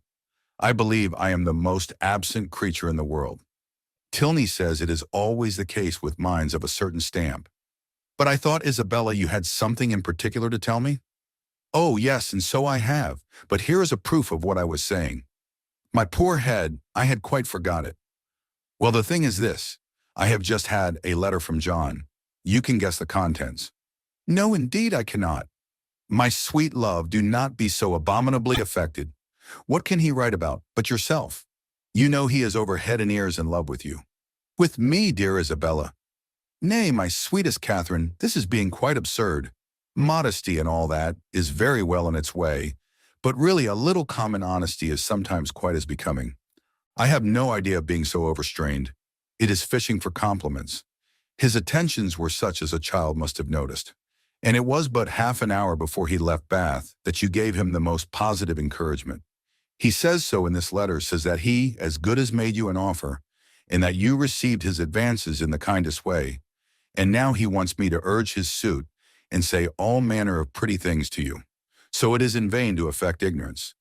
Catherine, with all the earnestness of truth, expressed her astonishment at such a charge, protesting her innocence of every thought of Mr. Thorpe's being in love with her, and the consequent impossibility of her having ever intended to encourage him. "As to any attentions on his side, I do declare, upon my honor, I never was sensible of them for a moment, except just his asking me to dance the first day of his coming. And as to making me an offer, or anything like it, there must be some unaccountable mistake. I could not have misunderstood a thing of that kind, you know. And as I ever wish to be believed, I solemnly protest that no syllable of such a nature ever passed between us. The last half hour before he went away, it must be all and completely a mistake, for I did not see him once that whole morning. But that you certainly did, for you spent the whole morning in Edgar's building. It was the day your father's consent came, and I am pretty sure that you and John were alone in the parlor some time before you left the house." "Are you?" "Well, if you say it, it was so, I dare say, but for the life of me I cannot recollect it. I do remember now being with you and seeing him as well as the rest, but that we were ever alone for 5 minutes. However, it is not worth arguing about, for whatever might pass on his side, you must be convinced, by my having no recollection of it, that I never thought, nor expected, nor wished for anything of the kind from him. I am excessively concerned that he should have any regard for me, but indeed it has been quite unintentional on my side. I never had the smallest idea of it. Pray undeceive him as soon as you can, and tell him I beg his pardon. That is, I do not know what I ought to say, but make him understand what I mean in the properest way. I would not speak disrespectfully of a brother of yours, Isabella, I am sure. But you know very well that if I could think of one man more than another, he is not the person." Isabella was silent. "My dear friend, you must not be angry with me. I cannot suppose your brother cares so very much about me. And you know we shall still be sisters." "Yes, yes," with a blush. "There are more ways than one of our being sisters. But where am I wandering to? Well, my dear Catherine, the case seems to be that you are determined against poor John. Is not it so? I certainly cannot return his affection, and has certainly never meant to encourage it. Since that is the case, I am sure I shall not tease you any further. John desired me to speak to you on the subject, and therefore I have. But I confess, as soon as I read his letter, I thought it a very foolish, imprudent business, and not likely to promote the good of either. For what were you to live upon, supposing you came together? You have both of you something, to be sure, but it is not a trifle that will support a family nowadays. And after all that romancers may say, there is no doing without money. I only wonder John could think of it. He could not have received my last. You do acquit me, then, of anything wrong? You are convinced that I never meant to deceive your brother, never suspected him of liking me till this moment? Oh, as to that, answered Isabella laughingly, I do not pretend to determine what your thoughts and designs in time past may have been. All that is best known to yourself. A little harmless flirtation or so will occur, and one is often drawn on to give more encouragement than one wishes to stand by. But you may be assured that I am the last person in the world to judge you severely. All those things should be allowed for in youth and high spirits. What one means one day, you know, one may not mean the next. Circumstances change, opinions alter. But my opinion of your brother never did alter. It was always the same. You are describing what never happened. My dearest Catherine, continued the other without at all listening to her, I would not for all the world be the means of hurrying you into an engagement before you knew what you were about. I do not think anything would justify me in wishing you to sacrifice all your happiness merely to oblige my brother, because he is my brother, and who perhaps, after all, you know, might be just as happy without you. For people seldom know what they would be at. Young men especially, they are so amazingly changeable and inconstant. What I say is, why should a brother's happiness be dearer to me than a friend's? You know I carry my notions of friendship pretty high, but above all things, my dear Catherine, do not be in a hurry. Take my word for it, that if you are in too great a hurry, you will certainly live to repent it. Tilney says there is nothing people are so often deceived in as the state of their own affections, and I believe he is very right. Ah, here he comes. Never mind, he will not see us, I am sure. Catherine, looking up, perceived Captain Tilney, and Isabella, earnestly fixing her eye on him as she spoke, soon caught his notice. He approached immediately and took the seat to which her movements invited him. His first address made Catherine start. Though spoken low, she could distinguish. What? Always to be watched in person or by proxy? Pshaw, nonsense, was Isabella's answer, in the same half-whisper. Why do you put such things into my head? If I could believe it, my spirit, you know, is pretty independent. I wish your heart were independent. That would be enough for me. My heart, indeed, what can you have to do with hearts? You men have none of you any hearts. If we have not hearts, we have eyes, and they give us torment enough. Do they? I am sorry for it. I am sorry they find anything so disagreeable in me. I will look another way. I hope this pleases you, turning her back on him. I hope your eyes are not tormented now. Never more so, for the edge of a blooming cheek is still in view. At once too much and too little. Catherine heard all this, and quite out of countenance could listen no longer. Amazed that Isabella could endure it, and jealous for her brother, she rose up and, saying she should join Mrs. Allen, proposed their walking. But for this Isabella showed no inclination. She was so amazingly tired, and it was so odious to parade about the pump room, and if she moved from her seat she should miss her sisters. She was expecting her sisters every moment, so that her dearest Catherine must excuse her, and must sit quietly down again. But Catherine could be stubborn too, and Mrs. Allen just then coming up to propose their returning home, she joined her and walked out of the pump room, leaving Isabella still sitting with Captain Tilney. With much uneasiness did she thus leave them. It seemed to her that Captain Tilney was falling in love with Isabella, and Isabella unconsciously encouraging him. Unconsciously, it must be, for Isabella's attachment to James was as certain and well acknowledged as her engagement. To doubt her truth or good intentions was impossible, and yet during the whole of their conversation her manner had been odd. She wished Isabella had talked more like her usual self, and not so much about money, and had not looked so well pleased at the sight of Captain Tilney. How strange that she should not perceive his admiration. Catherine longed to give her a hint of it, to put her on her guard, and prevent all the pain which her too lively behavior might otherwise create both for him and her brother. The compliment of John Thorpe's affection did not make amends for this thoughtlessness in his sister. She was almost as far from believing as from wishing it to be sincere, for she had not forgotten that he could mistake, and his assertion of the offer and of her encouragement convinced her that his mistakes could sometimes be very egregious. In vanity, therefore, she gained but little. Her chief profit was in wonder. That he should think it worth his while to fancy himself in love with her was a matter of lively astonishment. Isabella talked of his attentions. She had never been sensible of any, but Isabella had said many things which she hoped had been spoken in haste, and would never be said again. And upon this she was glad to rest altogether for present ease and comfort. Chapter 19. A few days passed away, and Catherine, though not allowing herself to suspect her friend, could not help watching her closely. The result of her observations was not agreeable. Isabella seemed an altered creature.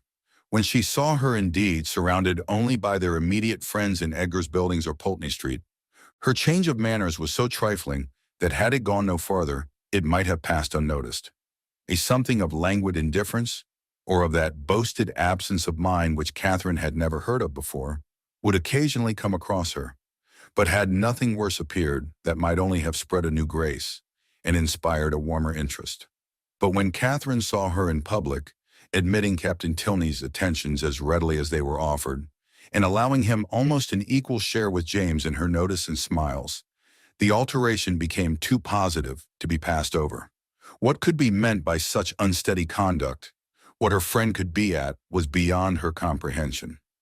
Isabella could not be aware of the pain she was inflicting, but it was a degree of willful thoughtlessness which Catherine could not but resent.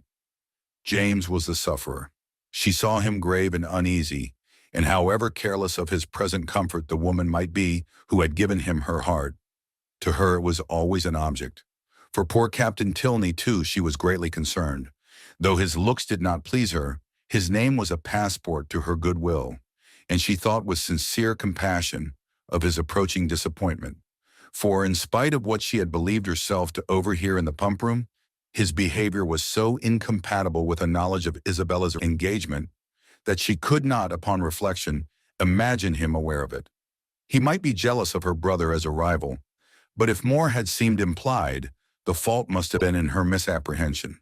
She wished by a gentle remonstrance to remind Isabella of her situation and make her aware of this double unkindness. But for remonstrance, either opportunity or comprehension was always against her. If able to suggest a hint, Isabella could never understand it. In this distress, the intended departure of the Tilney family became her chief consolation. Their journey into Gloucestershire was to take place within a few days, and Captain Tilney's removal would at least restore peace to every heart but his own. But Captain Tilney had at present no intention of removing. He was not to be of the party to Northanger. He was to continue at Bath. When Catherine knew this, her resolution was directly made. She spoke to Henry Tilney on the subject, regretting his brother's evident partiality for Miss Thorpe, and entreating him to make known her prior engagement. "My brother does know it," was Henry's answer. "Does he? Then why does he stay here?" He made no reply and was beginning to talk of something else, but she eagerly continued, "Why do not you persuade him to go away? The longer he stays, the worse it will be for him at last. Pray advise him for his own sake, and for everybody's sake, to leave Bath directly. Absence will in time make him comfortable again, but he can have no hope here, and it is only staying to be miserable." Henry smiled and said, "I am sure my brother would not wish to do that." "Then you will persuade him to go away." "Persuasion is not at command, but pardon me, if I cannot even endeavor to persuade him. I have myself told him that Miss Thorpe is engaged. He knows what he is about and must be his own master." "No, he does not know what he is about," cried Catherine. "He does not know the pain he is giving my brother. Not that James has ever told me so, but I am sure he is very uncomfortable." "And are you sure it is my brother's doing?" "Yes, very sure." "Is it my brother's attentions to Miss Thorpe, or Miss Thorpe's admission of them, that gives the pain? Is not it the same thing?" "I think Mr. Morland would acknowledge a difference. No man is offended by another man's admiration of the woman he loves. It is the woman only who can make it a torment." Catherine blushed for her friend and said, "Isabella is wrong, but I am sure she cannot mean to torment, for she is very much attached to my brother. She has been in love with him ever since they first met. And while my father's consent was uncertain, she fretted herself almost into a fever. You know she must be attached to him." "I understand. She is in love with James and flirts with Frederick." "Oh no, not flirts. A woman in love with one man cannot flirt with another. It is probable that she will neither love so well nor flirt so well as she might do either singly. The gentlemen must each give up a little." After a short pause, Catherine resumed with, "Then you do not believe Isabella so very much attached to my brother?" "I can have no opinion on that subject." "But what can your brother mean? If he knows her engagement, what can he mean by his behavior?" "You are a very close questioner." "Am I? I only ask what I want to be told." "But do you only ask what I can be expected to tell?" "Yes, I think so, for you must know your brother's heart." "My brother's heart, as you term it, on the present occasion, I assure you I can only guess at." "Well, well, nay, if it is to be guesswork, let us all guess for ourselves. To be guided by second-hand conjecture is pitiful. The premises are before you. My brother is a lively, and perhaps sometimes a thoughtless young man. He has had about a week's acquaintance with your friend, and he has known her engagement almost as long as he has known her." "Well," said Catherine after some moments' consideration, "you may be able to guess at your brother's intentions from all this, but I am sure I cannot." "But is not your father uncomfortable about it? Does not he want Captain Tilney to go away? Sure, if your father were to speak to him, he would go." "My dear Miss Morland," said Henry, "in this amiable solicitude for your brother's comfort, may you not be a little mistaken? Are you not carried a little too far? Would he thank you, either on his own account or Miss Thorpe's, for supposing that her affection, or at least her good behavior, is only to be secured by her seeing nothing of Captain Tilney? Is he safe only in solitude? Or is her heart constant to him only when unsolicited by anyone else? He cannot think this, and you may be sure that he would not have you think it. I will not say, do not be uneasy, because I know that you are so at this moment, but be as little uneasy as you can. You have no doubt of the mutual attachment of your brother and your friend. Depend upon it, therefore, that real jealousy never can exist between them. Depend upon it that no disagreement between them can be of any duration. Their hearts are open to each other, as neither heart can be to you. They know exactly what is required and what can be borne, and you may be certain that one will never tease the other beyond what is known to be pleasant." Perceiving her still to look doubtful and grave, he added, "Though Frederick does not leave Bath with us, he will probably remain but a very short time, perhaps only a few days behind us. His leave of absence will soon expire, and he must return to his regiment. And what will then be their acquaintance?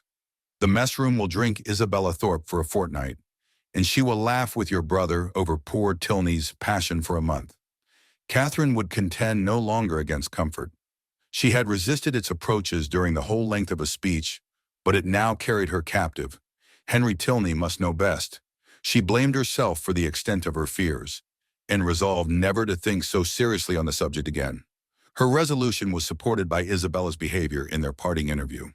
The Thorpes spent the last evening of Catherine's stay in Pulteney Street, and nothing passed between the lovers to excite her uneasiness, or make her quit them in apprehension. James was in excellent spirits, and Isabella most engagingly placid. Her tenderness for her friend seemed rather the first feeling of her heart, but that at such a moment was allowable, and once she gave her lover a flat contradiction, and once she drew back her hand. But Catherine remembered Henry's instructions, and placed it all to judicious affection.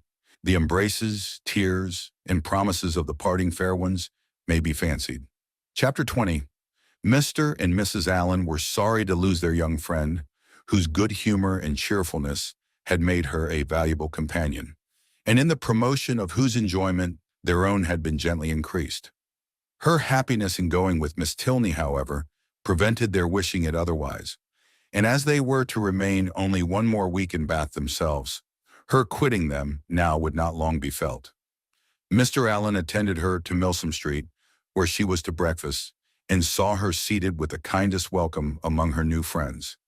But so great was her agitation in finding herself as one of the family, and so fearful was she of not doing exactly what was right, and of not being able to preserve their good opinion, that, in the embarrassment of the first 5 minutes, she could almost have wished to return with him to Pulteney Street. Miss Tilney's manners and Henry's smile soon did away some of her unpleasant feelings, but still she was far from being at ease, nor could the incessant attentions of the General himself entirely reassure her. Nay, perverse as it seemed, she doubted whether she might not have felt less had she been less attended to. His anxiety for her comfort, his continual solicitations that she would eat, and his often expressed fears of her seeing nothing to her taste, though never in her life before had she beheld half such variety on a breakfast table, made it impossible for her to forget for a moment that she was a visitor. She felt utterly unworthy of such respect, and knew not how to reply to it. Her tranquillity was not improved by the General's impatience for the appearance of his eldest son, nor by the displeasure he expressed at his laziness when Captain Tilney at last came down. She was quite pained by the severity of his father's reproof, which seemed disproportionate to the offense, and much was her concern increased when she found herself the principal cause of the lecture, and that his tardiness was chiefly resented from being disrespectful to her. This was placing her in a very uncomfortable situation, and she felt great compassion for Captain Tilney without being able to hope for his goodwill. He listened to his father in silence and attempted not any defense, which confirmed her in fearing that the inquietude of his mind, on Isabella's account, might, by keeping him long sleepless, have been the real cause of his rising late. It was the first time of her being decidedly in his company, and she had hoped to be now able to form her opinion of him. But she scarcely heard his voice while his father remained in the room, and even afterwards so much were his spirits affected, she could distinguish nothing but these words, in a whisper to Eleanor: "How glad I shall be when you are all off." The bustle of going was not pleasant.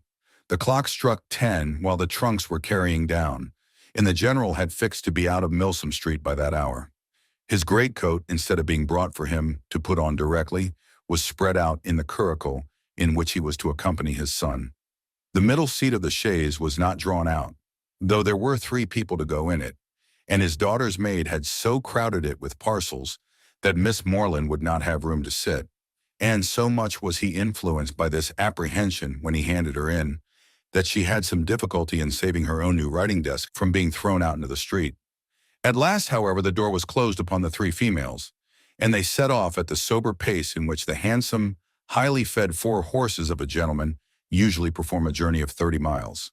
Such was the distance of Northanger from Bath, to be now divided into 2 equal stages. Catherine's spirits revived as they drove from the door, for with Miss Tilney she felt no restraint, and with the interest of a road entirely new to her, of an abbey before and a curricle behind, she caught the last view of Bath without any regret, and met with every milestone before she expected it. The tediousness of a 2 hours' wait at Petty France, in which there was nothing to be done but to eat without being hungry, and loiter about without anything to see, next followed, and her admiration of the style in which they traveled, of the fashionable chaise and 4 postilions handsomely liveried, rising so regularly in their stirrups, and numerous outriders properly mounted, sunk a little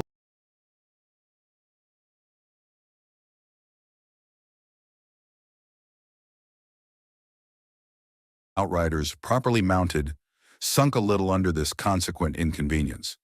Had their party been perfectly agreeable, the delay would have been nothing, but General Tilney, though so charming a man, seemed always a check upon his children's spirits, and scarcely anything was said but by himself, the observation of which, with his discontent at whatever the inn afforded, and his angry impatience at the waiters, made Catherine grow every moment more in awe of him and appeared to lengthen the 2 hours into 4.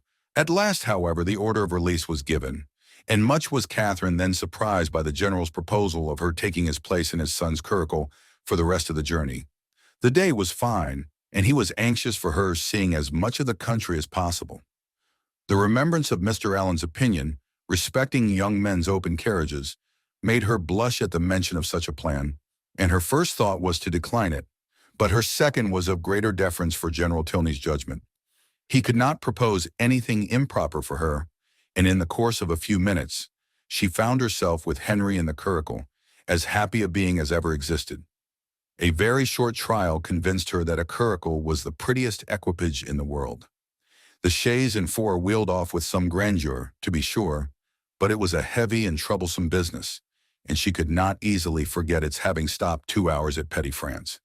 Half the time would have been enough for the curricle, and so nimbly were the light horses disposed to move that, had not the general chosen to have his own carriage lead the way, they could have passed it with ease in half a minute. But the merit of the curricle did not all belong to the horses.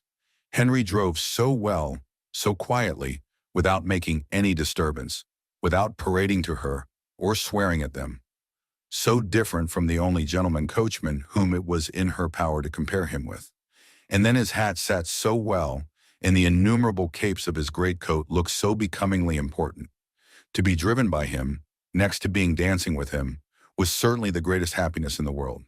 In addition to every other delight, she had now that of listening to her own praise, of being thanked at least on his sister's account for her kindness in thus becoming her visitor, of hearing it ranked as real friendship, and described as creating real gratitude. His sister, he said, was uncomfortably circumstanced. She had no female companion, and in the frequent absence of her father, was sometimes without any companion at all. "But how can that be?" said Catherine. "Are not you with her?" "Northanger is not more than half my home. I have an establishment at my own house in Woodston, which is nearly 20 miles from my father's, and some of my time is necessarily spent there." "How sorry you must be for that." "I am always sorry to leave Eleanor." "Yes, but besides your affection for her, you must be so fond of the Abbey. After being used to such a home as the Abbey, an ordinary parsonage house must be very disagreeable." He smiled and said, "You have formed a very favorable idea of the Abbey." "To be sure I have. Is not it a fine old place, just like what one reads about? And are you prepared to encounter all the horrors that a building such as what one reads about may produce? Have you a stout heart, nerves fit for sliding panels and tapestry?" "Oh, yes, I do not think I should be easily frightened, because there would be so many people in the house, and besides, it has never been uninhabited and left deserted for years, and then the family come back to it unawares, without giving any notice, as generally happens. No, certainly, we shall not have to explore our way into a hall dimly lighted by the expiring embers of a wood fire, nor be obliged to spread our beds on the floor of a room without windows, doors, or furniture. But you must be aware that when a young lady is, by whatever means, introduced into a dwelling of this kind, she is always lodged apart from the rest of the family. While they snugly repair to their own end of the house, she is formally conducted by Dorothy, the ancient housekeeper, up a different staircase and along many gloomy passages, into an apartment never used since some cousin or kin died in it about 20 years before. Can you stand such a ceremony as this? Will not your mind misgive you when you find yourself in this gloomy chamber, too lofty and extensive for you, with only the feeble rays of a single lamp to take in its size, its walls hung with tapestry, exhibiting figures as large as life, and the bed of dark green stuff or purple velvet, presenting even a funereal appearance? Will not your heart sink within you? Oh, but this will not happen to me, I am sure. How fearfully will you examine the furniture of your apartment, and what will you discern? Not tables, toilettes, wardrobes, or drawers, but on one side perhaps the remains of a broken lute, on the other a ponderous chest which no efforts can open, and over the fireplace the portrait of some handsome warrior, whose features will so incomprehensibly strike you that you will not be able to withdraw your eyes from it. Dorothy, meanwhile, no less struck by your appearance, gazes on you in great agitation and drops a few unintelligible hints.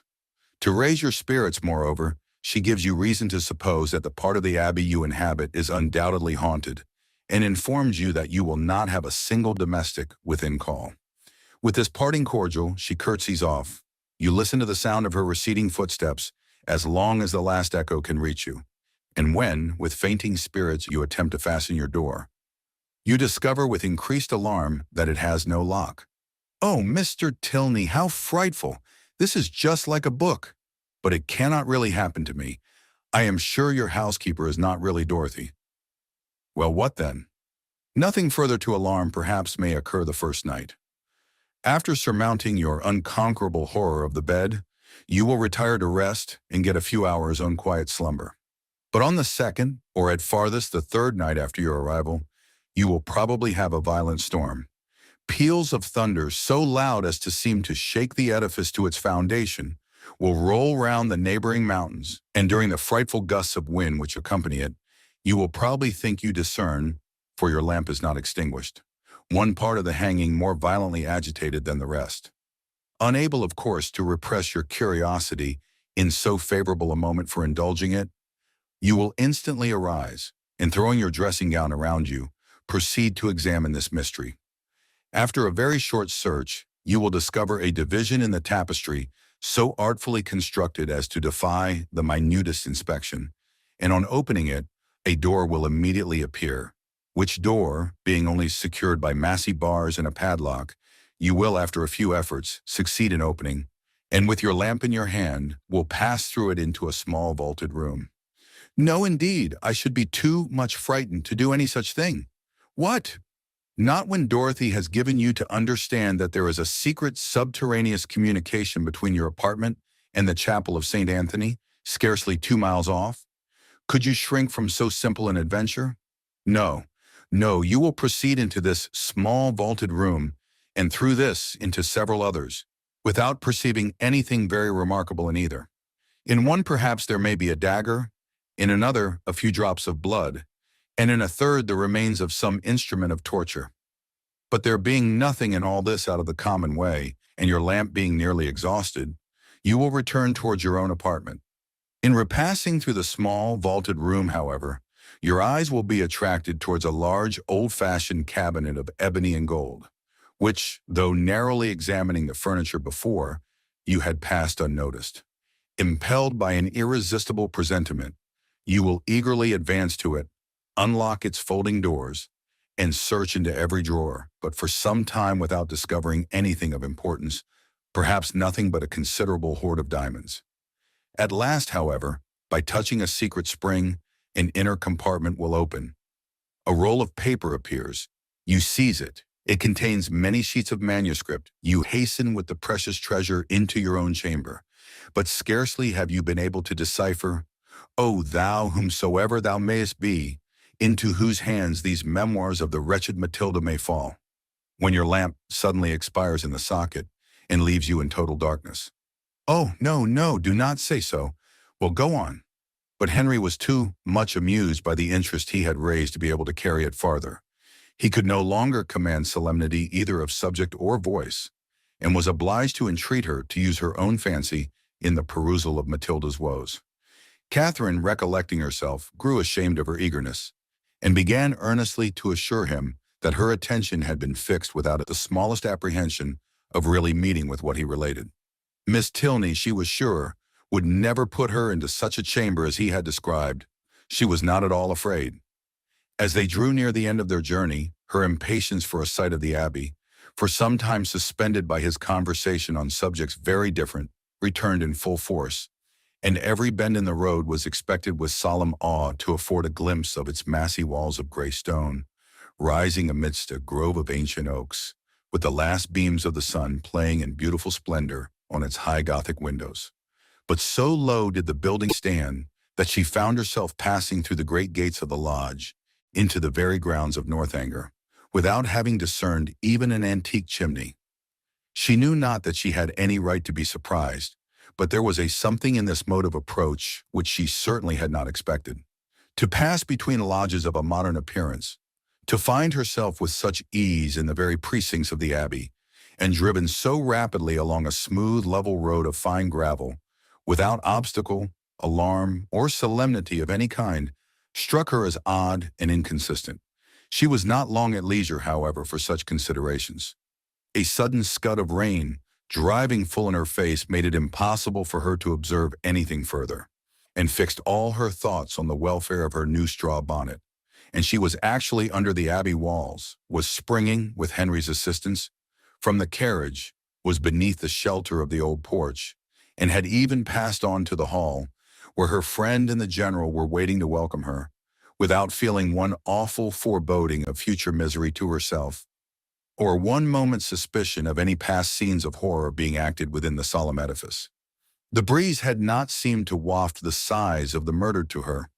It had wafted nothing worse than a thick mizzling rain, and having given a good shake to her habit, she was ready to be shown into the common drawing-room, and capable of considering where she was. An abbey. Yes, it was delightful to be really in an abbey, but she doubted, as she looked round the room, whether anything within her observation would have given her the consciousness. The furniture was in all the profusion and elegance of modern taste. The fireplace, where she had expected the ample width and ponderous carving of former times, was contracted to a Rumford, with slabs of plain though handsome marble, and ornaments over it of the prettiest English china. The windows, to which she looked with peculiar dependence, from having heard the general talk of his preserving them in their Gothic form with reverential care, were yet less what her fancy had portrayed. To be sure, the pointed arch was preserved, the form of them was Gothic, they might be even casements, but every pane was so large, so clear, so light. To an imagination which had hope for the smallest divisions and the heaviest stonework, for painted glass, dirt, and cobwebs, the difference was very distressing. The general, perceiving how her eye was employed, began to talk of the smallness of the room and simplicity of the furniture, where everything, being for daily use, pretended only to comfort, etc. Flattering himself, however, that there were some apartments in the abbey not unworthy her notice, and was proceeding to mention the costly gildings of one in particular, when, taking out his watch, he stopped short to pronounce it with surprise within 20 minutes of 5. This seemed the word of separation, and Catherine found herself hurried away by Miss Tilney in such a manner as convinced her that the strictest punctuality to the family hours would be expected at Northanger. Returning through the large and lofty hall, they ascended a broad staircase of shining oak, which, after many flights and many landing places, brought them upon a long, wide gallery. On one side it had a range of doors, and it was lighted on the other by windows which Catherine had only time to discover looked into a quadrangle, before Miss Tilney led the way into a chamber, and scarcely staying to hope she would find it comfortable, left her with an anxious entreaty that she would make as little alteration as possible in her dress. Chapter 21. A moment's glance was enough to satisfy Catherine that her apartment was very unlike the one which Henry had endeavored to alarm her by the description of. It was by no means unreasonably large, and contained neither tapestry nor velvet. The walls were papered, the floor was carpeted, the windows were neither less perfect nor more dim than those of the drawing-room below. The furniture, though not of the latest fashion, was handsome and comfortable, and the air of the room altogether far from uncheerful. Her heart instantaneously at ease on this point, she resolved to lose no time in particular examination of anything, as she greatly dreaded disobliging the general by any delay. Her habit, therefore, was thrown off with all possible haste, and she was preparing to unpin the linen package which the chaise seat had conveyed for her immediate accommodation, when her eye suddenly fell on a large high chest, standing back in a deep recess on one side of the fireplace. The sight of it made her start, and, forgetting everything else, she stood gazing on it in motionless wonder, while these thoughts crossed her. This is strange indeed. I did not expect such a sight as this. An immense heavy chest. What can it hold? Why should it be placed here? Pushed back too, as if meant to be out of sight. I will look into it. Cost me what it may, I will look into it. And directly too, by daylight. If I stay till evening, my candle may go out. She advanced and examined it closely. It was of cedar, curiously inlaid with some darker wood, and raised about a foot from the ground on a carved stand of the same. The lock was silver, though tarnished from age, At each end were the imperfect remains of handles, also of silver, broken perhaps prematurely by some strange violence. And on the center of the lid was a mysterious cipher in the same metal. Catherine bent over it intently, but without being able to distinguish anything with certainty. She could not, in whatever direction she took it, believe the last letter to be a T, and yet that it should be anything else in that house was a circumstance to raise no common degree of astonishment. If not originally theirs, by what strange events could it have fallen into the Tilney family? Her fearful curiosity was every moment growing greater, and seizing with trembling hands the hasp of the lock, she resolved at all hazards to satisfy herself at least as to its contents. With difficulty, for something seemed to resist her efforts, she raised the lid a few inches. But at that moment a sudden knocking at the door of the room made her, starting, quit her hold, and the lid closed with alarming violence. This ill-timed intruder was Miss Tilney's maid, sent by her mistress to be of use to Miss Morland, and though Catherine immediately dismissed her, it recalled her to the sense of what she ought to be doing, and forced her, in spite of her anxious desire to penetrate this mystery, to proceed in her dressing without further delay. Her progress was not quick, for her thoughts and her eyes were still bent on the object so well calculated to interest and alarm, and though she dared not waste a moment upon a second attempt, she could not remain many paces from the chest. At length, however, having slipped one arm into her gown, her toilette seemed so nearly finished that the impatience of her curiosity might safely be indulged. One moment surely might be spared, and so desperate should be the exertion of her strength, that unless secured by supernatural means, the lid in one moment should be thrown back. With this spirit she sprang forward, and her confidence did not deceive her. Her resolute effort threw back the lid, and gave to her astonished eyes the view of a white cotton counterpane, properly folded, reposing at one end of the chest in undisputed possession. She was gazing on it with the first blush of surprise when Miss Tilney, anxious for her friend's being ready, entered the room, and to the rising shame of having harbored for some minutes an absurd expectation, was then added the shame of being caught in so idle a search. "That is a curious old chest, is not it?" said Miss Tilney, as Catherine hastily closed it and turned away to the glass. "It is impossible to say how many generations it has been here. How it came to be first put in this room I know not, but I have not had it moved, because I thought it might sometimes be of use in holding hats and bonnets. The worst of it is that its weight makes it difficult to open. In that corner, however, it is at least out of the way." Catherine had no leisure for speech, being at once blushing, tying her gown, and forming wise resolutions with the most violent dispatch. Miss Tilney gently hinted her fear of being late, and in half a minute they ran downstairs together, in an alarm not wholly unfounded, for General Tilney was pacing the drawing-room, his watch in his hand, and having, on the very instant of their entering, pulled the bell with violence, ordered dinner to be on table directly. Catherine trembled at the emphasis with which he spoke, and sat pale and breathless, in a most humble mood, concerned for his children, and detesting old chess. And the general, recovering his politeness as he looked at her, spent the rest of his time in scolding his daughter for so foolishly hurrying her fair friend, who was absolutely out of breath from haste, when there was not the least occasion for hurry in the world. But Catherine could not at all get over the double distress of having involved her friend in a lecture and been a great simpleton herself, till they were happily seated at the dinner table, when the general's complacent smiles and a good appetite of her own restored her to peace. The dining parlor was a noble room, suitable in its dimensions to a much larger drawing room than the one in common use, and fitted up in a style of luxury and expense which was almost lost on the unpracticed eye of Catherine, who saw little more than its spaciousness and the number of their attendants. Of the former she spoke aloud her admiration, and the general, with a very gracious countenance, acknowledged that it was by no means an ill-sized room, and further confessed that, though as careless on such subjects as most people, he did look upon a tolerably large eating room as one of the necessaries of life. He supposed, however, that she must have been used to much better-sized apartments at Mr. Allen's. "No, indeed," was Catherine's honest assurance. Mr. Allen's dining parlor was not more than half as large, and she had never seen so large a room as this in her life. The general's good humor increased. Why, as he had such rooms, He thought it would be simple not to make use of them, but upon his honor, he believed there might be more comfort in rooms of only half their size. Mr. Allen's house, he was sure, must be exactly of the true size for rational happiness.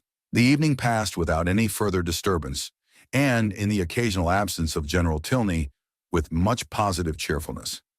It was only in his presence that Catherine felt the smallest fatigue from her journey, and even then, even in moments of languor or restraint, a sense of general happiness preponderated, and she could think of her friends in Bath without one wish of being with them. The night was stormy, the wind had been rising at intervals the whole afternoon, and by the time the party broke up, it blew and rained violently. Catherine, as she crossed the hall, listened to the tempest with sensations of awe, and when she heard it rage round a corner of the ancient building and close with sudden fury a distant door, felt for the first time that she was really in an abbey. Yes, these were characteristic sounds. They brought to her recollection a countless variety of dreadful situations and horrid scenes, which such buildings had witnessed, and such storms ushered in. And most heartily did she rejoice in the happier circumstances attending her entrance within walls so solemn. She had nothing to dread from midnight assassins or drunken gallants. Henry had certainly been only in jest in what he had told her that morning. In a house so furnished and so guarded, she could have nothing to explore or to suffer, and might go to her bedroom as securely as if it had been her own chamber at Fullerton. Thus wisely fortifying her mind as she proceeded upstairs, she was enabled, especially on perceiving that Miss Tilney slept only 2 doors from her, to enter her room with a tolerably stout heart, and her spirits were immediately assisted by the cheerful blaze of a wood fire. "How much better is this," said she as she walked to the fender, "how much better to find a fire ready lit than to have to wait shivering in the cold till all the family are in bed, as so many poor girls have been obliged to do, and then to have a faithful old servant frightening one by coming in with a faggot. How glad I am that Northanger is what it is. If it had been like some other places, I do not know that in such a night as this I could have answered for my courage. But now, to be sure, there is nothing to alarm one." She looked round the room. The window curtains seemed in motion. It could be nothing but the violence of the wind penetrating through the divisions of the shutters, and she stepped boldly forward, carelessly humming a tune, to assure herself of its being so, peeped courageously behind each curtain, saw nothing on either low window seat to scare her, and on placing a hand against the shutter, felt the strongest conviction of the wind's force. A glance at the old chest, as she turned away from this examination, was not without its use. She scorned the causeless fears of an idle fancy, and began with a most happy indifference to prepare herself for bed. She should take her time. She should not hurry herself. She did not care if she were the last person up in the house. But she would not make up her fire. That would seem cowardly, as if she wished for the protection of light after she were in bed.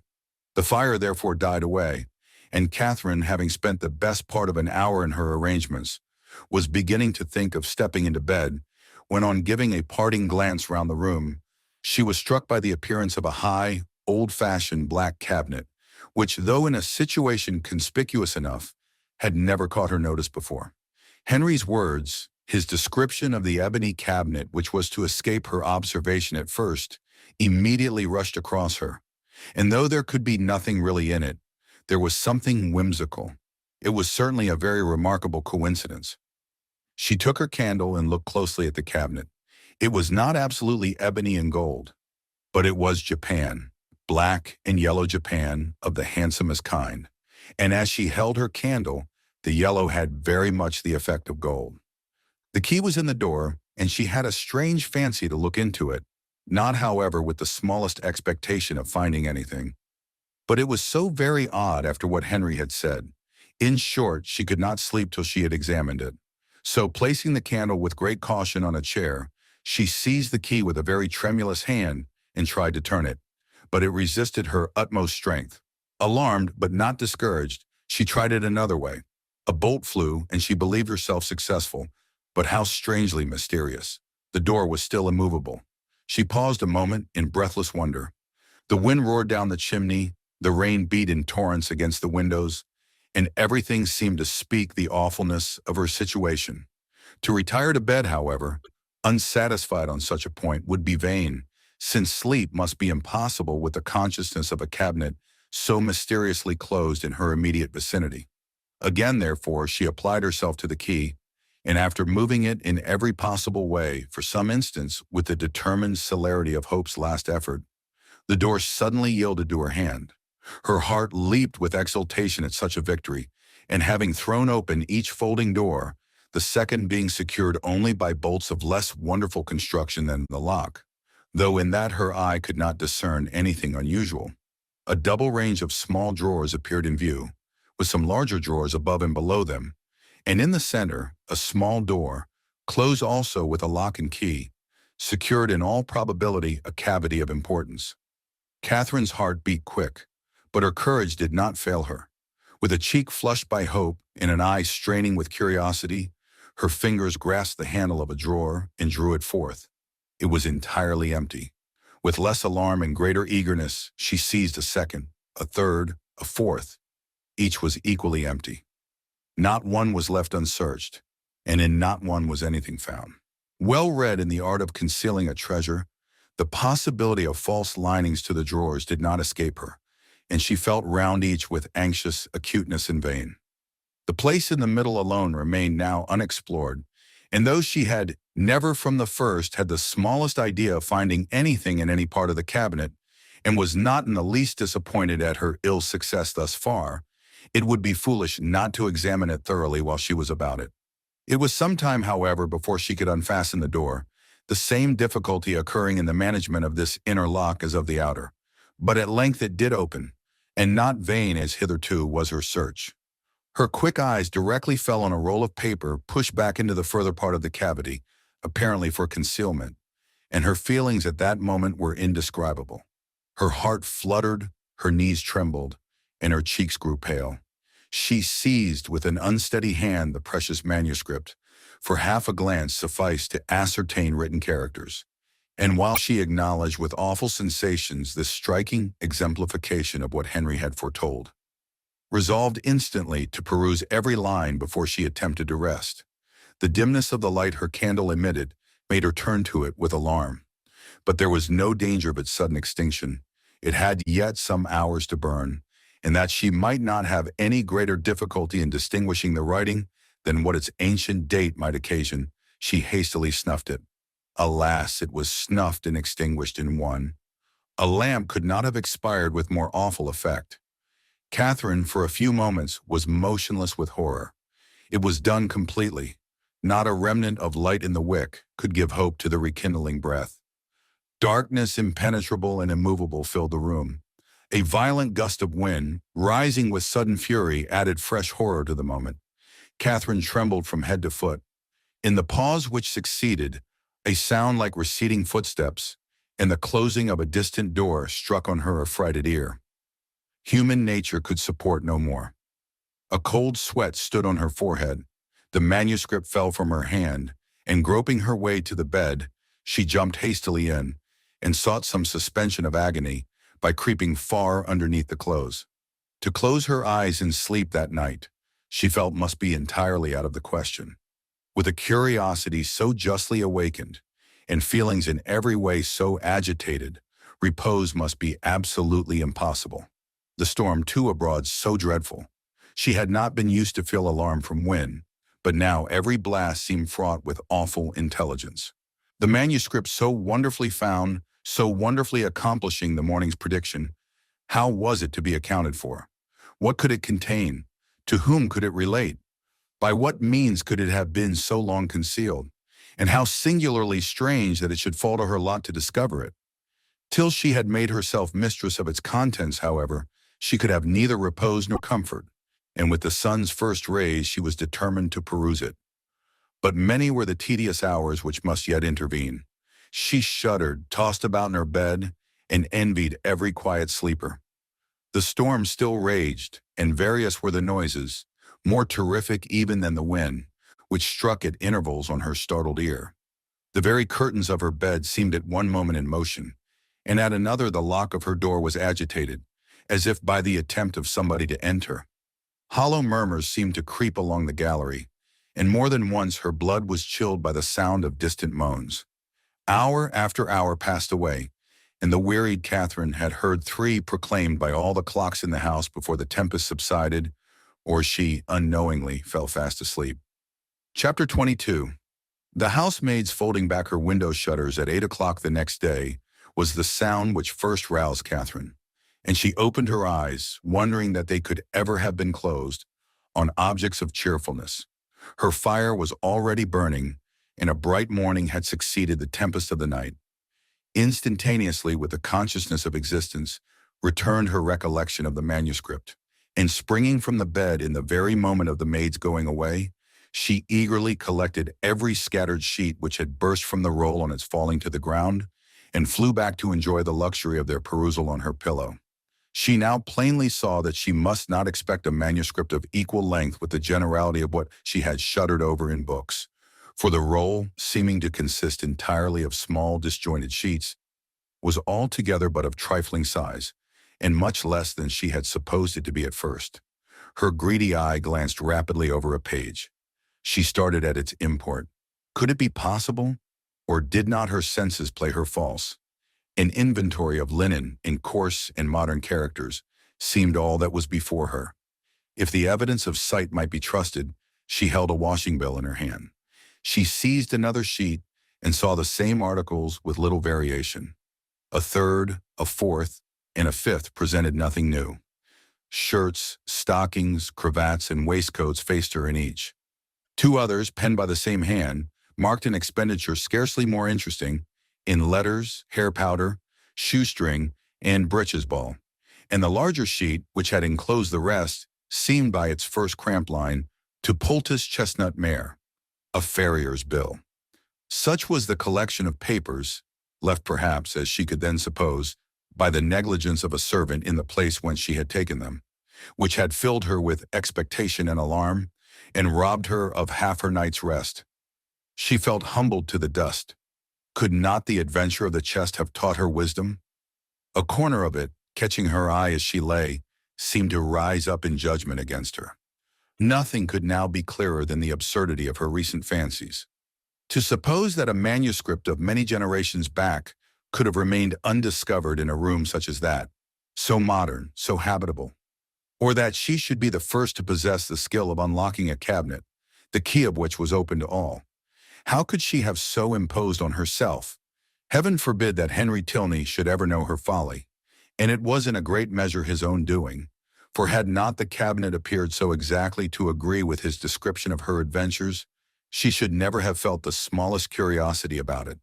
This was the only comfort that occurred. Impatient to get rid of those hateful evidences of her folly, those detestable papers then scattered over the bed, she rose directly, and folding them up as nearly as possible in the same shape as before, returned them to the same spot within the cabinet, with a very hearty wish that no untoward accident might ever bring them forward again, to disgrace her even with herself. Why the locks should have been so difficult to open, however, was still something remarkable, for she could now manage them with perfect ease. In this there was surely something mysterious, and she indulged in the flattering suggestion for half a minute, till the possibility of the doors having been at first unlocked, and of being herself its fastener, darted into her head and cost her another blush. She got away as soon as she could from a room in which her conduct produced such unpleasant reflections, and found her way with all speed to the breakfast parlor, as it had been pointed out to her by Miss Tilney the evening before. Henry was alone in it, and his immediate hope of her having been undisturbed by the tempest, with an arch reference to the character of the building they inhabited, was rather distressing. For the world would she not have her weakness suspected, and yet, unequal to an absolute falsehood, was constrained to acknowledge that the wind had kept her awake a little.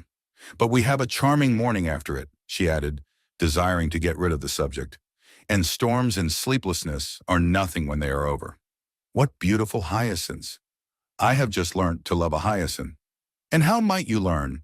By accident or argument? Your sister taught me. I cannot tell how. Mrs. Allen used to take pains year after year to make me like them, but I never could till I saw them the other day in Milsom Street. I am naturally indifferent about flowers, but now you love a hyacinth. So much the better. You have gained a new source of enjoyment, and it is well to have as many holds upon happiness as possible. Besides, a taste for flowers is always desirable in your sex, as a means of getting you out of doors and tempting you to more frequent exercise than you would otherwise take. And though the love of a hyacinth may be rather domestic, who can tell the sentiment once raised? But you may in time come to love a rose. But I do not want any such pursuit to get me out of doors. The pleasure of walking and breathing fresh air is enough for me, and in fine weather I'm out more than half my time. Mama says I am never within. At any rate, however, I am pleased that you have learned to love a hyacinth. The mere habit of learning to love is the thing, and a teachableness of disposition in a young lady is a great blessing. Has my sister a pleasant mode of instruction? Catherine was saved the embarrassment of attempting an answer by the entrance of the general, whose smiling compliments announced a happy state of mind, but whose gentle hint of sympathetic early rising did not advance her composure. The elegance of the breakfast set forced itself on Catherine's notice when they were seated at table, and lucidly it had been the general's choice. He was enchanted by her approbation of his taste, confessed it to be neat and simple, thought it right to encourage the manufacture of his country, and for his part, to his uncritical palate, the tea was as well flavored from the clay of Staffordshire as from that of Dresden or Salve. But this was quite an old set, purchased 2 years ago. The manufacture was much improved since that time. He had seen some beautiful specimens when last in town, and had he not been perfectly without vanity of that kind, might have been tempted to order a new set. He trusted, however, that an opportunity might ere long occur of selecting one, though not for himself. Catherine was probably the only one of the party who did not understand him. Shortly after breakfast, Henry left them for Woodston, where business required and would keep him 2 or 3 days. They all attended in the hall to see him mount his horse, and immediately on re-entering the breakfast room, Catherine walked to a window in the hope of catching another glimpse of his figure. "This is a somewhat heavy call upon your brother's fortitude," observed the general to Eleanor. "Woodston will make but a somber appearance today." "Is it a pretty place?" asked Catherine. "What say you, Eleanor? Speak your opinion, for ladies can best tell the taste of ladies in regard to places as well as men. I think it would be acknowledged by the most impartial eye to have many recommendations. The house stands among fine meadows facing the southeast, with an excellent kitchen garden in the same aspect, the walls surrounding which I built and stocked myself about 10 years ago, for the benefit of my son. It is a family living, Miss Morland, and the property in the place being chiefly my own. You may believe I take care that it shall not be a bad one. Did Henry's income depend solely on this living, he would not be ill provided for. Perhaps it may seem odd that with only 2 younger children, I should think any profession necessary for him. And certainly there are moments when we could all wish him disengaged from every tie of business. But though I may not exactly make converts of you young ladies, I am sure your father, Miss Morland, would agree with me in thinking it expedient to give every young man some employment. The money is nothing, it is not an object, but employment is the thing. Even Frederick, my eldest son, you see, who will perhaps inherit as considerable a landed property as any private man in the county, has his profession." The imposing effect of this last argument was equal to his wishes. The silence of the lady proved it to be unanswerable. Something had been said the evening before of her being shown over the house, and he now offered himself as her conductor. And though Catherine had hoped to explore it accompanied only by his daughter, it was a proposal of too much happiness in itself, under any circumstances, not to be gladly accepted, for she had been already 18 hours in the Abbey, and had seen only a few of its rooms. The netting box, just leisurely drawn forth, was closed with joyful haste, and she was ready to attend him in a moment. And when they had gone over the house, he promised himself moreover the pleasure of accompanying her into the shrubberies and garden. She curtsied her acquiescence. But perhaps it might be more agreeable to her to make those her first object. The weather was at present favorable, and at this time of year the uncertainty was very great of its continuing so. Which would she prefer? He was equally at her service. Which did his daughter think would most accord with her fair friend's wishes? But he thought he could discern. Yes, he certainly read in Miss Morland's eyes a judicious desire of making use of the present smiling weather. But when did she judge amiss? The Abbey would be always safe and dry. He yielded implicitly and would fetch his hat and attend them in a moment. He left the room, and Catherine, with a disappointed, anxious face, began to speak of her unwillingness that he should be taking them out of doors against his own inclination, under a mistaken idea of pleasing her. But she was stopped by Miss Tilney saying with a little confusion, "I believe it will be wisest to take the morning while it is so fine, and do not be uneasy on my father's account. He always walks out at the time of day." Catherine did not exactly know how this was to be understood. Why was Miss Tilney embarrassed? Could there be any unwillingness on the general's side to show her over the Abbey? The proposal was his own, and was not it odd that he should always take his walks so early? Neither her father nor Mr. Allen did so. It was certainly very provoking. She was all impatience to see the house, and had scarcely any curiosity about the grounds. If Henry had been with them indeed, but now she should not know what was picturesque when she saw it. Such were her thoughts, but she kept them to herself, and put on her bonnet in patient discontent. She was struck, however, beyond her expectation, by the grandeur of the Abbey, as she saw it for the first time from the lawn. The whole building enclosed a large court, and two sides of the quadrangle, rich in Gothic ornaments, stood forward for admiration. The remainder was shut off by knolls of old trees, or luxuriant plantations, and the steep woody hills rising behind, to give it shelter, were beautiful even in the leafless month of March. Catherine had seen nothing to compare with it, and her feelings of delight were so strong that without waiting for any better authority, she boldly burst forth in wonder and praise.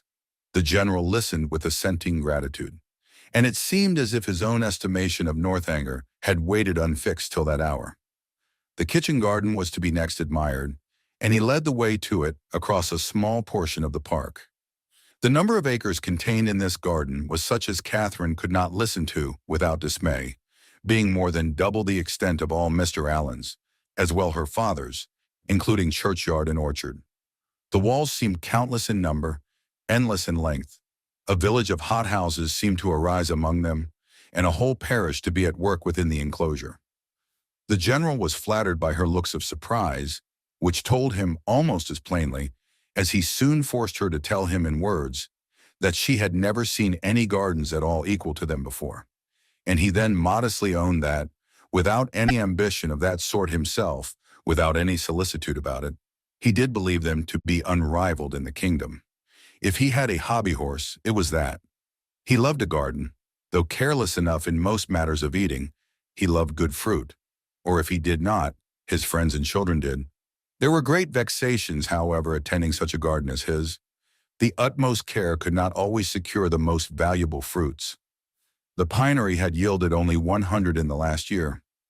Mr. Allen, he supposed, must feel these inconveniences as well as himself. No, not at all. Mr. Allen did not care about the garden, and never went into it. With a triumphant smile of self-satisfaction, the general wished he could do the same, for he never entered his without being vexed in some way or other by its falling short of his plan. How were Mr. Allen's succession houses worked, describing the nature of his own as they entered them? Mr. Allen had only one small hothouse, which Mrs. Allen had the use of for her plants in winter, and there was a fire in it now and then. "He is a happy man," said the general with a look of very happy contempt. Having taken her into every division and led her under every wall, till she was heartily weary of seeing and wondering, he suffered the girls at last to seize the advantage of an outer door, and then expressing his wish to examine the effect of some recent alterations about the tea-house, proposed it as no unpleasant extension of their walk, if Miss Morland were not tired. "But where are you going, Eleanor? Why do you choose that cold, damp path to it? Miss Morland will get wet." "Our best way is across the park." "This is so favorite a walk of mine," said Miss Tilney, "that I always think it the best and nearest way. But perhaps it may be damp." It was a narrow winding path through a thick grove of old Scotch firs, and Catherine, struck by its gloomy aspect, and eager to enter it, could not, even by the general's disapprobation, be kept from stepping forward. He perceived her inclination, and having again urged the plea of health in vain, was too polite to make further opposition. He excused himself, however, from attending them. The rays of the sun were not too cheerful for him, and he would meet them by another course. He turned away, and Catherine was shocked to find how much her spirits were relieved by the separation.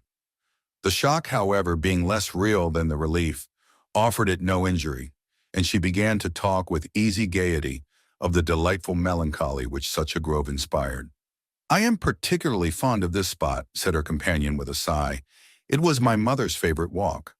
Catherine had never heard Mrs. Tilney mentioned in the family before, and the interest excited by this tender remembrance showed itself directly in her altered countenance, and in the attentive pause with which she waited for something more.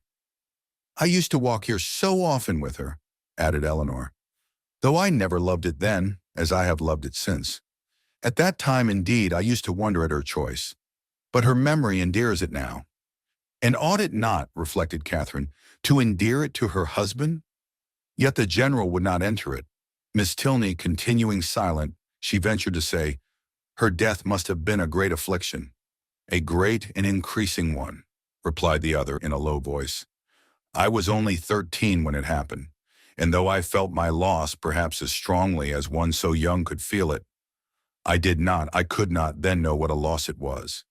She stopped for a moment, and then added with great firmness, "I have no sister, you know, and though my brothers are very affectionate, and Henry is a great deal here, which I am most thankful for, it is impossible for me not to be often solitary.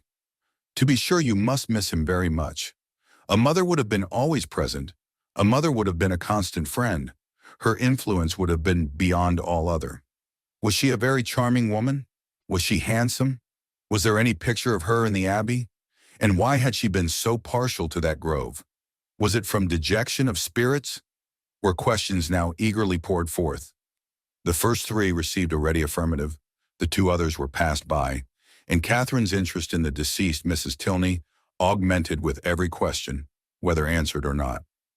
Of her unhappiness in marriage, she felt persuaded. The general certainly had been an unkind husband. He did not love her walk. Could he therefore have loved her? And besides, handsome as he was, there was a something in the turn of his features which spoke his not having behaved well to her. "Her picture, I suppose," blushing at the consummate art of her own question, "hangs in your father's room?" "No, it was intended for the drawing room, but my father was dissatisfied with the painting, and for some time it had no place. Soon after her death I obtained it for my own, and hung it in my bedchamber, where I shall be happy to show it you. It is very like." Here was another proof. A portrait, very like, of a departed wife, not valued by the husband. He must have been dreadfully cruel to her.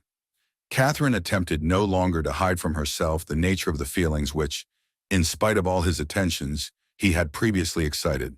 And what had been terror and dislike before was now absolute aversion. Yes, aversion. His cruelty to such a charming woman made him odious to her. She had often read of such characters which Mr. Allen had been used to call unnatural and overdrawn. But here was proof positive of the contrary. She had just settled this point when the end of the path brought them directly upon the general, and in spite of all her virtuous indignation, she found herself again obliged to walk with him, listen to him, and even to smile when he smiled. Being no longer able, however, to receive pleasure from the surrounding objects, she soon began to walk with lassitude. The general perceived it, and with a concern for her health, which seemed to reproach her for her opinion of him, was most urgent for returning with his daughter to the house. He would follow them in a quarter of an hour. Again they parted, but Eleanor was called back in half a minute to receive a strict charge against taking her friend round the Abbey till his return. This second instance of his anxiety to delay what she so much wished for struck Catherine as very remarkable. Chapter 23. An hour passed away before the general came in, spent, on the part of his young guest, in no very favorable consideration of his character. This lengthened absence, these solitary rambles, did not speak a mind at ease or a conscience void of reproach. At length he appeared, and whatever might have been the gloom of his meditations, he could still smile with them. Miss Tilney, understanding in part her friend's curiosity to see the house, soon revived the subject, and her father being contrary to Catherine's expectations, unprovided with any pretense for further delay, beyond that of stopping 5 minutes to order refreshments to be in the room by their return, was at last ready to escort them. They set forward, and, with a grandeur of air, a dignified step, which caught the eye, but could not shake the doubts of the well-read Catherine, he led the way across the hall, through the common drawing-room and one useless antechamber, into a room magnificent both in size and furniture. The real drawing room, used only with company of consequence.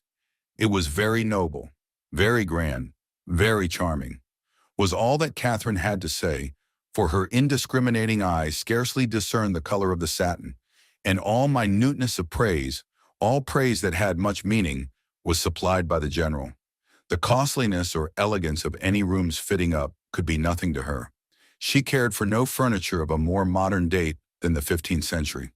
When the general had satisfied his own curiosity in a close examination of every well-known ornament, they proceeded into the library, an apartment in its way of equal magnificence, exhibiting a collection of books on which an humble man might have looked with pride.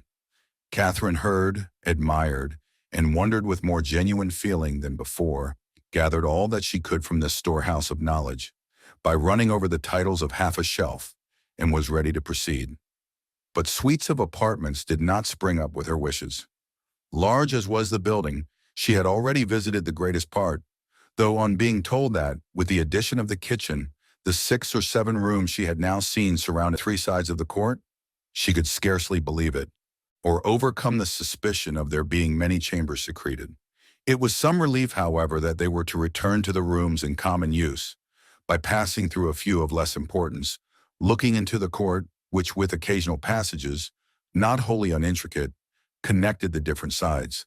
And she was further soothed in her progress by being told that she was treading what had once been a cloister, having traces of cells pointed out, and observing several doors that were neither open nor explained to her.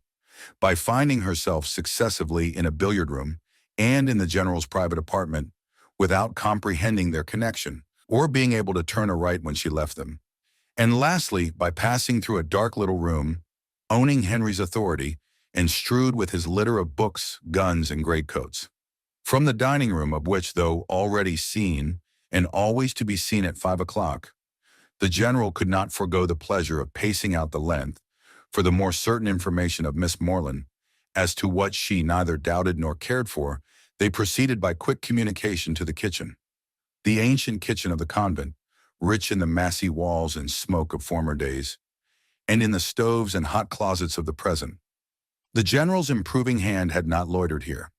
Every modern invention to facilitate the labor of the cooks had been adopted within this, their spacious theater. And when the genius of others had failed, his own had often produced the perfection wanted. His endowments of this spot alone might at any time have placed him high among the benefactors of the convent. With the walls of the kitchen ended all the antiquity of the abbey. The fourth side of the quadrangle having, on account of its decaying state, been removed by the general's father, and the present erected in its place. All that was venerable ceased here. The new building was not only new, but declared itself to be so, intended only for offices, and enclosed behind by stable yards. No uniformity of architecture had been thought necessary. Catherine could have raved at the hand which had swept away what must have been beyond the value of all the rest, for the purposes of mere domestic economy, and would willingly have been spared the mortification of a walk through scenes so fallen, had the general allowed it. But if he had a vanity, it was in the arrangement of his offices. And as he was convinced that, to a mind like Miss Morland's, a view of the accommodations and comforts, by which the labors of her inferiors were softened, must always be gratifying, he should make no apology for leading her on. They took a slight survey of all, and Catherine was impressed, beyond her expectation, by their multiplicity and their convenience. The purposes for which a few shapeless pantries and a comfortless scullery were deemed sufficient at Fullerton were here carried on in appropriate divisions, commodious and roomy. The number of servants continually appearing did not strike her less than the number of their offices. Wherever they went, some patent girl stopped to curtsy, or some footman in dishabille sneaked off.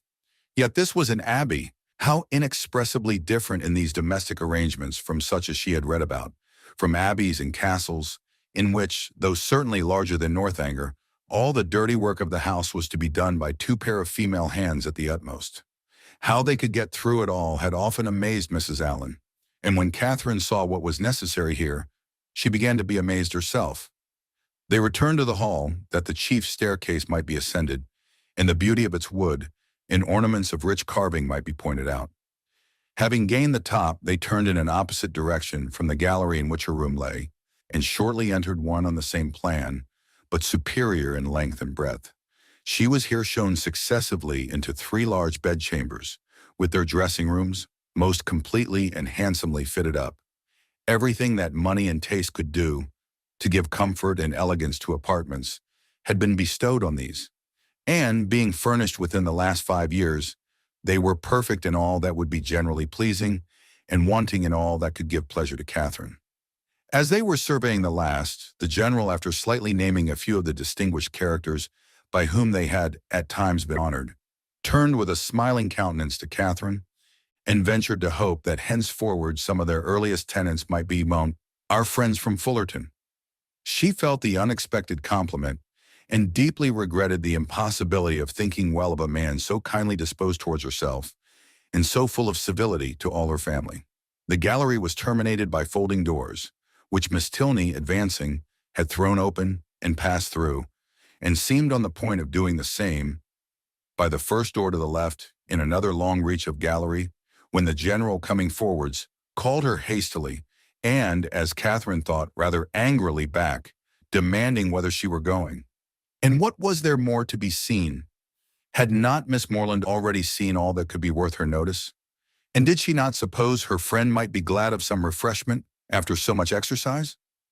Miss Tilney drew back directly, and the heavy doors were closed upon the mortified Catherine, who, having seen in a momentary glance beyond them a narrower passage, more numerous openings, and symptoms of a winding staircase, believed herself at last within the reach of something worth her notice, and felt, as she unwillingly paced back the gallery, that she would rather be allowed to examine that end of the house than see all the finery of all the rest. The general's evident desire of preventing such an examination was an additional stimulant. Something was certainly to be concealed. Her fancy, though it had trespassed lately once or twice, could not mislead her here. And what that something was, a short sentence of Miss Tilney's, as they followed the general at some distance downstairs, seemed to point out. "I was going to take you into what was my mother's room, the room in which she died," were all her words. But few as they were, they conveyed pages of intelligence to Catherine.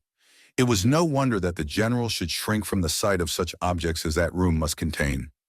A room in all probability never entered by him since the dreadful scene had passed, which released his suffering wife and left him to the stings of conscience. She ventured, when next alone with Eleanor, to express her wish of being permitted to see it, as well as all the rest of that side of the house, and Eleanor promised to attend her there, whenever they should have a convenient hour. Catherine understood her. The general must be watched from home before that room could be entered. "It remains as it was, I suppose," said she, in a tone of feeling. "Yes, entirely. And how long ago may it be that your mother died?" "She has been dead these 9 years." And 9 years, Catherine knew, was a trifle of time compared with what generally elapsed after the death of an injured wife, before her room was put to rights.